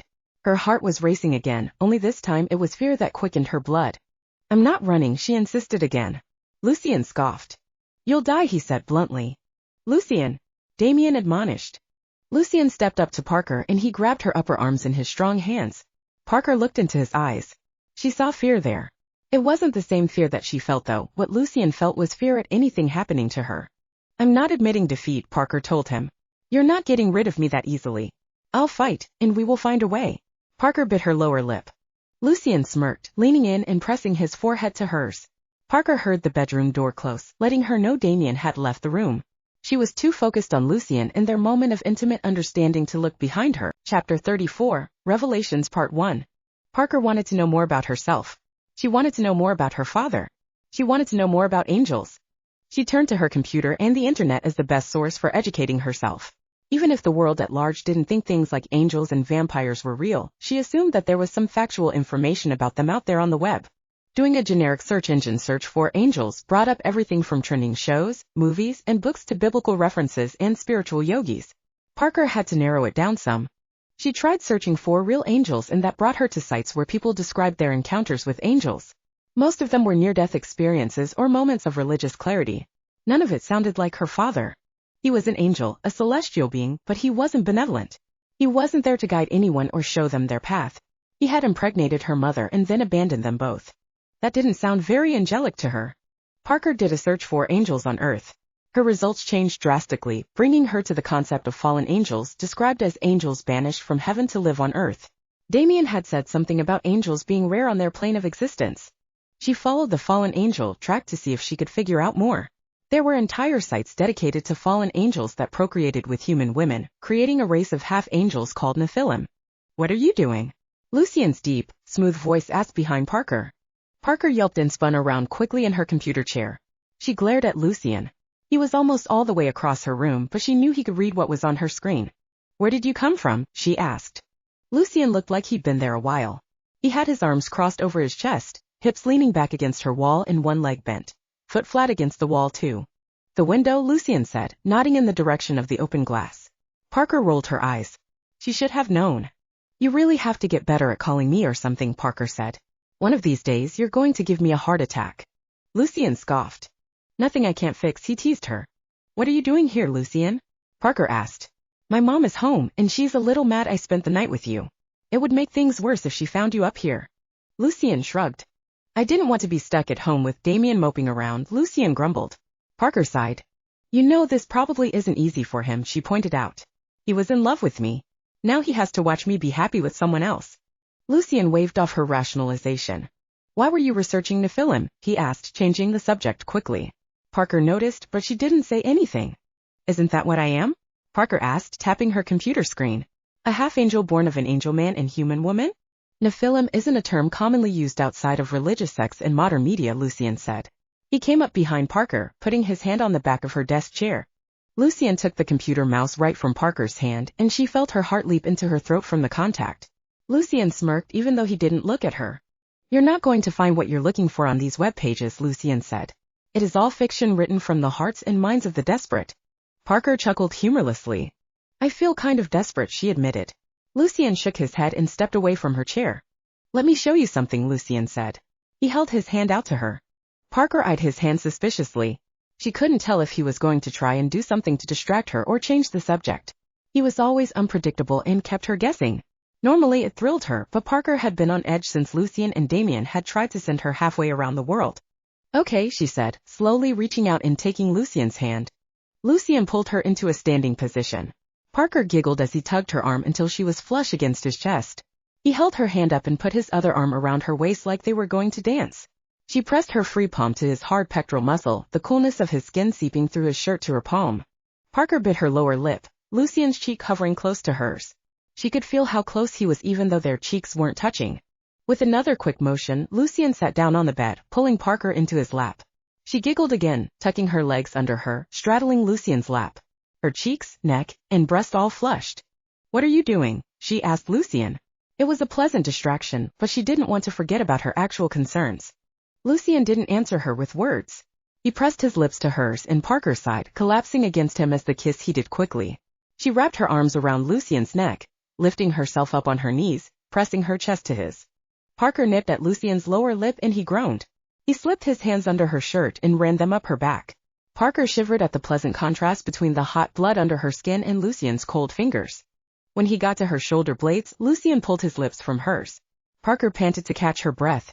Lucian smirked at her, causing her stomach to twist. He pressed the tips of his pointer fingers to the crease between her shoulder blades and her back. The pressure was light, but Parker felt a new sensation on her back, tingling from his touch. She creased her brow. Lucian's smirk widened. He parted his lips to show his teeth as he smiled. Up close, Parker could see his fangs and she again wondered what it would be like to be fed on by a vampire. All thoughts rushed out of her mind when Lucian traced his fingers down the line of her shoulder blades. Parker gasped, her entire body quaking with a rush of unfiltered ecstasy from Lucian's touch. Panting, Parker lost her hold on Lucian's neck, her arms going lax. She collapsed against him, her arms and legs trembling as the sensation spread to every corner of her body. Her fingers found their strength again. Parker grabbed the back of Lucian's shirt, the fabric knotting between her fingers as she clung to him. She squinted her eyes shut, heat spreading over her skin like wildfire over a prairie. Parker continued to gasp for air, even when Lucian's hands were no longer under her shirt. Well, what did you do? She asked when she found her voice. Her thoughts were still scattered. The pleasurable tingles that still ran through her whole body continued to pulse like tiny electrical shocks, lessening in intensity with each passing moment. Lucian chuckled, pressing his lips to her cheek. Angels have wings, he told her. Parker took a few deep breaths. When she was fully composed, she righted herself so she could look at Lucian. I don't have wings, she said. There is nothing on my back. Nothing you can see, he explained. All angels have wings made of celestial energy. It is invisible on this plane. But what did you do to me? She asked, her mind still clouded by the euphoric bliss she'd felt. I've been around long enough to hear some rumors, Lucian said. I've heard that an angel's wing joints are a remarkably sensitive area. Those aren't rumors, Parker confirmed, shaking her head. Lucian slipped his hands around her head, tipping her face forward so he could look into her eyes. I knew that would be a good feeling for you, he told her, his voice serious. It isn't just about pleasure. That is your Achilles heel, so to speak. My touch was light and sensual. Combined with the feelings of lust, Lucian trailed off. Parker knew her whole face beat red. Lucian always talked about those things so casually and she wasn't used to it. He clearly knew far more about sensuality, lust, and desire than she did. Parker, if too much pressure were to be applied, the pain would be blinding, he continued. A single blow could incapacitate or kill you. Why are you telling me this? Parker asked. It is important for you to know your weaknesses, he told her. He smirked again. Though I intend to use it in other ways.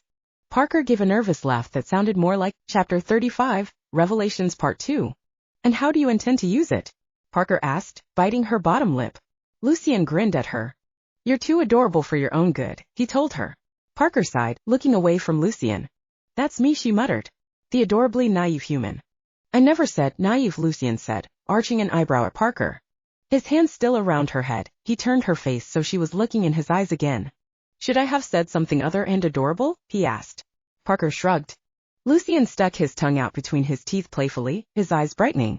Parker giggled when Lucian grabbed her waist and shifted so she was lying on her back on the bed.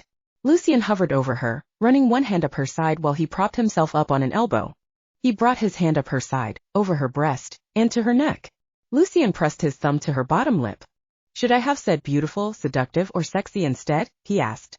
Parker squirmed pleasantly under the weight of Lucian's body. Those aren't words anyone has ever used to describe me, she pointed out. Lucian grunted. Leaning in, he kissed the corner of her mouth, pulling her lip down until his thumb went to her chin. Parker gasped, tilting her head back on her pillows and exposing her neck. Lucian's lips moved to the line of her jaw. He pressed a firm kiss there, pushing her chin to the side so the full scape of Parker's neck was revealed. Then anyone who has ever looked upon you is utterly blind, he murmured to her. Parker's stomach flipped. Her hands turned to fists in Lucian's silky hair, tugging right down to his roots. He pressed his lips to her neck, just over her pulsing artery. Parker wrapped her legs around Lucian's waist, keeping his hips pressed against hers. She loved how close she felt to him, and all the wonderful feelings that were swimming through her with each kiss and touch. Will you bite me now? Parker asked in a breathy voice. Lucian's lips left her neck and he broke from her hold. He sat back on his knees, putting distance between them. Parker sat up too, brow creased as she wondered why Lucian was pulling away. That's not a good idea, he said. Why not? Parker asked. You feed on humans without killing them. How is this different? Lucian growled and got off the bed. He headed for the window like he was going to leave, but then he stopped. He turned to face Parker. You're different, he told her, crossing his arms. His posture was closed off now, and Parker knew he wouldn't be receptive if she went to him and tried to touch him. When that happened with Damian, he would make excuses to leave and stop answering her questions. Parker was relieved that Lucian wasn't just walking away and shutting her out even if he was closed off. Parker, you have a natural allure to vampires. Being close, even without biting, stirs an urge to hunt and feed, Lucian explained. Desire and lust so easily blend together with hunger and bloodlust as it is. With your blood it would be too tempting. I could hurt you or worse. I don't think you would, Parker said, scooting to the edge of her bed. I trust you, Lucian. Lucian arched an eyebrow at her. Parker, I've told you that you shouldn't trust me, he pointed out. Parker stood up, crossing her arms. You really think that even now? She asked, motioning between them. She didn't know how Lucian could feel that way now, not after everything they had shared. Parker had thought they'd gotten over the phase of Lucian giving her veiled threats and telling her she couldn't trust him. I think that there is a lot about being a vampire you can't understand, Lucian said. Parker scoffed and rolled her eyes. Vampires aren't that hard to figure out, she said pointedly. Lucian chuckled humorlessly and shook his head. Is that so? He asked. Parker nodded. Anger, frustration, lust, desire, all strong emotions translate into one feeling for vampires, she said. Lucian narrowed his eyes at her into icy blue slits. He crossed his arms, taking a half step back towards the window. Don't run, please, I'm sick of everyone running from me, Parker said gently. Lucian's face softened and she saw his shoulders relax. He wasn't going to bolt from her. Parker sighed heavily, relaxing her own arms. She rubbed her hands up and down her thighs. Bloodlust, she said. Whatever you feel, whenever it gets intense, it translates into bloodlust. Lucian smirked at her. He took a few steps closer, reaching out and taking Parker's hands in his. He lifted them to his lips, kissing her fingertips lightly and then nibbling on them. Parker felt the tingles from his little bites all the way into her toes. How's this for biting? He asked her playfully. Parker giggled. Not what I had in mind, she said, pulling her hands from Lucian's. She liked how Lucian would stay with her until they could overcome whatever tension or conflict arose between them. He wasn't the most open with information unless she asked direct questions, but he respected her enough not to leave their relationship in flux. Why do you want me to bite you? Lucian asked, tilting his head at her. Parker shrugged. I don't know, she said, kicking her foot into the floor. It just feels like a normal part of a human-vampire relationship. Lucian put his hand on Parker's cheek, brushing his thumb under her eye. You are something, Lucian said. Parker's cheeks flushed and she looked away from his intense eyes. Am I wrong? She asked. No, Lucian said, shaking his head. A lot of vampires like to feed during sex. It makes the experience more pleasurable for both human and vampire. Parker swallowed, stepping away from Lucian in sudden embarrassment. Again, he so casually talked about things she had no experience with. She hadn't realized that a vampire biting a human was some kind of intimate, erotic experience. Oh, that's not what I was thinking, Parker stammered and trailed off. Lucian chuckled. He stepped back from Parker, giving her some space. She took a deep breath, happy that he interpreted her needs correctly. What were you thinking then? Lucian asked. I don't know, Parker said with a head shake. She threw her arms out to the sides. I was thinking of it in terms of nourishment, not intimacy. Biting isn't the same as feeding, not with the heightened emotions during intimacy, Lucian told her. Parker nodded, still too embarrassed to look at Lucian. She'd invited Lucian to bite her when she was still with Damian. She hadn't known that it was an invitation for intimacy. There really was a lot she didn't understand about vampires. Parker was inwardly relieved that Damian had never found that out. She thought he would feel very betrayed. You're uneasy with the topic of sex and intimacy, Lucian pointed out. Parker worried her lower lip, shifting her weight from one foot to the other.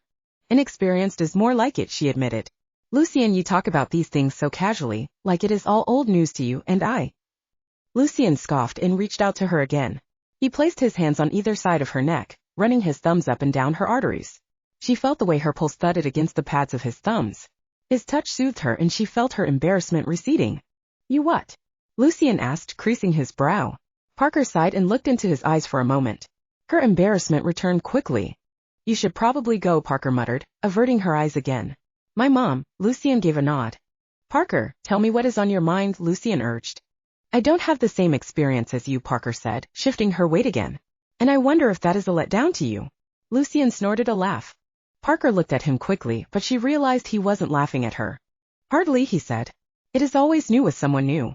Parker gave a weak smile. It put her mind at ease slightly. Lucian stepped closer, tilting her head back.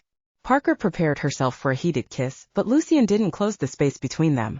Your mom is coming up the stairs, he said. Go, Parker whispered, shooing Lucian towards the window. He disappeared before her eyes. Chapter 36, Threats. Parker was glad that Damian wasn't freezing her out or giving her the cold shoulder. He definitely wasn't as friendly to her anymore, but she could spend time with Lucian and Damian at their house without it feeling awkward. The three of them decided to watch a movie and have some mindless fun to blow off steam. Parker curled up on the couch beside Lucian, resting her head on his shoulder.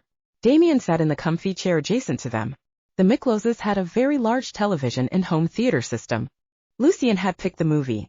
It was some vampire classic that Parker realized he picked for his own comedic relief on how inaccurate the media portrayed vampires. Not everything is inaccurate, Parker pointed out. Lucian shrugged. Bits and pieces of different legends are bound to hold some truth, he muttered. A knock on the front door interrupted their movie. Lucian paused the show and glanced over at Damian. I'm not expecting anyone, Damian said. That's what concerns me, Lucian said. The brothers got up and Parker followed them to the front door. Lucian pulled it open, revealing Drake and Lissa on the front porch. Hello, brothers, Drake said with a vicious smirk. Parker cringed, stepping closer to Lucian. Automatically, he put a comforting arm around her. Drake stepped forward, attempting to come into the house, but an invisible barrier forced him back. Drake snarled, glaring at his brothers. Sorry, Drake, you're not invited, Lucian said with a scoff. Hiding behind our human descendants like some shield, Drake chided with a head shake. Drake reached for Lissa, putting his arm around her and pulling her in front of him. He put his hand on the back of her neck. Parker's throat constricted as Drake's long fingers twisted harmlessly around her neck and the scarf there. One pull and he could strangle her. I guess we both have our insurance policies, he said, his eyes fixing on Parker. Lucian growled, stepping between Parker and Drake as much as he could. Parker shuddered, realizing Drake's game now. She'd wondered why Drake was keeping Lissa alive, and now she knew. Lissa was his shield. He knew that Parker valued Lissa as a best friend, that she would never let anything happen to Lissa. That meant Parker wouldn't let Lucian or Damian do anything that would threaten or endanger Lissa either. Drake had them all at a disadvantage because he was the only one that didn't care whether Lissa lived or died. A little pathetic, isn't it? Lucian asked with a scoff. Hiding behind a teenager. Drake snarled, tightening his hand on the back of Lissa's neck. Lucian, don't, Parker warned, grabbing his arm. Lucian's muscles relaxed under her touch. Don't worry too much, brothers, I'll be back, Drake assured. He whisked Lissa away. Parker gasped, shaking her head. I wondered why he wanted her alive, she muttered. We won't let anything happen to her, Parker, Damian assured, putting his hand on her shoulder. Parker nodded slowly. Promises, promises, Lucian grumbled. Lucian, Damian hissed. Parker, if it comes down to a choice between you or Lissa, I will choose you every time, he told her blatantly. Lucian, don't say that, Parker said, shaking her head. We'll do whatever we can to keep her safe and alive, Damian reiterated. Parker gave him a thankful smile, but she turned her attention back to Lucian. I don't want anything to happen to Lissa, even if something happens to me, Parker told him. Lucian raised an eyebrow at her. She's only my priority because she means something to you, he told her. Parker sighed. She knew she wasn't going to convince him otherwise. The three of them went back to finish their movie, feeling secure in the house where Drake couldn't enter. Parker decided it was time for her to intervene with Drake and Lissa. She and Lissa were on good terms again. It was time to have a girls' night and discuss Lissa's future with Drake. I'm so glad you thought of this, Parker, Lissa said when she came into Parker's room for their slumber party. It seemed like it was time to have a girls' night again, Parker said. She had a few chick flicks picked out and some spa facial masks for her and Lissa to try out. Branching out. Lissa teased, holding up one of the facials. Parker giggled. I just thought it was something we could both enjoy, she said. Lissa nodded. Well, let me do you first, she said. Parker smiled. She changed into a bathrobe and pulled her hair back with a headband. Parker sat in her desk chair and leaned back for Lissa to apply the facial to her skin. So, things with you and Drake are going well? Parker asked, eyeing the scarf on Lissa's neck. They are amazing, Lissa said with a big, loving sigh. I mean, I've never felt this way about anyone. Lissa, I have to tell you something, Parker said. Lissa paused in her facial application. What is it? She asked when Parker didn't continue. Parker swallowed. She didn't feel very good about what she was about to do. Lucian and Damian have told me some things about Drake, Parker said. Just about his past and their family. They told me that Drake had to leave Romania because he got into some trouble. He wasn't allowed to go back. That sounds a little freaky, Lissa admitted. How much do you really know about him? Parker asked. His own family says he is dangerous. Don't you worry. Parker, look, I know you're just being a friend, but Drake is totally sweet, Lissa assured. I don't have to worry because I know he cares about me and whatever he has done in his past is the past. He's good to me and I love him. Parker sighed. She obviously wasn't going to get to Lissa that way. Parker and Lissa traded places so Parker could put a face mask on her friend. Even though Lissa had changed into a robe, she was still wearing her scarf. Let me take this off so it doesn't get ruined, Parker said, reaching for the scarf. No, Lissa said quickly, putting her hand on the scarf. What's wrong? Parker asked. Lissa sighed. Nothing, she trailed off. I just don't think I'm supposed to take this off. Why not? Parker asked. It is just a scarf. She realized that Lissa was under Drake's psychic influence. I guess you're right, Lissa muttered. Parker untied the scarf, but Lissa appeared incredibly tense and anxious while it was being removed. Parker expected to see 2 puncture wounds underneath to indicate that Drake had been feeding on her, but there was nothing. Lissa's neck was perfectly smooth and unharmed. When Parker was done putting the face mask on Lissa, her friend quickly tied her scarf back on, easing up the moment it was back in place. Parker felt bad for Lissa. There was no way she knew of to break that psychic control. While Lissa was picking out a movie, Parker texted Lucian. Lissa doesn't have any bite marks on her neck. It didn't take Lucian long to respond.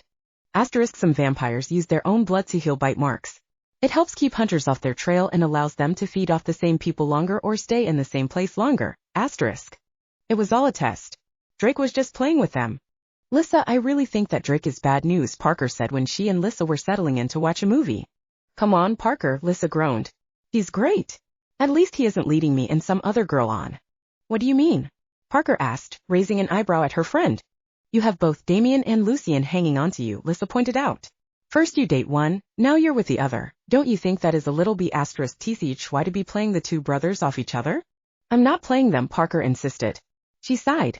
If she wasn't careful, she'd end up arguing with Lissa again and not being friends anymore. It occurred to her that ruining their friendship might be the only way to keep Lissa safe. If she couldn't get Lissa to break up with Drake, she could end their friendship. Then Drake would have no use for Lissa. Parker wasn't sure she could be without her best friend again. Chapter 37, Spring Break. Why would I want to go to a spring break bonfire? Lucian asked Parker when she presented the idea to him. Parker sighed and shrugged. Well, Lissa is definitely going to be there, and that means Drake will be. It would be a good way to keep an eye on them, she pointed out. Lucian raised an eyebrow at her. You make a compelling argument, Lucian said. He grabbed Parker's waist and pulled her into his lap. Parker giggled, squirming against him. Lucian held her tightly though, and eventually, Parker relented, collapsing against him. Lucian tilted his head at Parker, looking down at the outfit she was wearing. She'd put on a short skirt and a low-cut shirt. It was bold for her. I'm curious about the outfit, Lucian admitted. Parker giggled. I thought you might need a little more convincing, she admitted. Lucian smirked. Believe me, I am kicking myself for giving in so easily, he told her. Parker bit her lower lip. She wrapped her arms around his neck and lifted herself up on her knees, pressing a warm kiss to his forehead. I already asked Damian too, and he said he would do some recon on Salis, Parker said, pulling her lips from Lucian's forehead. Before he could respond, she pressed her lips to his and he grunted in pleasure. The bonfire party was organized by Lissa, which meant it was going to be a great event. She'd had the football team on the beach all day collecting driftwood and stones to create the fire pit and set up the fire. When Parker and Lucian arrived, the fire was already lit. There were tiki torches in the sand and a boombox playing loud, thumping music. It was still too cold to wear bathing suits or go swimming in the cold Maine Ocean, but everyone was feeling the joy of the snow having melted and warmer weather coming. This is somehow considered fun? Lucian asked, motioning to the other students dancing around the fire and holding red cups in their hands. Can you get drunk? Parker asked. It would take a lot more than these weak microbrews, Lucian said, picking up one of the cups and sniffing it. He wrinkled his nose and set the cup down. We don't have to stay long, Parker offered. I just want to make sure Lissa is okay. It's not like I see her much these days with how busy she is with her new boyfriend. Lucian nodded and waved her off. Damian was already mingling with some of the other students. Parker saw he was standing with his back to Lissa and Drake. She knew he could hear anything that they were saying, but Lissa and Drake were hiding in the shadows together. Lissa, Parker called out, waving to her friend. Lissa smiled and ran over to Parker, kicking up sand on her way over. You made it, Lissa said excitedly, wrapping her arms around Parker and hugging her tightly. Of course I made it, Parker said. Now that she had Lissa separated from Drake, she was hoping she'd opened up the opportunity for Damian to get some information out of him. It is such a beautiful night for a bonfire, Lissa said. Come on, let's get a drink. Parker let herself be led over to the keg. Lissa handed her a cup, but she wasn't planning on drinking it. She did clink it together with Lissa's though before Lissa downed her drink in a few huge gulps. Giggling, Lissa tossed her cup aside. Lissa wandered off to mingle with her other friends. Parker stood beside the bonfire, warming her hand slightly. Lucian came up beside her, his brow furrowed and a surly look on his face. Is this absolute torture for you? Parker asked him. Lucian slowly slid his eyes to look at her. I came to play human because my brother needed me, Lucian said. At this point, pretending to be a modern high school student is vexing. If it makes you feel better, I think most humans are vexed with high school too, Parker said with a giggle. I myself can't wait to be done with high school forever. Really? Lucian asked, his tone dropping into a dark, irritated note. Yeah, Parker said with a shrug. Wonderful, Lucian muttered. Parker turned to ask what he was so upset about, but he was no longer standing beside her. She saw him off in the distance with some other students. They seemed friendly enough. Parker didn't even know Lucian had other friends. She sighed and shook her head. Something she'd said or done had made him angry. She would give him space for the time being. Parker, Damian said her name, drawing her attention from Lucian's strange behavior. Hey Damian, Parker said with a smile. She set her red cup down in the sand. I wasn't expecting to find you standing here alone, he admitted. Parker rolled her eyes to where Lucian was standing. Lucian is upset with me about something, she explained. Damian chuckled. I imagine that happens often. He isn't the easiest person to get along with, he said. Parker felt weird talking about her current boyfriend with her ex-boyfriend, especially since they were brothers. Actually, he's pretty good about talking to me about things, Parker said. I don't think we've ever parted ways angry before. Damian seemed genuinely surprised, then his face registered guilt. Parker smiled, touching Damian's shoulder. We all have our own ways of working through things, she said comfortingly. Damian nodded and gave a weak smile. Parker could tell that he wasn't cheered up though. She knew talking to Damian about her current relationship was a bad idea. Did you learn anything about Salis? She asked, changing the subject quickly. Nothing useful, Damian admitted. I'll keep trying though, his presence affects us all. Thank you, Damian, Parker said. He did give her a real smile finally. The party started winding down. Lucian had been avoiding Parker since their chat by the fire, but he was her ride home. Parker approached him tentatively. Can I still get that ride home? She asked, biting her lower lip shyly. Lucian scoffed. You don't have to ask, he told her. She nodded. In the car, Parker twisted her hands back and forth in her lap. She wasn't sure how to start the conversation, and it was clear Lucian wasn't going to start it. I don't want us to end the night in this awkward, upset situation, Parker said finally. Lucian gave a nod, but he didn't look away from the road he was driving down. Something is bothering you. Forever, he told her. Parker creased her brow. I don't understand, she admitted. Lucian eased up on the gas slightly so they weren't driving as fast. You said that you couldn't wait to be done with high school forever, he reminded her. Yeah, why is that such a bad thing, she asked lightly. Lucian slid his eyes sideways at her for a moment before looking back at the road. Forever is a long time, he said. The kind of time that comes with being immortal. Lucian, it was just a figure of speech, Parker said.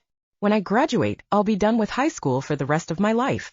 Whether I only live 2 more years, 50 more years, or 300 more years, I will still be done with it forever. You're not a vampire, why would you live for 300 years? Lucian asked her sternly. Parker shrugged. According to you, my father has been around longer than you and Damian, she pointed out. I'm only half angel, but how do I know that I won't have an extended life because of it?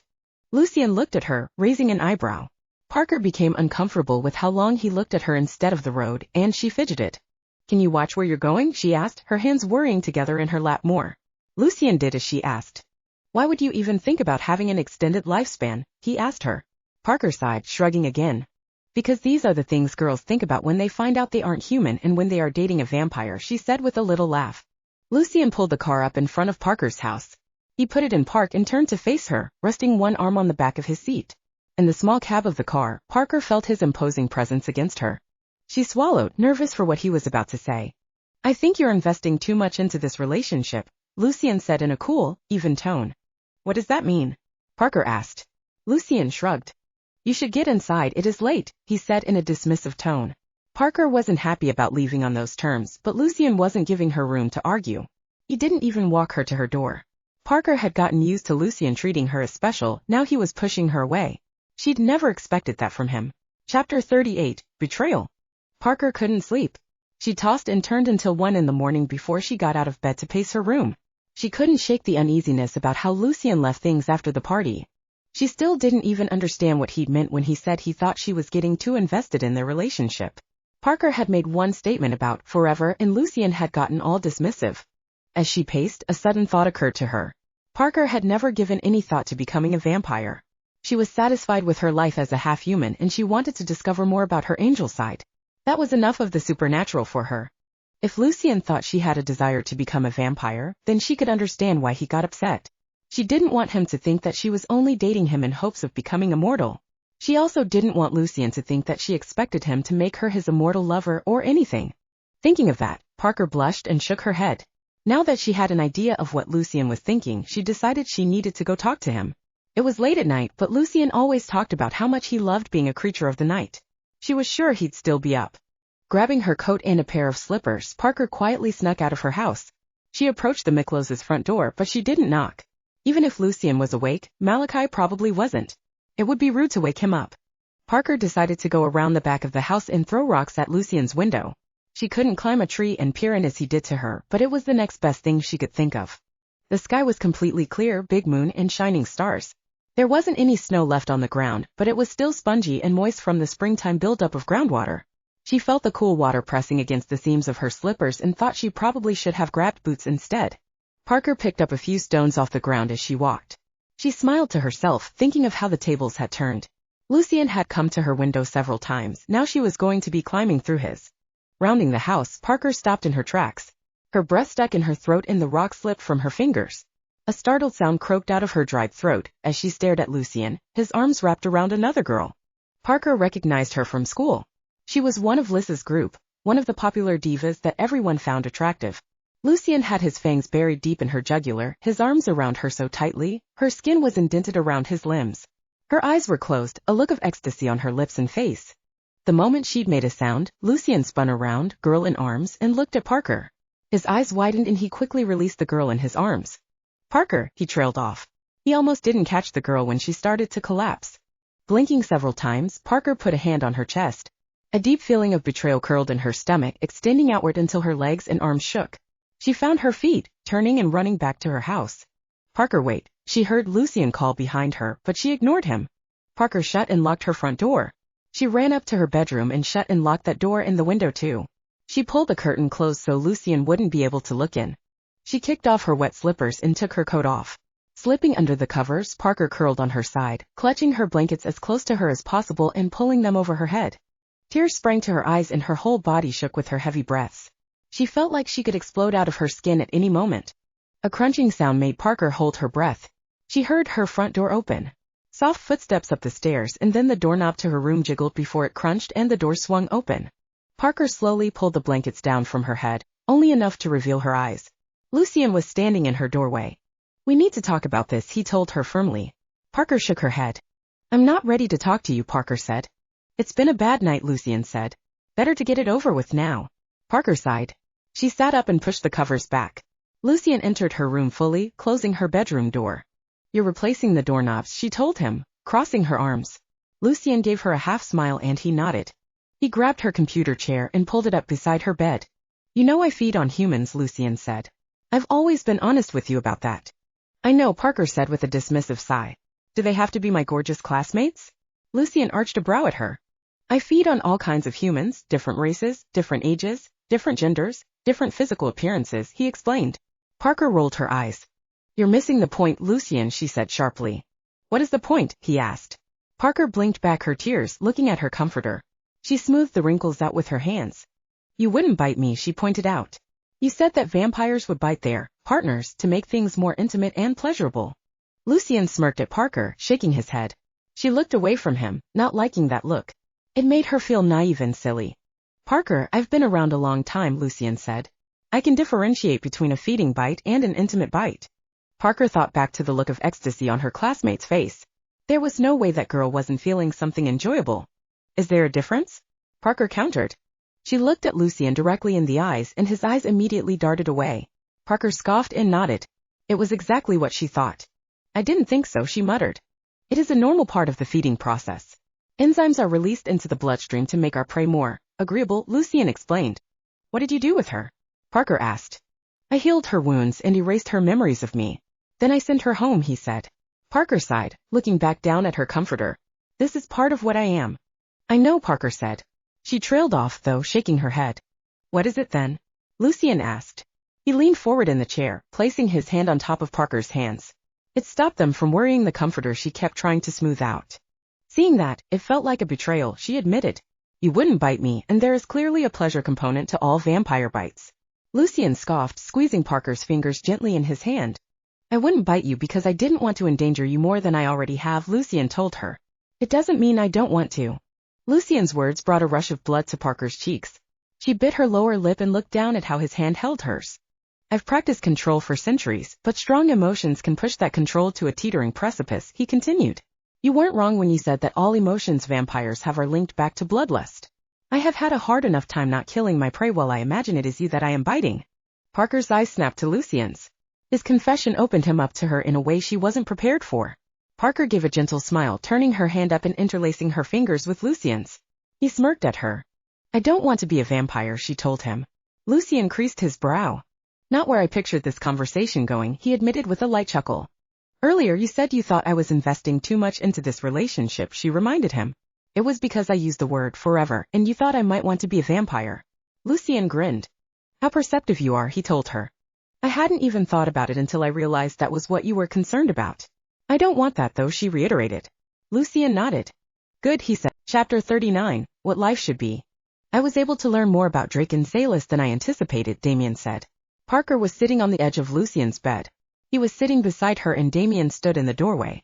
After their shared confessions, Parker felt much closer to Lucian. Her feelings for him deepened every time they were together. "What did you learn?"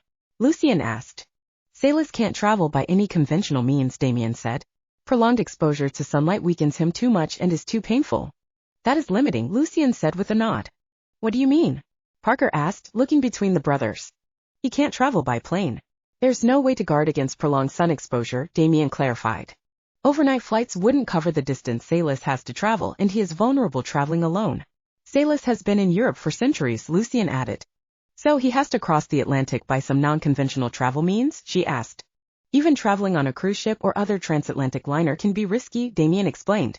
"It is likely his body was put in a coffin to be shipped on a military vessel. It wouldn't be scanned by customs and it wouldn't be public transportation." "They could really make that happen?" Parker asked. Damian nodded. It bothered her to think that Drake and Salis would use something like military transport for fallen soldiers for their own sick advantage. "It would be slow travel, but Salis would get here without being harmed," Damian said. He'd still be weak, Lucian pointed out. Those coffin transports don't come with blood service. Once he arrives, it will take a while for him to regain what strength he has, Damian confirmed. He and Lucian exchanged a look. Lucian nodded. Parker, you should think about leaving, Lucian said. I would go with you. We could stay ahead of Salis and Drake for as long as we needed to. Parker shook her head, a sudden rush of hysterics coming over her. You want me to run? She asked. And what? Leave a trail of bodies of my loved ones behind? I can't do that. Parker, Damian said, his deep voice calm and grounding. If you leave before Salis arrives, Drake's plans will be put on hold. He will have to wait for Salis and then track the two of you down before he could go after you again. Yeah, but then he would be chasing me for the rest of my life, she pointed out. I can't do that. I won't give up everything. Parker brought her hands to her face, shaking her head again. Having Lucian and Damian freaked out about Salis's arrival made it hard for her to act cool about it. Her heart pounded in her breast and she began to hyperventilate. Parker, Lucian said, taking her hands and pulling them from her face. Listen. I will stay here and keep your mother and Lissa safe, Damian assured. If you leave, Drake will follow. He won't have his claws in Lissa anymore. Parker stood up and started pacing back and forth. I'd be running forever. I'd never get to settle down. There are so many things. I wouldn't graduate from high school, go to college, fall in love, get married, start a family, none of the things that I should be able to do with my life, she ranted. Parker threw her hands up in the air, shaking her head again and continuing to pace. We understand that this isn't an easy decision, Damian said warmly. Parker, your safety is important, as is denying Salis what he wants from you. If he gains his full strength, you won't have to run forever. We'll find a way to stop him. How? Parker asked. It isn't like he has been mildly controlling your lives for the past 500 years. Damian put his hands on Parker's shoulders, calming her almost instantly. She looked at Lucian, but he was scowling at his bedroom door. Parker rolled her eyes inside. She bowed her head, letting herself relax slightly. She saw Lucian nod to Damian, and Damian left the room, shutting the door behind him. Parker, Lucian said, taking her wrists in his hands, forcing her to be still. What? She asked, eyes wide, breathing still labored. Lucian closed his eyes, bowing his head. You're not going to run, are you? He asked. He opened his eyes to look into her face. Parker shook her head. There has to be another way, she said. If there is, I'll find it, Lucian assured. Thank you, Parker said with a playful smile. Lucian raised an eyebrow at her. It might be better if we didn't see each other anymore, he said. Parker's smile faded quickly. Her recently calmed heart rate spiked again. Her entire body sagged. Why? She asked, pulling her wrists from Lucian's grasp. Everything you said you wanted to do, Lucian trailed off. I can't actually do any of those things. It would be better to part ways before either of us falls in any deeper. What things? Parker asked. She had been so hysterical she hadn't paid attention to what she was ranting about. Go to college, get married, have a family, he repeated. Parker sighed, bowing her head. She'd never wondered if vampires could procreate in any other way than by siring another. Now she had her answer. At her age, having kids wasn't something she was seriously thinking about. I'm not really thinking about doing any of that stuff right now, Parker said. Should we not be together now because you think it might not work in the future? Lucian leaned back, placing his hands flat on his mattress. His face was expressionless. You will be thinking about it someday, he told her. I don't want you to think you have to give up that life because of our relationship. Parker shook her head. She put her hands on Lucian's shoulders and slipped into his lap. He raised an eyebrow at her, smirking as she pressed her body against his. Parker bit her lower lip, twining her fingers into his hair. I'm not thinking about it, Lucian, because when I think about the future, I just want you in it, she said. Lucian's smirk broadened into a grin. Is that so? He asked. He pushed his arms off the bed, bringing them around Parker's waist. She nodded. I was just ranting, listing off whatever first came to mind. I have never given any of those things serious consideration, she admitted with a shrug. I mean, graduating high school, sure, but beyond that. Beyond that, what? Lucian asked. He kissed Parker's neck lightly, teasing her with his tongue. Parker closed her eyes, a soft moan breaking from her lips. Beyond that, the only future I want is one with you in it, she said. Everything else, it doesn't matter. I don't want anything I can't have without you. Lucian kissed her neck again. Parker tilted her head to the side so he had better access. His teeth grazed her skin. She knew he wouldn't bite her, but he pushed the boundaries now. Since she had caught him feeding, he teased her more with his fangs, like he was testing them both to see how far he could go. Parker loved it. She loved the way it sent shivers down her spine and made her feel just a little closer to him. At that moment, Parker realized she loved Lucian. The past few days had been highly emotional, but it had brought them closer together. She'd never known what romantic love felt like, but she couldn't deny that was what she felt for Lucian. The realization made her heart flutter and she tilted her head again so she could kiss him directly on the lips. She wasn't going to tell him how she felt. The timing wasn't right. Chapter 40, Unexpected Turn. Oh, it is getting late, Parker said reluctantly. She slid off Lucian's lap, but he grabbed her again and pulled her onto the bed. Parker laughed, struggling against his arms, but he was too strong for her to break away from. You could stay here again, he said. Parker sighed as Lucian nuzzled the back of her neck with his nose.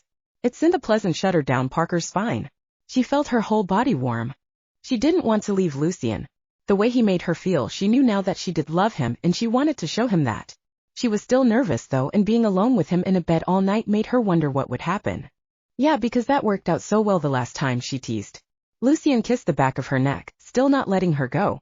Then he kissed her earlobe, nibbling gently on the supple skin. Parker shuddered, biting back a moan as tingles of pleasure shot through her whole body. She didn't tell you that you couldn't stay over again, did she? Lucian asked. Parker thought about the conversation she'd had with her mother about the night she'd spent with Lucian. Not exactly, Parker said. Lucian chuckled. Then you aren't breaking any rules if she never set them, he pointed out. Parker giggled. She turned in Lucian's arms. It was about all she could do with how firmly he was holding onto her. Parker rested her head on the inside of Lucian's arm. She placed her hands flat against his chest. Well, if you're going to use logic, she said playfully, biting her bottom lip. I don't know if my mother will appreciate that kind of logic, though. I could make it easier, Lucian offered. Parker giggled, shaking her head. She slowly lifted her eyes to Lucian's. They glowed bright blue, his thin lips fixed in a challenging smirk. Please don't, Parker said. I don't mind you helping out with girl drama, but I don't want you changing the way my mother thinks and acts. Fine, fine, Lucian said dismissively. But you're staying over, aren't you? Parker giggled. She looked away from Lucian's intense eyes. He pressed his cool lips to her forehead. Last time I had to sleep in my clothes, she pointed out. It wasn't very comfortable. Lucian smirked again. He got off the bed and went to his dresser. He pulled out a t-shirt and a pair of pajama pants. Parker raised her eyebrow at him. Those are a little bulky for me, don't you think? She asked. Lucian gave a one-shouldered shrug. I think you look good in whatever you wear, he said with a wink. Parker flushed, her stomach squirming. Okay, fine, she said, relenting. I'll go change and call my mom. Lucian tossed her his clothes. Parker went down the hall to the bathroom. She changed into Lucian's pajamas, finding them far more comfortable than she thought. She could smell him on the fabric. Hugging her arms around herself, she lowered her nose into the shirt so she could enjoy the scent. Hey Mom, Parker said when her mom answered the phone. Let me guess, you want to stay at Lucian's again? Blanche asked with a sigh. Parker bit her lower lip. Yeah, I do, she said. We didn't do anything last time, and I'm right next door. Besides, Malachi is probably spending the night there. Blanche scoffed into the phone. Okay, she said. You be responsible and come home early tomorrow morning. If this is going to become a regular habit, you and I need to make sure we are on the same page. I wouldn't miss it, Mom, Parker said. Love you, good night. I love you too, honey, her mother said. Parker squealed in excitement as she hung up the phone. She returned to Lucian's room. He changed into a pair of pajama pants and wasn't wearing a shirt at all. Parker faltered when she saw his smooth, bare, sculpted chest. His skin was so pale he looked like a white marble statue. You're not going to wear a shirt? She asked. Lucian smirked. It is one garment more than I usually wear to bed, he teased her, motioning down to his pants. Parker's cheeks burned hot and she looked away from him quickly. Lucian laughed and pulled the covers down.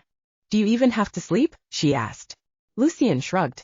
It isn't sleep as you would think of it, he said. I don't need nearly as much as a human and I can go significantly longer without it. Parker got into the bed a little shyly.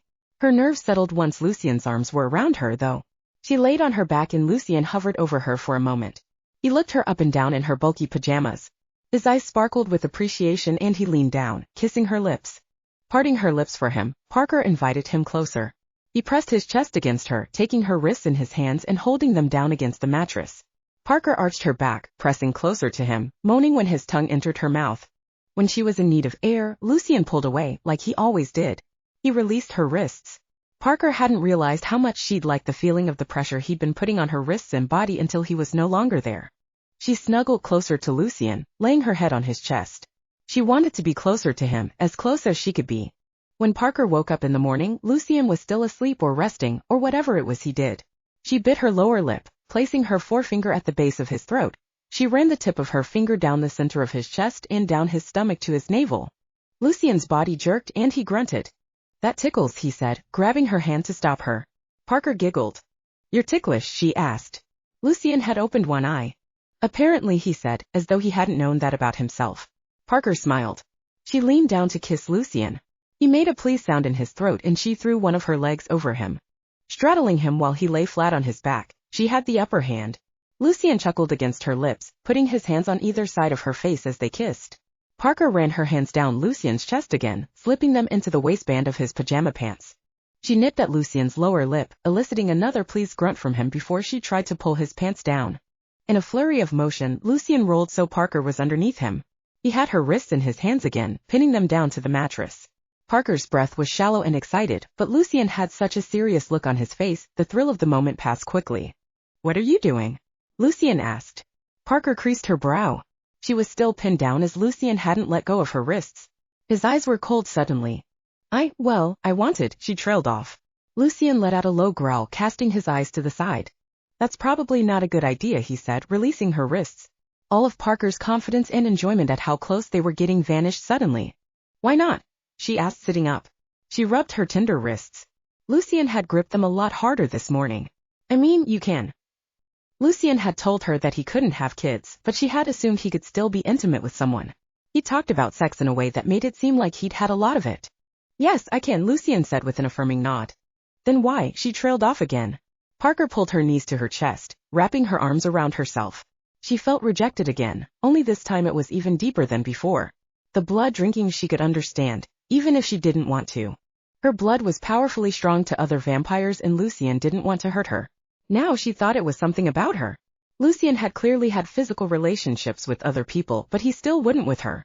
Lucian didn't respond. He scowled at nothing. Parker began to breathe deeper, her heart cracking in her chest.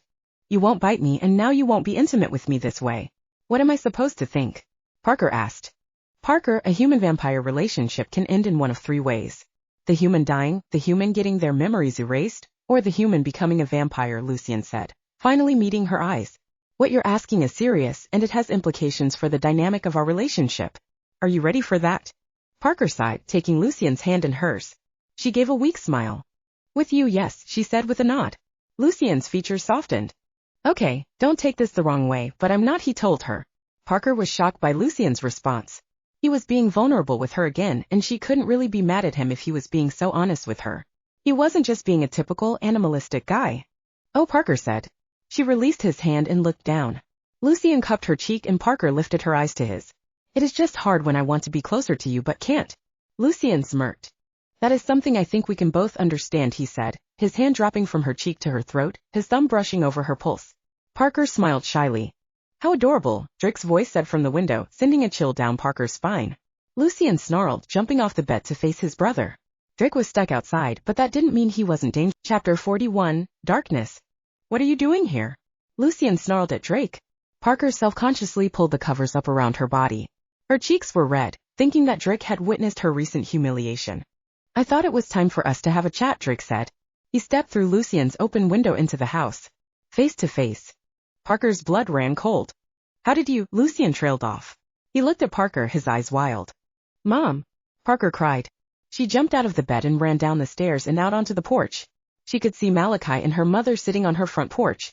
Her heart pounding in her chest, Parker raced across the cold, wet grass, Lucian's pajama pants soaking up the water. When she reached the steps, Parker stopped dead. Her breath caught in her throat and immediately, her knees started to tremble. She'd never seen anything like it before, but it wasn't the sight that got to her, it was the smell. She was paralyzed, frozen in place as she stared at her mother and Malachi's bodies. They were completely shredded, skin, clothing, organs. She didn't want to keep looking at them, but she couldn't look away. "Parker," Lucian said, appearing beside her. He grabbed her, turning her head into his chest and shielding her from the sight. She'd already seen too much. Her body and brain kick-starting into action, Parker gagged, tears springing to her eyes as the smell and reality crashed down on her all at once. She wrapped her arms around Lucian, squinting her eyes shut as if that would get the images out of her mind. They were burned into her memory though. Lucian turned, still holding her close against his chest. "What the H*LL did you do?" he snapped. Parker heard another set of footsteps approach. "I told you we needed to talk face to face," Drake said in a smooth, twisted tone. Parker was hyperventilating, the voice of her mother's murderer ringing in her ears. "So you killed the last member of our human family?" Lucian snarled. "There are less brutal ways to get my attention." "I needed to send a message," Drake said nonchalantly. Parker's stomach twisted and flipped. The smell of blood and whatever else was oozing out of the bodies on the porch was going to make her sick. Lucian, Parker muttered. I can't stay here. Lucian tightened his arms around her. He wouldn't let her go. He wouldn't let her turn her head either.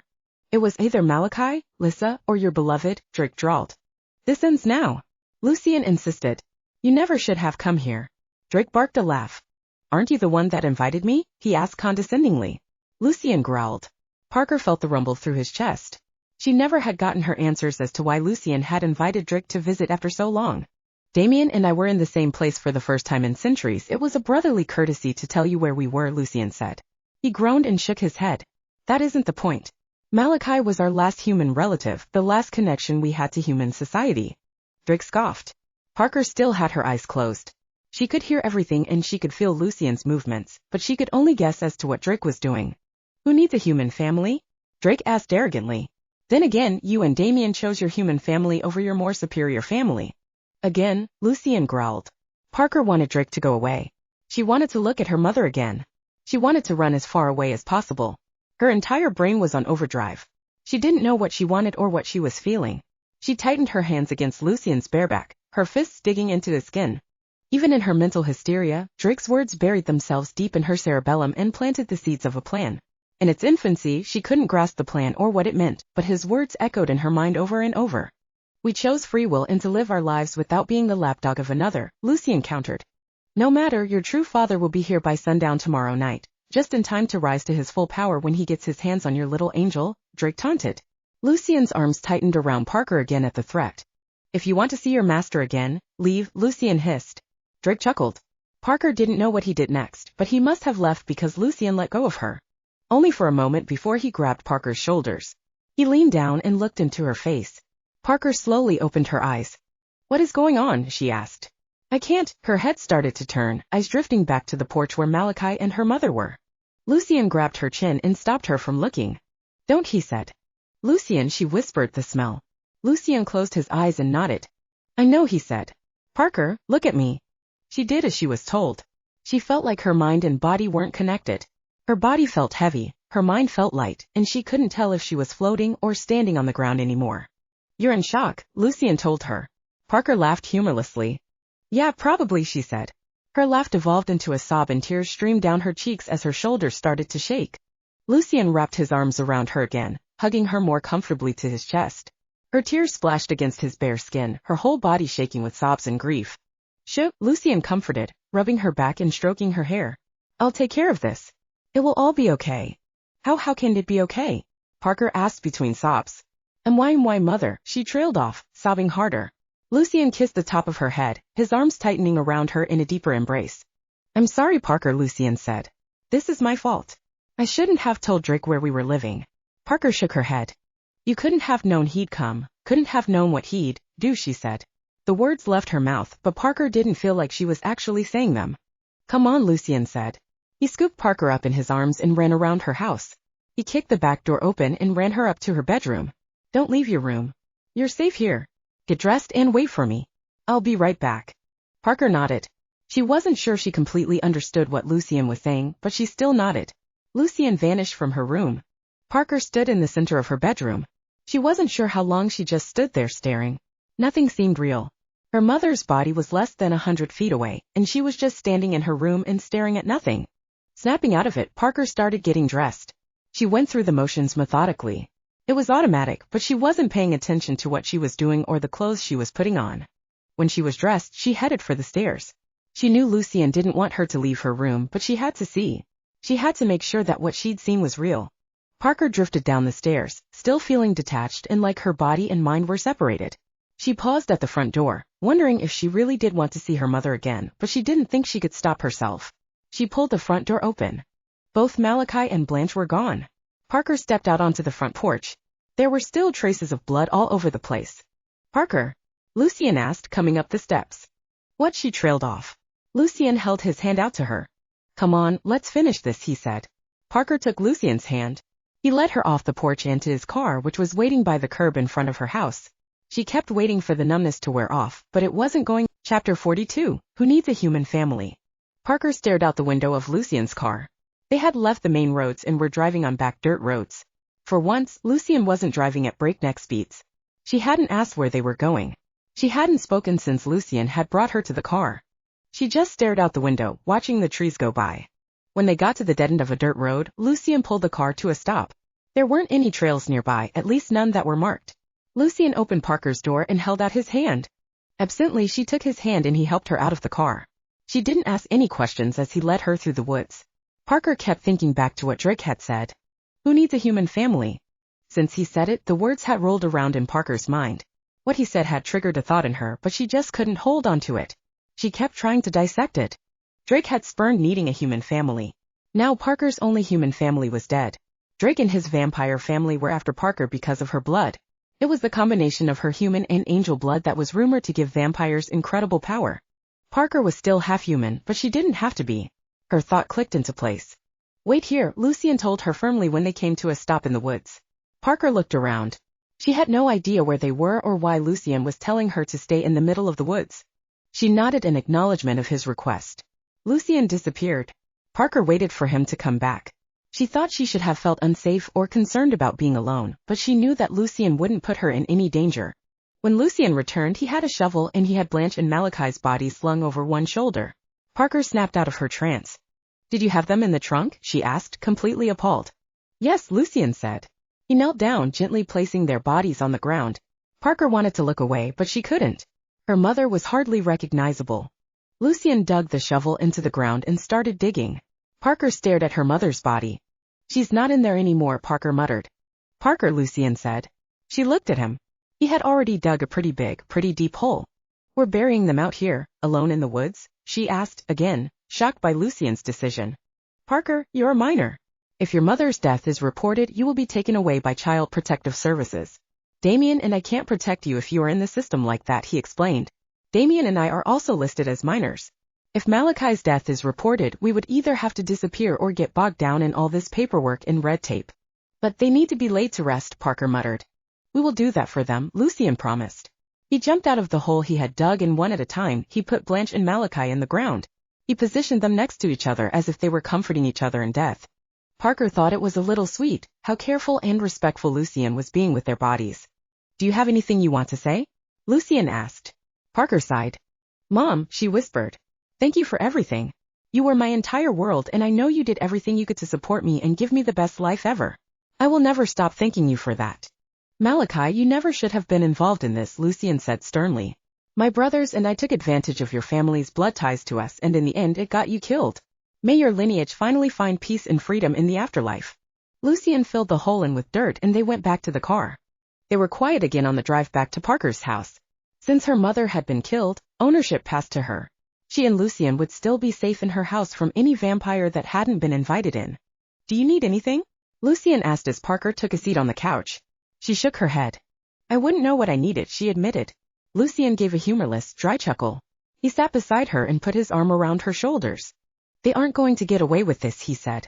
I was thinking about how we could confront Drake and Salis, Parker admitted. You and Damian both said the two of you aren't strong enough to take on the two of them. But we all know that Salis won't stop until he drains me dry. Parker, we don't need to think about that or talk about that right now, Lucian said. Maybe we do, Parker said. She sat up straight, moving away from Lucian. She angled herself towards Lucian slightly. He raised an eyebrow at her serious expression. What are you scheming? Lucian asked. Drake said something that got me thinking, she said.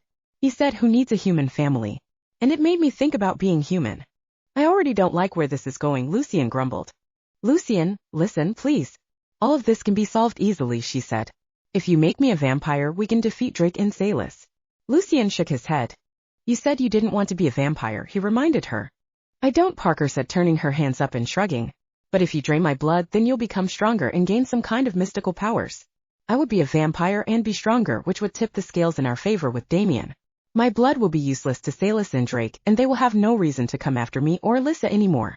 Lucian was already shaking his head before Parker had finished speaking. If you don't want to be a vampire, I can't turn you into one, Lucian said. This was not a life that I chose, nor did Damian or Drake. There is an unspoken vampire law that prevents vampires from turning humans who don't want to be turned. It is a complete violation to turn someone who isn't ready.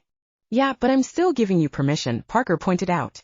I know enough about vampires and bloodlust to know what I'd be getting into, and it is a solution that solves all our problems. We can run, Lucian said. We can leave town. Without Malachi and your mother, there is nothing holding us here. Parker shook her head. No, that's not. I'd still be running for the rest of my life, she said. You'd still have a connection to Salis. I know you want to kill him so you never feel that again. Lucian scoffed. He looked away from Parker, but she knew she was right. Lucian hadn't had to verbalize it for her to know he harbored a desire to kill his sire. Every time he spoke of Salis or refused to speak of him, she heard the subtext. Parker sighed. She slid across the couch to Lucian and straddled his lap. He raised an eyebrow at her as she looped her arms around his neck. Parker licked her lips. If I said that I wanted to be a vampire because it meant I could spend forever with you, would that be enough? She asked. Lucian's eyes brightened. He grabbed her hips, pulling her closer as he smirked.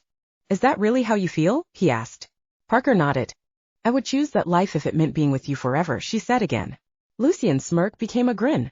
He squeezed Parker's hips, causing her to close her eyes and moan lightly.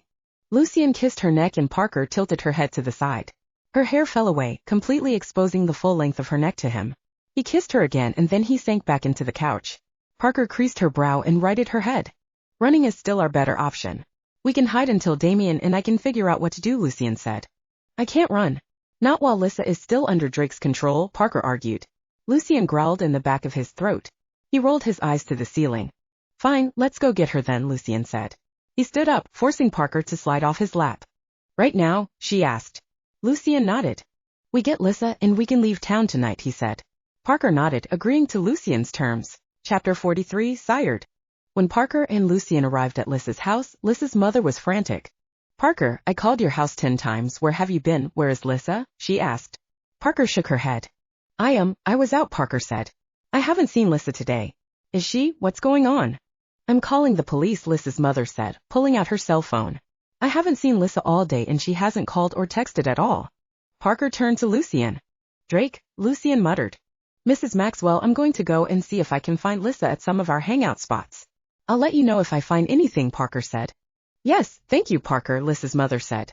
She closed the door as the police answered her call. Of course he would snatch Lissa the night before Salis arrives, Lucian said as they drove back to Parker's house. That is his insurance policy for making sure Damian and I don't run away with you.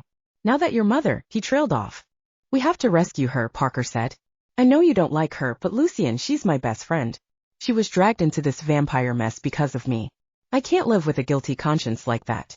I understand, Parker, Lucian said with a nod. Damian was waiting for them when they got back to Parker's house. Parker shut and locked the doors once they were all inside. She didn't know why it made her feel safer, but it did. Lucian was pacing her living room. Damian sat on the coffee table. Parker had her legs curled up underneath her on the couch. She was staring at Lucian's booted feet, following their pacing pattern. We can still get you far away from here, Parker, Damian offered. Lucian and I will handle Drake and Salis. The two of us could take care of Drake before Salis arrives. We'd never get close, Lucian scoffed. He'd kill Lissa the moment he sensed either of us. We won't be able to lay a finger on him. Damian shook his head. Parker could see in his deep, brown eyes that he knew it was true. Lucian, I already told you the best plan, Parker reminded him. Lucian gave her a warning growl, pausing in his pacing for a brief moment. The odds aren't good, Damian said. We are barely a match for them without a hostage in the crossfire. Agreed, Lucian grumbled. Lucian! Parker snapped. He stopped pacing and put his hands on his hips as he glared at her. Damian looked between the two of them. Parker, I already told you that wasn't an option, he argued. No, you said that running was our better option, she reminded him. Now this is our only option. No, Lucian said firmly, throwing one arm out to the side. His eyes burned angrily. Parker didn't understand why Lucian was so against making her a vampire, other than the fact that she didn't really want to be one. You love being a vampire, why wouldn't I? Parker asked. You're always going on about how alike we are. Parker threw extra sass into her tone, raising a querying eyebrow at Lucian. His eyes softened and a smirk tugged at his lips. Parker, you asked Lucian to turn you into a vampire? Damian asked. He stood up from the coffee table, a dramatic gesture for the mood in the room. It would solve all our problems, Parker said with a shrug. Don't do it, Damian said. Don't throw your humanity away so callously. Parker waved away his concerns. I understand what I'm asking, Parker said. I have no family left. I have nothing to keep me here once Lissa is safe. If I'm a vampire, Salis can't use me to gain power. No other vampire can use me. If we run and hide from Salis, who's to say there isn't another vampire around the corner that wants the same thing? Lucian had gone perfectly still. He was watching Parker. She felt his eyes on her, but she was facing off with Damian. Parker, you can't know what it is like, Damian said. He looked at Lucian. Do not condemn her to the life we have. Condemn? Lucian asked. You're the one who sees it as a curse, not me. Lucian, you know what kind of damage it can do to the psyche if a human is sired when they aren't ready, Damian said. I also know that the damage can heal with time, Lucian said. Parker got the sense they were talking about themselves. Lucian had said it was forbidden to sire a human that wasn't willing or ready. He must have been talking about some kind of psychotic break. If the Miklos brothers were any indication, Drake was a psychopath. Damian was like a drug addict when it came to blood drinking. Lucian was the only one that had been able to work through it. I'm ready, Parker said, standing up. She crossed her arms over her chest. I am ready for this. If it means saving Lissa, defeating Salis and Drake, freeing the two of you from your sire, then I am ready. No one is ever truly ready, Damian muttered. That's your opinion, Lucian said. Damian, I know how you feel about this, but it has to be done. Having me as a vampire will be an asset against them.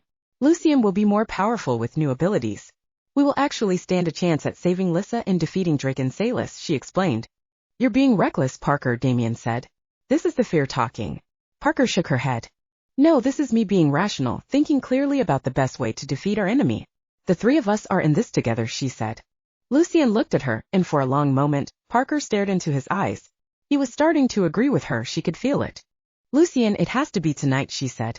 Salis will be here tomorrow night and you need to turn me before he gets here, otherwise we lose the element of surprise. Lucian continued to look at her. Damian shook his head, his anger rolling off of him in thick waves. Parker looked at Lucian imploringly. Lucian, please, she said. I want this, I'm choosing this. I'm choosing you. All right, he said. I can't be here to watch this, Damian grumbled.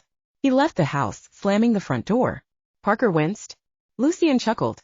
He's just being dramatic, Lucian said, waving dismissively at the door. How do you want to do this? Parker asked.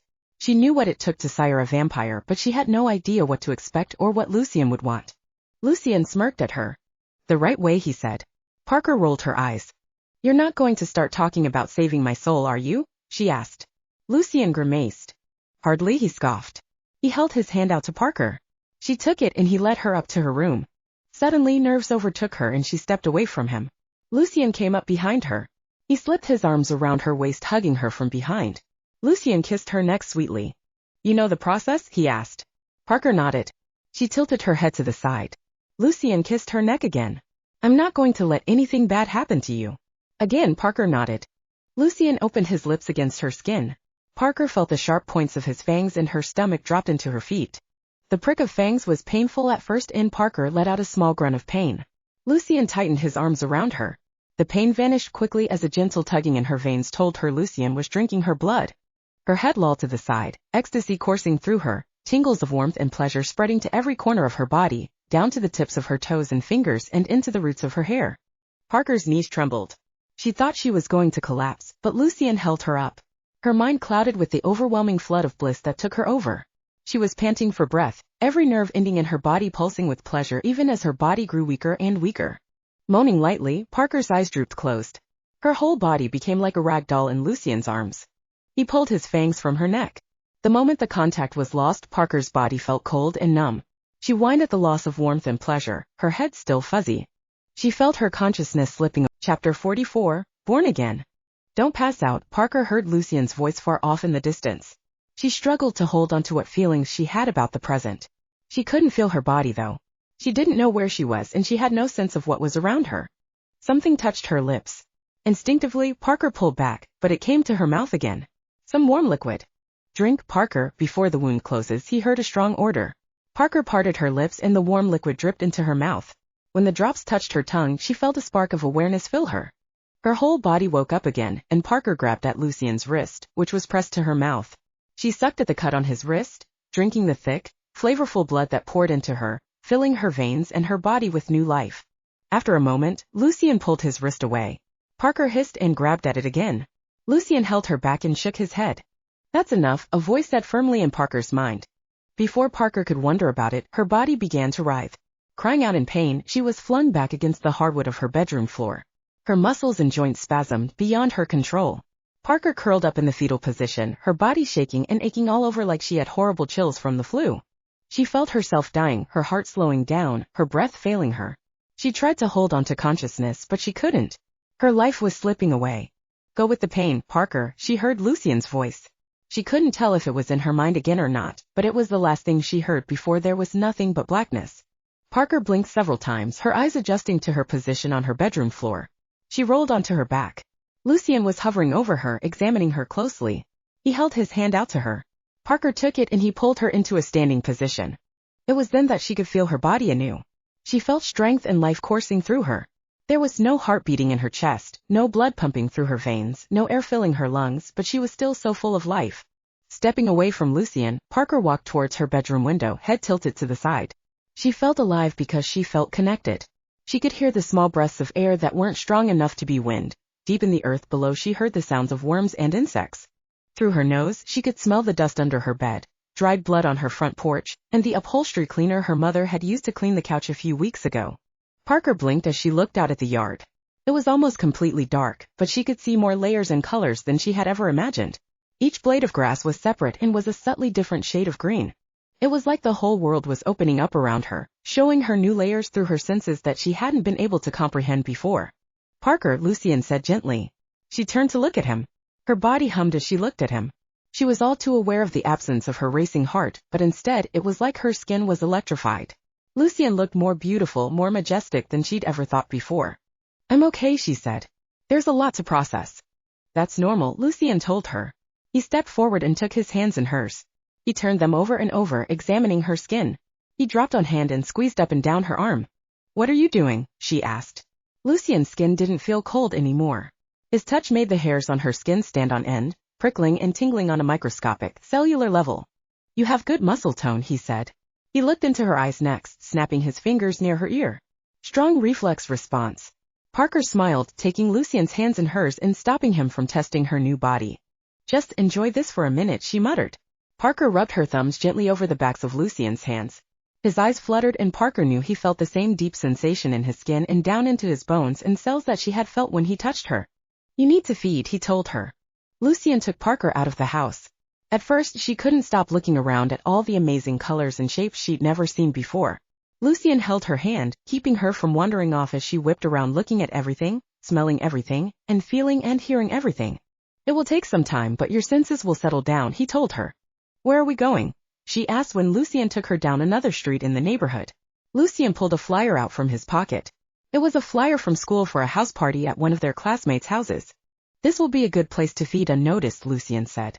When they got to the house, the party was already in full swing. People were drinking on the porch, there was loud music pulsing from within. The strong scent of sweat and alcohol made Parker hesitate. I'm right here, Lucian told her. You can do this. Parker nodded and followed him. She trusted him. Inside the house, there were students dancing and drinking. Parker looked around at them all. She'd known them in her human life, which somehow seemed like a distant memory in the back of her mind. Looking at the students now, she almost didn't recognize them. Who do you want to eat? Lucian's voice asked in her mind. How do you do that? Parker asked. He'd never spoken to her telepathically before. I am your sire, he said, without actually explaining anything. Parker shrugged and looked around. She saw a classmate she had never been particularly fond of. Her, Parker said, pointing. Lucian smirked.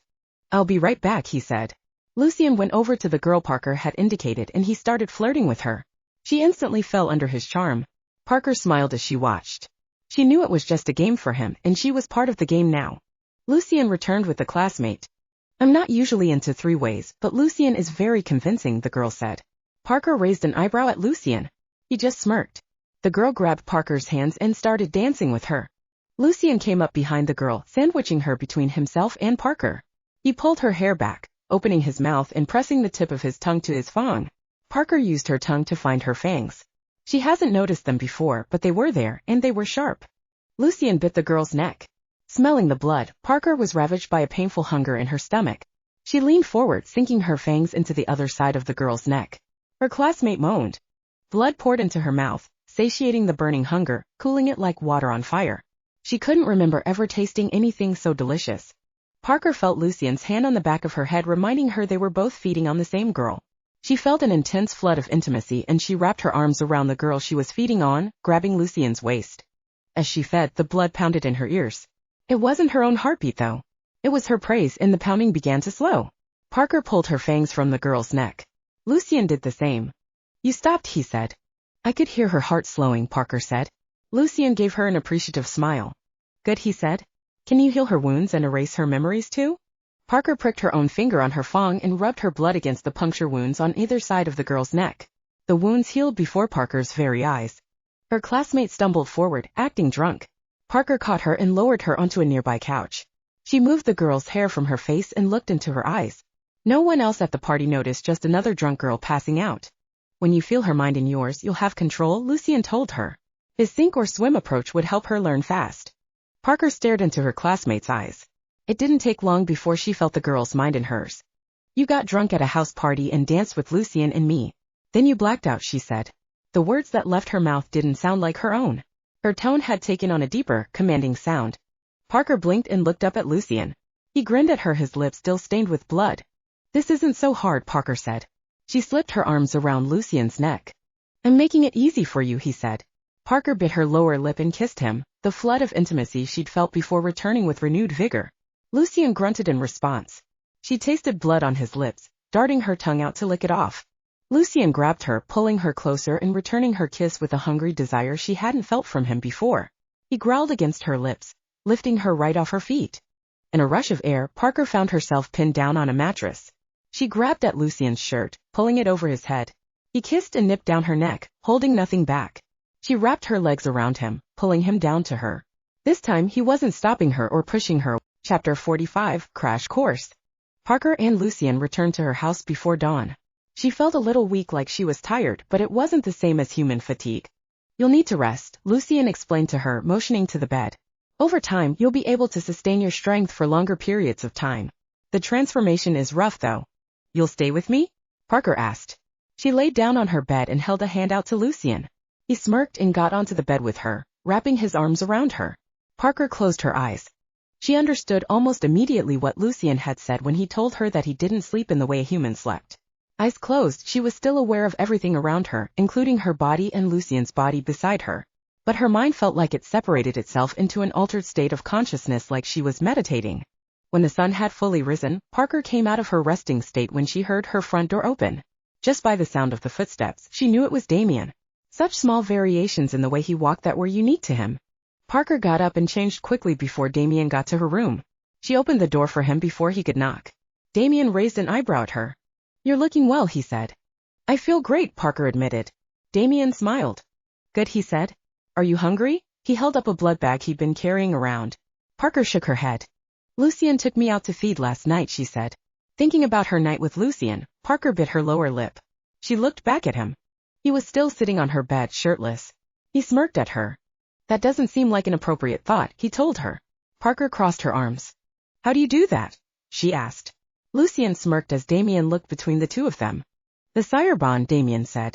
As your sire, Lucian can read your thoughts and speak to you telepathically. It is why vampires feel a deep connection to their sires. He can't control your thoughts or your actions, but he can make strong suggestions that are sometimes hard to ignore. That is so unfair. Parker snapped. You never told me that. Lucian gave an unapologetic shrug. I'll always be with you now, he said. Parker smiled at that. She did like the sound of him always being with her, even if they weren't physically together. She understood it now, how a vampire could feel such a profound bond and connection to their sire, a desire to do their will. They were a part of each other, bound by blood, bound psychically. Can I read your mind? She asked Lucian. It only goes one way, he said. Parker narrowed her eyes at him. That's definitely not fair, she said. Parker, are you sure you're okay? Damian asked. She looked at him and raised an eyebrow. Why wouldn't I be? She asked. No hunger, no bloodlust? He asked. No, Parker said, shaking her head. Damian seemed genuinely surprised by her response. We fed last night and I don't feel hungry again. She did very well, Lucian said. I didn't even have to tell her when to stop feeding. Huh, Damian said with a snort.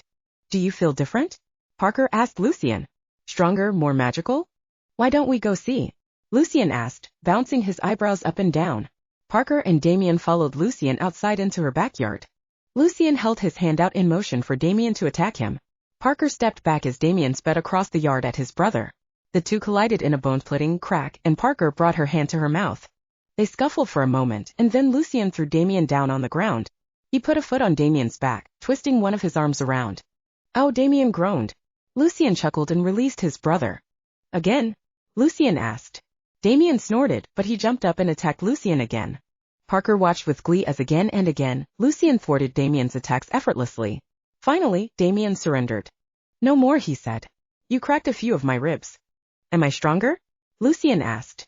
Do you really need me to say it? Damian asked. Lucian gave a sharp nod. Damian groaned.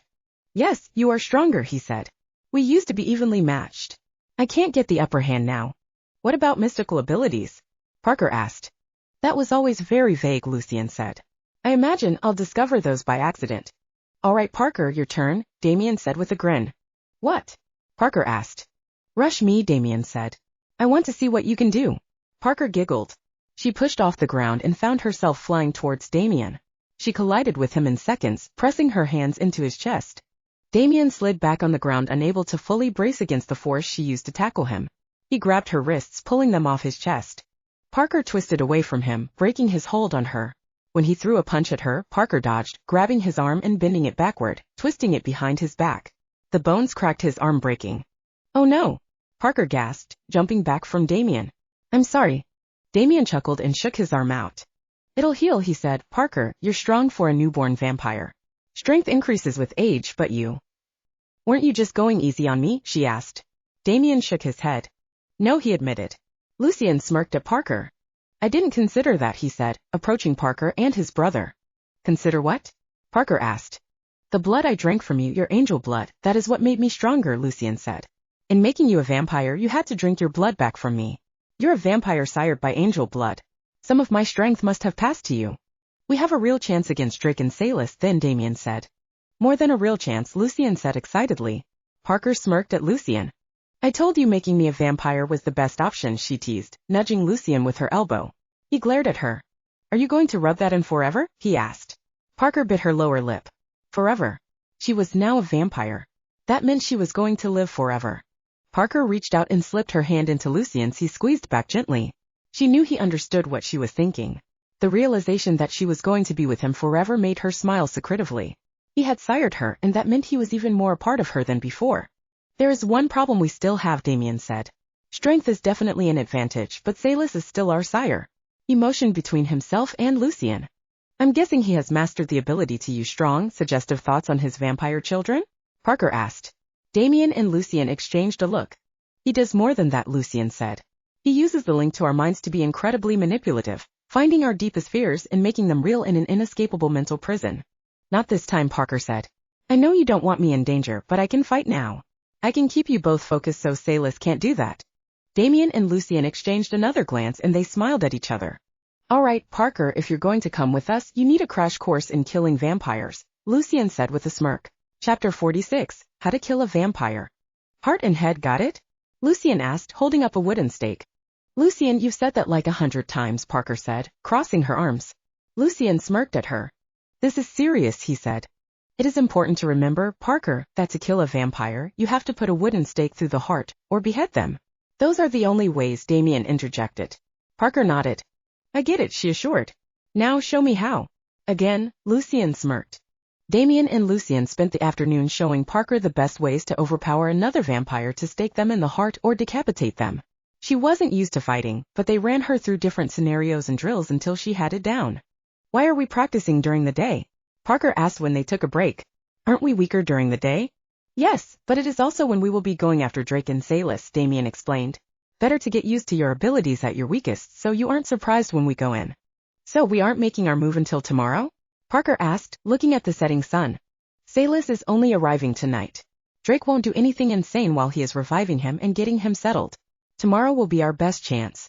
Salis will still be weak and Drake won't be far from him, Lucian said. The three vampires headed back into the Miklós house. Parker found it colder somehow. Without the presence of Malachi, the house felt empty, different. Damian got himself some blood from the refrigerator and Parker curled up with Lucian on the couch. The lower the sun got on the horizon, the more awake and energetic Parker felt. She was antsy, so she didn't sit long on the couch before she got up and moved around the room. Do we have a plan? She asked when Damian joined them in the living room. Against Drake and Salis? Damian asked. Parker nodded for clarification. She bounced on the balls of her feet. I will go after Drake, Lucian stated firmly. One-on-one he is no match for me anymore. One-on-one he won't be able to lay a finger on Lissa. And Salis? Parker asked.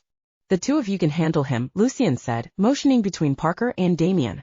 Damian was emptying blood into a mug to drink from, squeezing it from a small bag. He paused in his task, looking around the raised bag at Lucian and eyebrow raised. Is that wise? Damian asked. You're the only one that has really been able to resist Salis. What does that mean? Parker asked, pacing back and forth in front of the coffee table. I mean, Damian, you and me together, we will definitely be stronger than him. She looked between Damian and Lucian. Salis hasn't had the same influence over me as he has Drake and Damian, Lucian explained. He may be weaker physically, but his most powerful weapon is his mind and his mental abilities. He could have Damian incapacitated without ever saying a word or lifting a finger. He's done it before, Damian said heavily. He sipped blood from his mug, smacking his lips when he was done. Parker glanced over at him. The smell of blood was coppery and sweet in her nostrils. It didn't smell right though. Damian, are you sure that blood hasn't spoiled? She asked. Damian chuckled and shook his head. It isn't human, he said. Butcher shop blood. It comes from animals, so it smells different. Parker wrinkled her nose and Lucian laughed. Parker, Salis won't be able to get into your mind. You'll have to be Damian's connection to reality, Lucian said. That is why you are going to go with him. Parker nodded. I don't know, Lucian, Damian said, setting his empty mug aside. Parker and I could handle Drake together. You're strongest against Salis. We should use every advantage we have. Separately, Drake is stronger than both of you. Together you could take him, but he would use that slight weakness to his advantage, Lucian pointed out. Lissa will be in more danger if he exploits that. Damian, Lissa's safety is still a priority of mine, Parker said, siding with Lucian. All right, Damian said, though he didn't sound completely convinced. Parker and Lucian retired to Lucian's room. Parker sat on his bed while Lucian looked over the weapons on his walls. What are you doing? She asked when he pulled a delicate, double-edged sword from the wall. Metal won't kill vampires. Drake is a classicist, Lucian said. I challenge him to duel, he won't be able to resist. This blade is sharp enough to slice through a neck and spinal column in one stroke. As if to demonstrate, Lucian swung the sword back and forth. It whirred through the air, becoming blurry as he swung it faster. Even with her vampire eyes, Parker couldn't follow the movements. A duel? She asked. That is how I will keep his focus on me, keep him away from Lissa, he explained. Parker got off the bed and put her hand on Lucian's shoulder. He stopped swinging the sword and turned to face her. Thank you, she said. I know Lissa isn't your favorite person, and I know I can't even be friends with her now that I'm a vampire, but it is important to me that she doesn't die too. Parker closed her eyes for a moment, thinking of her mother and of Malachi. Lucian's hands brushed the sides of her face and he cupped her cheeks. Parker opened her eyes. The way his thumb stroked her neck, she felt warmth spreading through her, his touch intoxicating. I need to tell you something, Parker said seriously. Lucian raised an eyebrow at her.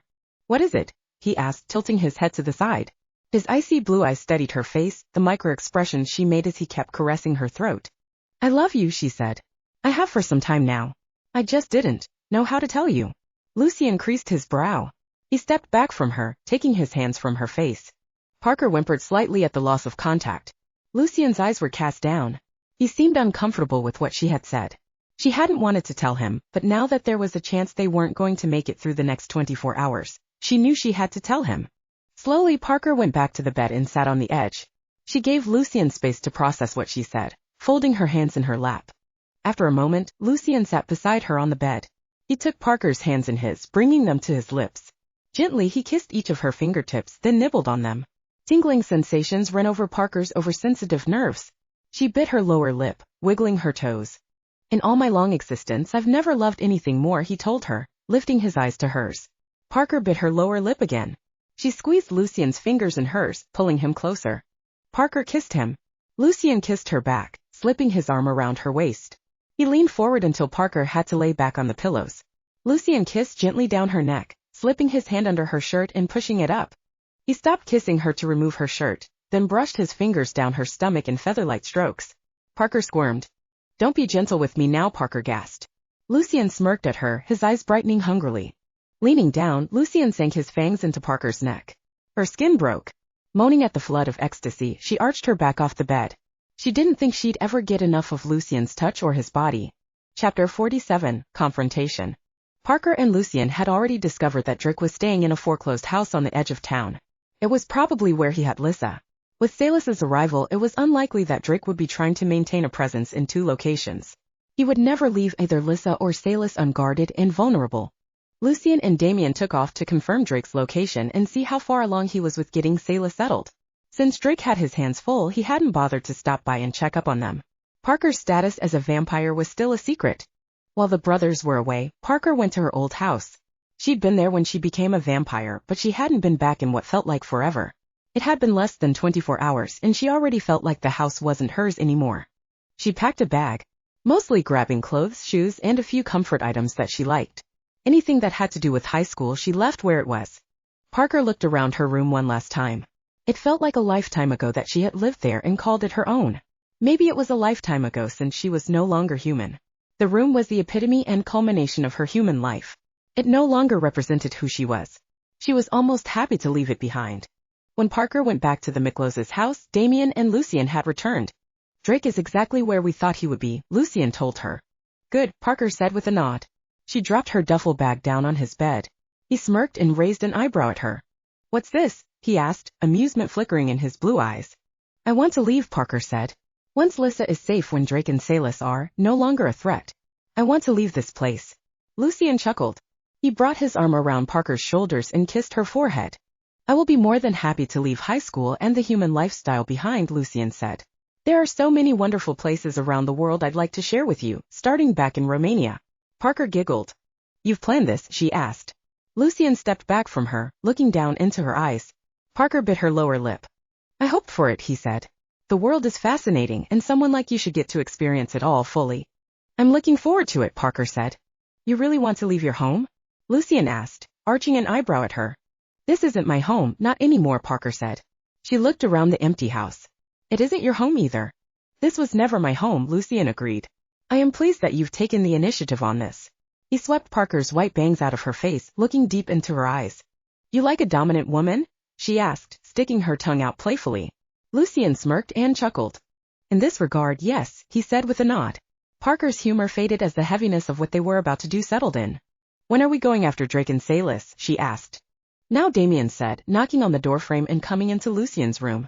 It is time, Lucian said with a nod. By noon, Salis will be at his weakest. They piled into Lucian's Jaguar. The car wasn't the stealthiest, but it was fast. Parker was hoping that Drake had his hands full and wouldn't be looking out for them anyway. Even if he thought we might run or thought we might try to attack, Drake won't have the ability to keep a keen eye out, Damian said in the car. Between watching Lissa and catering to Salis, yeah, he'll have his hands full, Lucian agreed. The bright sun burned Parker's eyes. She was still getting used to her heightened senses.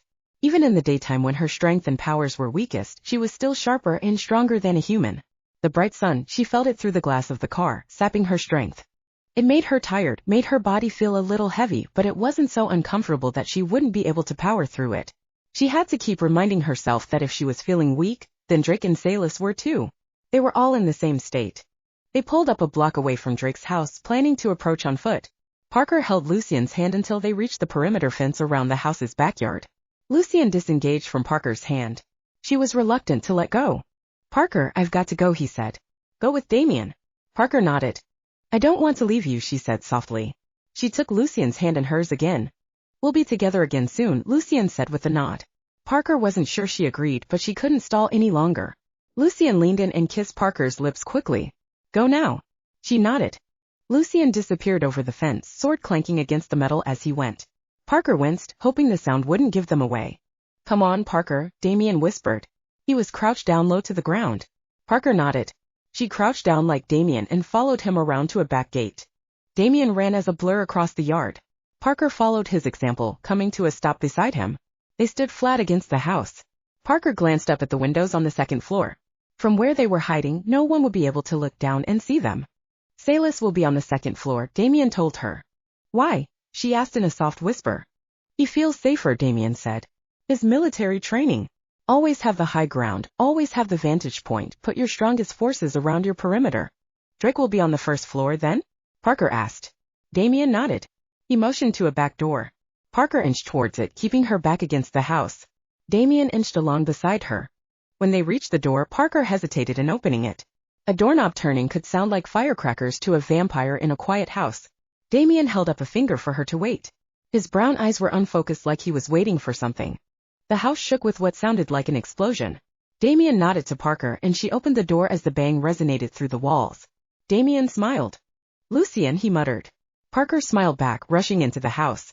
If Drake was fully occupied, she didn't have to worry about sneaking around him. Damian followed closely behind her. Parker was careful on the stairs. She didn't have to sneak around Drake, but she didn't want to alert Salis to their arrival too soon. The steps were hardwood. They looked like they could creak at the wrong pressure in the wrong place. She bit her lower lip in concentration as she took each step. Damian was being just as careful behind her. When they reached the top of the stairs, Damian reached out and grabbed Parker's arm. She turned and raised an eyebrow at him. Damian grinned and handed Parker a stake that he pulled from his back pocket. Parker smiled in appreciation and held the stake firmly in her dominant hand. Her crash course in killing vampires came rushing back to her all at once. She felt like she was ready, but the stake trembled in her hand slightly. Damian nodded, urging Parker forward. She stepped lightly down the hall, easing her tension some when she stepped on the hallway runner rug. All the doors in the hall were open except for one. Parker looked back at Damian, motioning to the doors. She didn't know where Salis would be. Damian nodded in understanding and pointed to the closed door. Door number 3 it is, Parker muttered under her breath.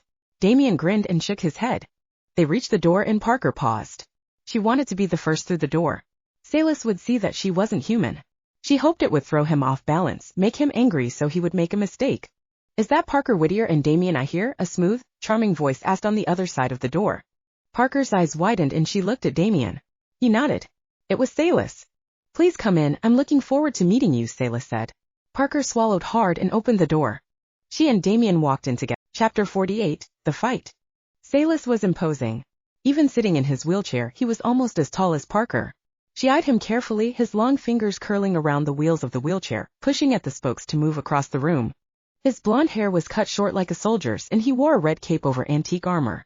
It was such a cliched villain look that Parker nearly rolled her eyes.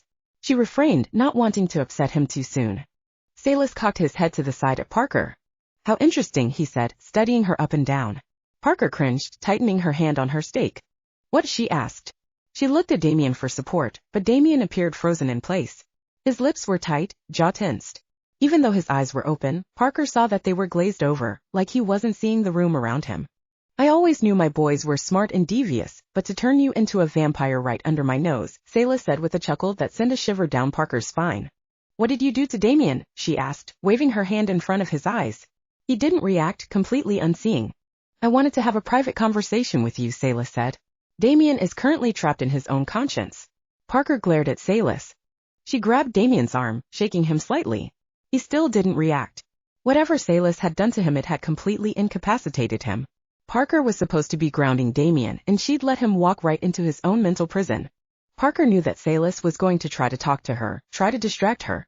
She couldn't let that happen, not if she was going to break Damian out of his stupor and get the upper hand on Salis. Parker, you're a vampire now, Salis said. Do you know what that means? Parker sneered at him. That my blood is no longer of any use to you, she said with a smirk. So sorry to ruin your plans. How long did it take for you to find someone with angel blood? Over 1,000 years. Salis growled, hands tightening on the wheels of his wheelchair. He didn't like being taunted, Parker noticed. She laughed again. And you thought bringing Damian before me, strengthened by your blood, would actually give you an upper hand? He asked. Parker raised an eyebrow at the Roman general. Damian didn't turn me, she said. Salis scowled and he growled again. Parker smirked, liking to see him thrown off. Lucian fighting Drake clearly bothered Salis, even if he didn't voice it aloud. Parker chuckled, shaking her head. Lucian will kill Drake, and then you will be entirely defenseless, she taunted. One by one, your own sons are turned against you. If I wanted, I could bend Damian to my will, Salis said snidely. I could force him to fight you and you be too busy with him to worry about me. No, you can't, Parker said, crossing her arms. You might be able to trap him in his own mind, but you can't control him. He is stronger than that, he is stronger than you. Is that why he is frozen in place? Salis asked. Parker looked back at Damian. The muscles in his jaw tightened again. He was fighting whatever it was that Salis was showing him. She watched his hands tighten around the stake in his hand. Either Damian was strong enough to overcome it, or Salis was losing his control as Parker taunted him. She needed a bigger distraction against Salis, something to make him lose his grip on Damian. You think you know anything of what I am capable of? Salis asked. I think you're a sad, weak, sour old vampire who has to rely on others just to survive, Parker said in a haughty tone. I think you're bitter with envy at the strength and independence Damian and Lucian have achieved, and the only way you can feel better about your pathetic existence is to control those who have what you don't. Salis gritted his teeth. He half rose from his wheelchair, his eyes daggers. Parker just smiled dryly at him. She was getting to him now. Behind her, Parker heard Damon gasp. She knew she was close to getting him free. You spent centuries obsessed with finding the one thing that can make you stronger, that could make you whole, but no matter how close you get, it always slips away, Parker continued. You think you're some powerful, strong military leader? That you're entitled to fealty and think yourself superior to others? You're nothing. You impudent girl. Salis snapped. He rose from his wheelchair. Parker took a half step back when she saw how tall he was standing. She bit the inside of her cheek, holding back her gasp. You'd mock me, I who commanded armies hundreds of years before you were born? You think you can match your wit and strength against mine? And where are you now? Parker asked, feeling more confident the more she upset him. A crippled vampire that needs your own vampire spawn to feed you and take care of you. You've certainly come far over your hundreds of years. Her voice was sarcastic, prodding Salis further. He growled, stepping forward and reaching out with a hand like he was going to grab her. Parker dodged the hand, grabbed Salis's wrist, and pinned his arm behind his back. Salis cried out in pain, his shoulder joint cracking and breaking. Parker smiled, shoving Salis up against a wall. Salis growled, kicking his leg out behind him. It got Parker in the knee. She grunted, her knee giving out. Losing her grip on the older vampire, Parker fell on the floor on her knees. Salis smiled cruelly at her. And here we are, he said. He grabbed Parker by the throat and pushed her up against the wall. Despite being weaker and sick, Salis was still strong. Parker clawed at his arm and wrist, trying to pry his fingers off her throat. Salis's eyes were wild and hungry. He licked his lips like he was going to feed on her anyway. Where are all your taunts and jibes now? Salis asked snidely. Parker kicked her legs out. Her shin caught Salis between the legs. He grunted in pain and his fingers loosened on Parker's throat. She tore his fingers off her throat, bending them back all the way until they snapped. Salis groaned and dropped to his knees. She slipped away from him, taking up a position behind him. Parker wrapped her arms around his neck, ready to snap his spine and pull his head off. Even on his knees, Salis was almost as tall as Parker. She couldn't get a good grip on his neck. Parker! Damian cried out behind her. Distracted, Parker turned around and looked at Damian. He was looking around confused, but he was no longer trapped in his mental prison. The distraction was all Salis needed. He broke from Parker's hold, pushing her against the wall. Parker's chest hit the wall hard, her sternum and ribs cracking.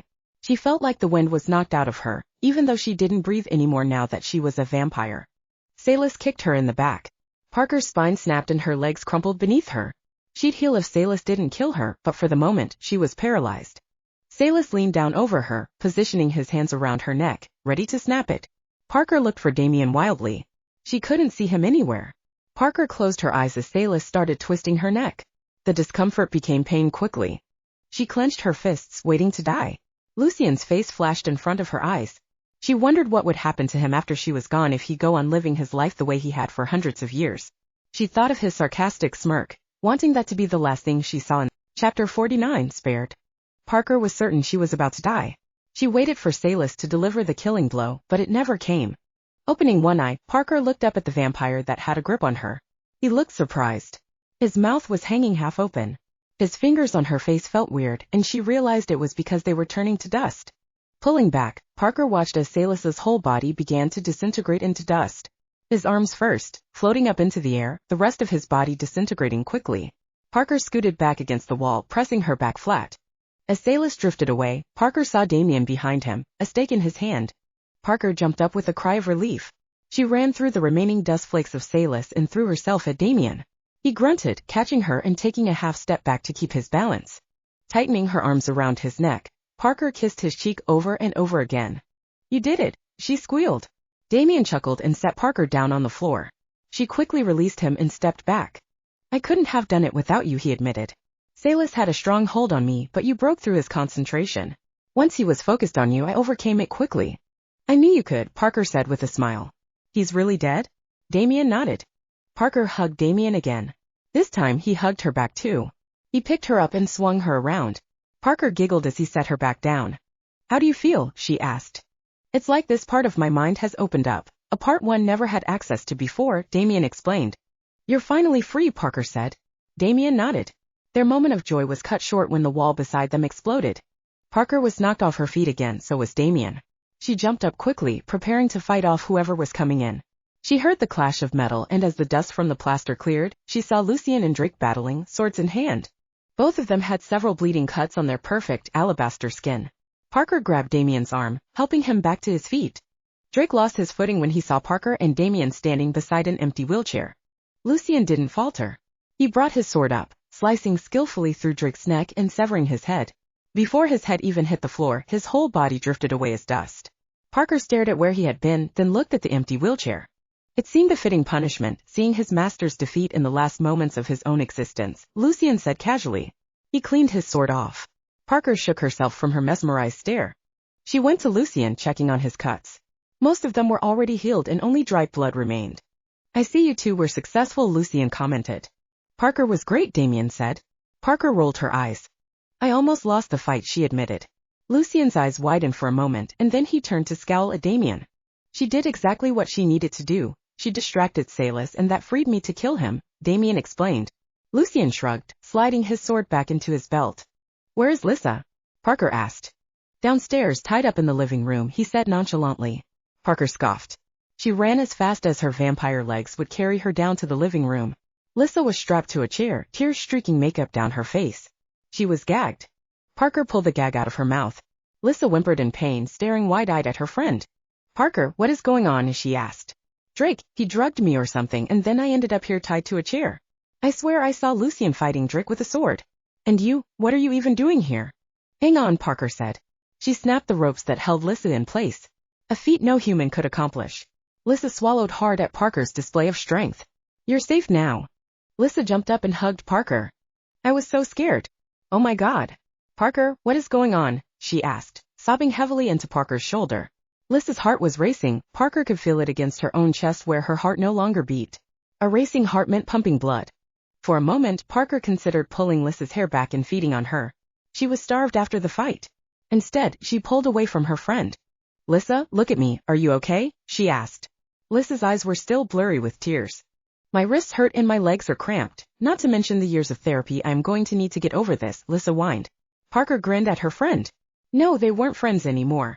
They couldn't be. Parker had set out to save Lissa, and now she had to protect her from ever getting dragged into vampire messes or any kind of supernatural situation again. She stared into Lissa's eyes. Look at me, she said. Lissa complied. Parker held Lissa's gaze until she felt their minds touching each other. Lissa, you never had a friend named Parker Whittier. She was a freak who disappeared in high school. You never knew Drake, Lucian, or Damian Miklos.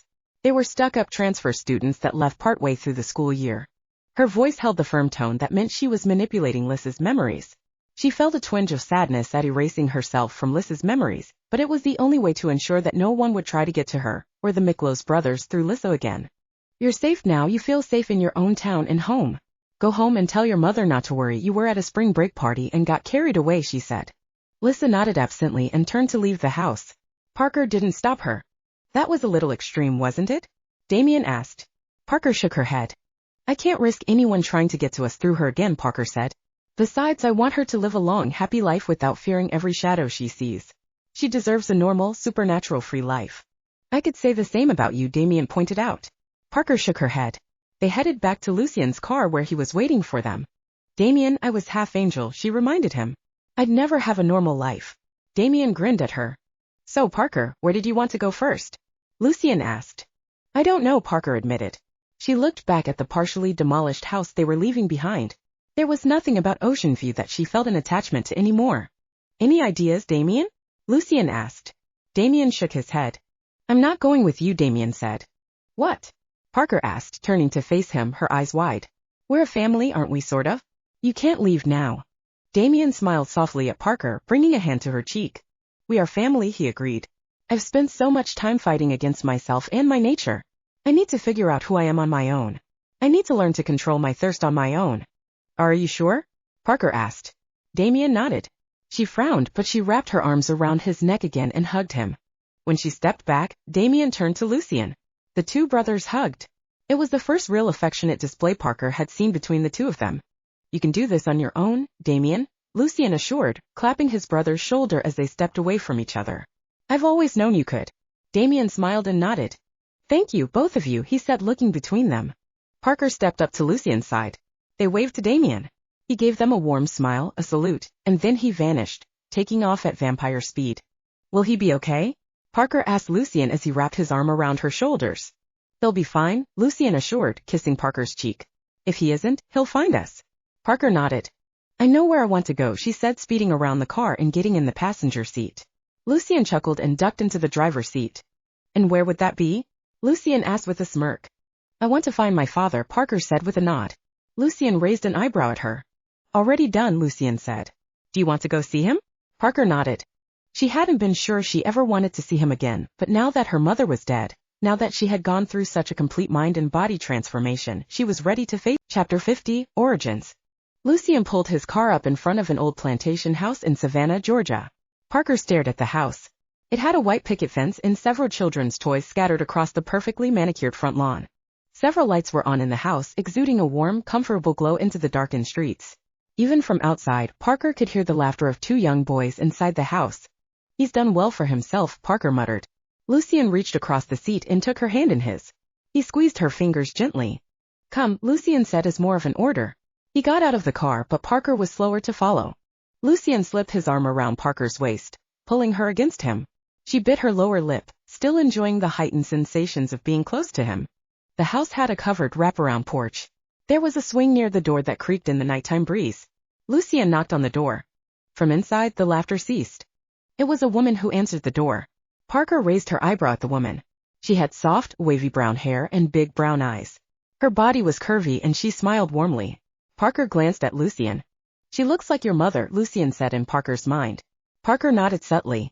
Is Charles Whittier home? Parker asked. Yes. Do you know my husband? The woman asked. I'm his daughter, Parker Whittier, Parker said abrasively.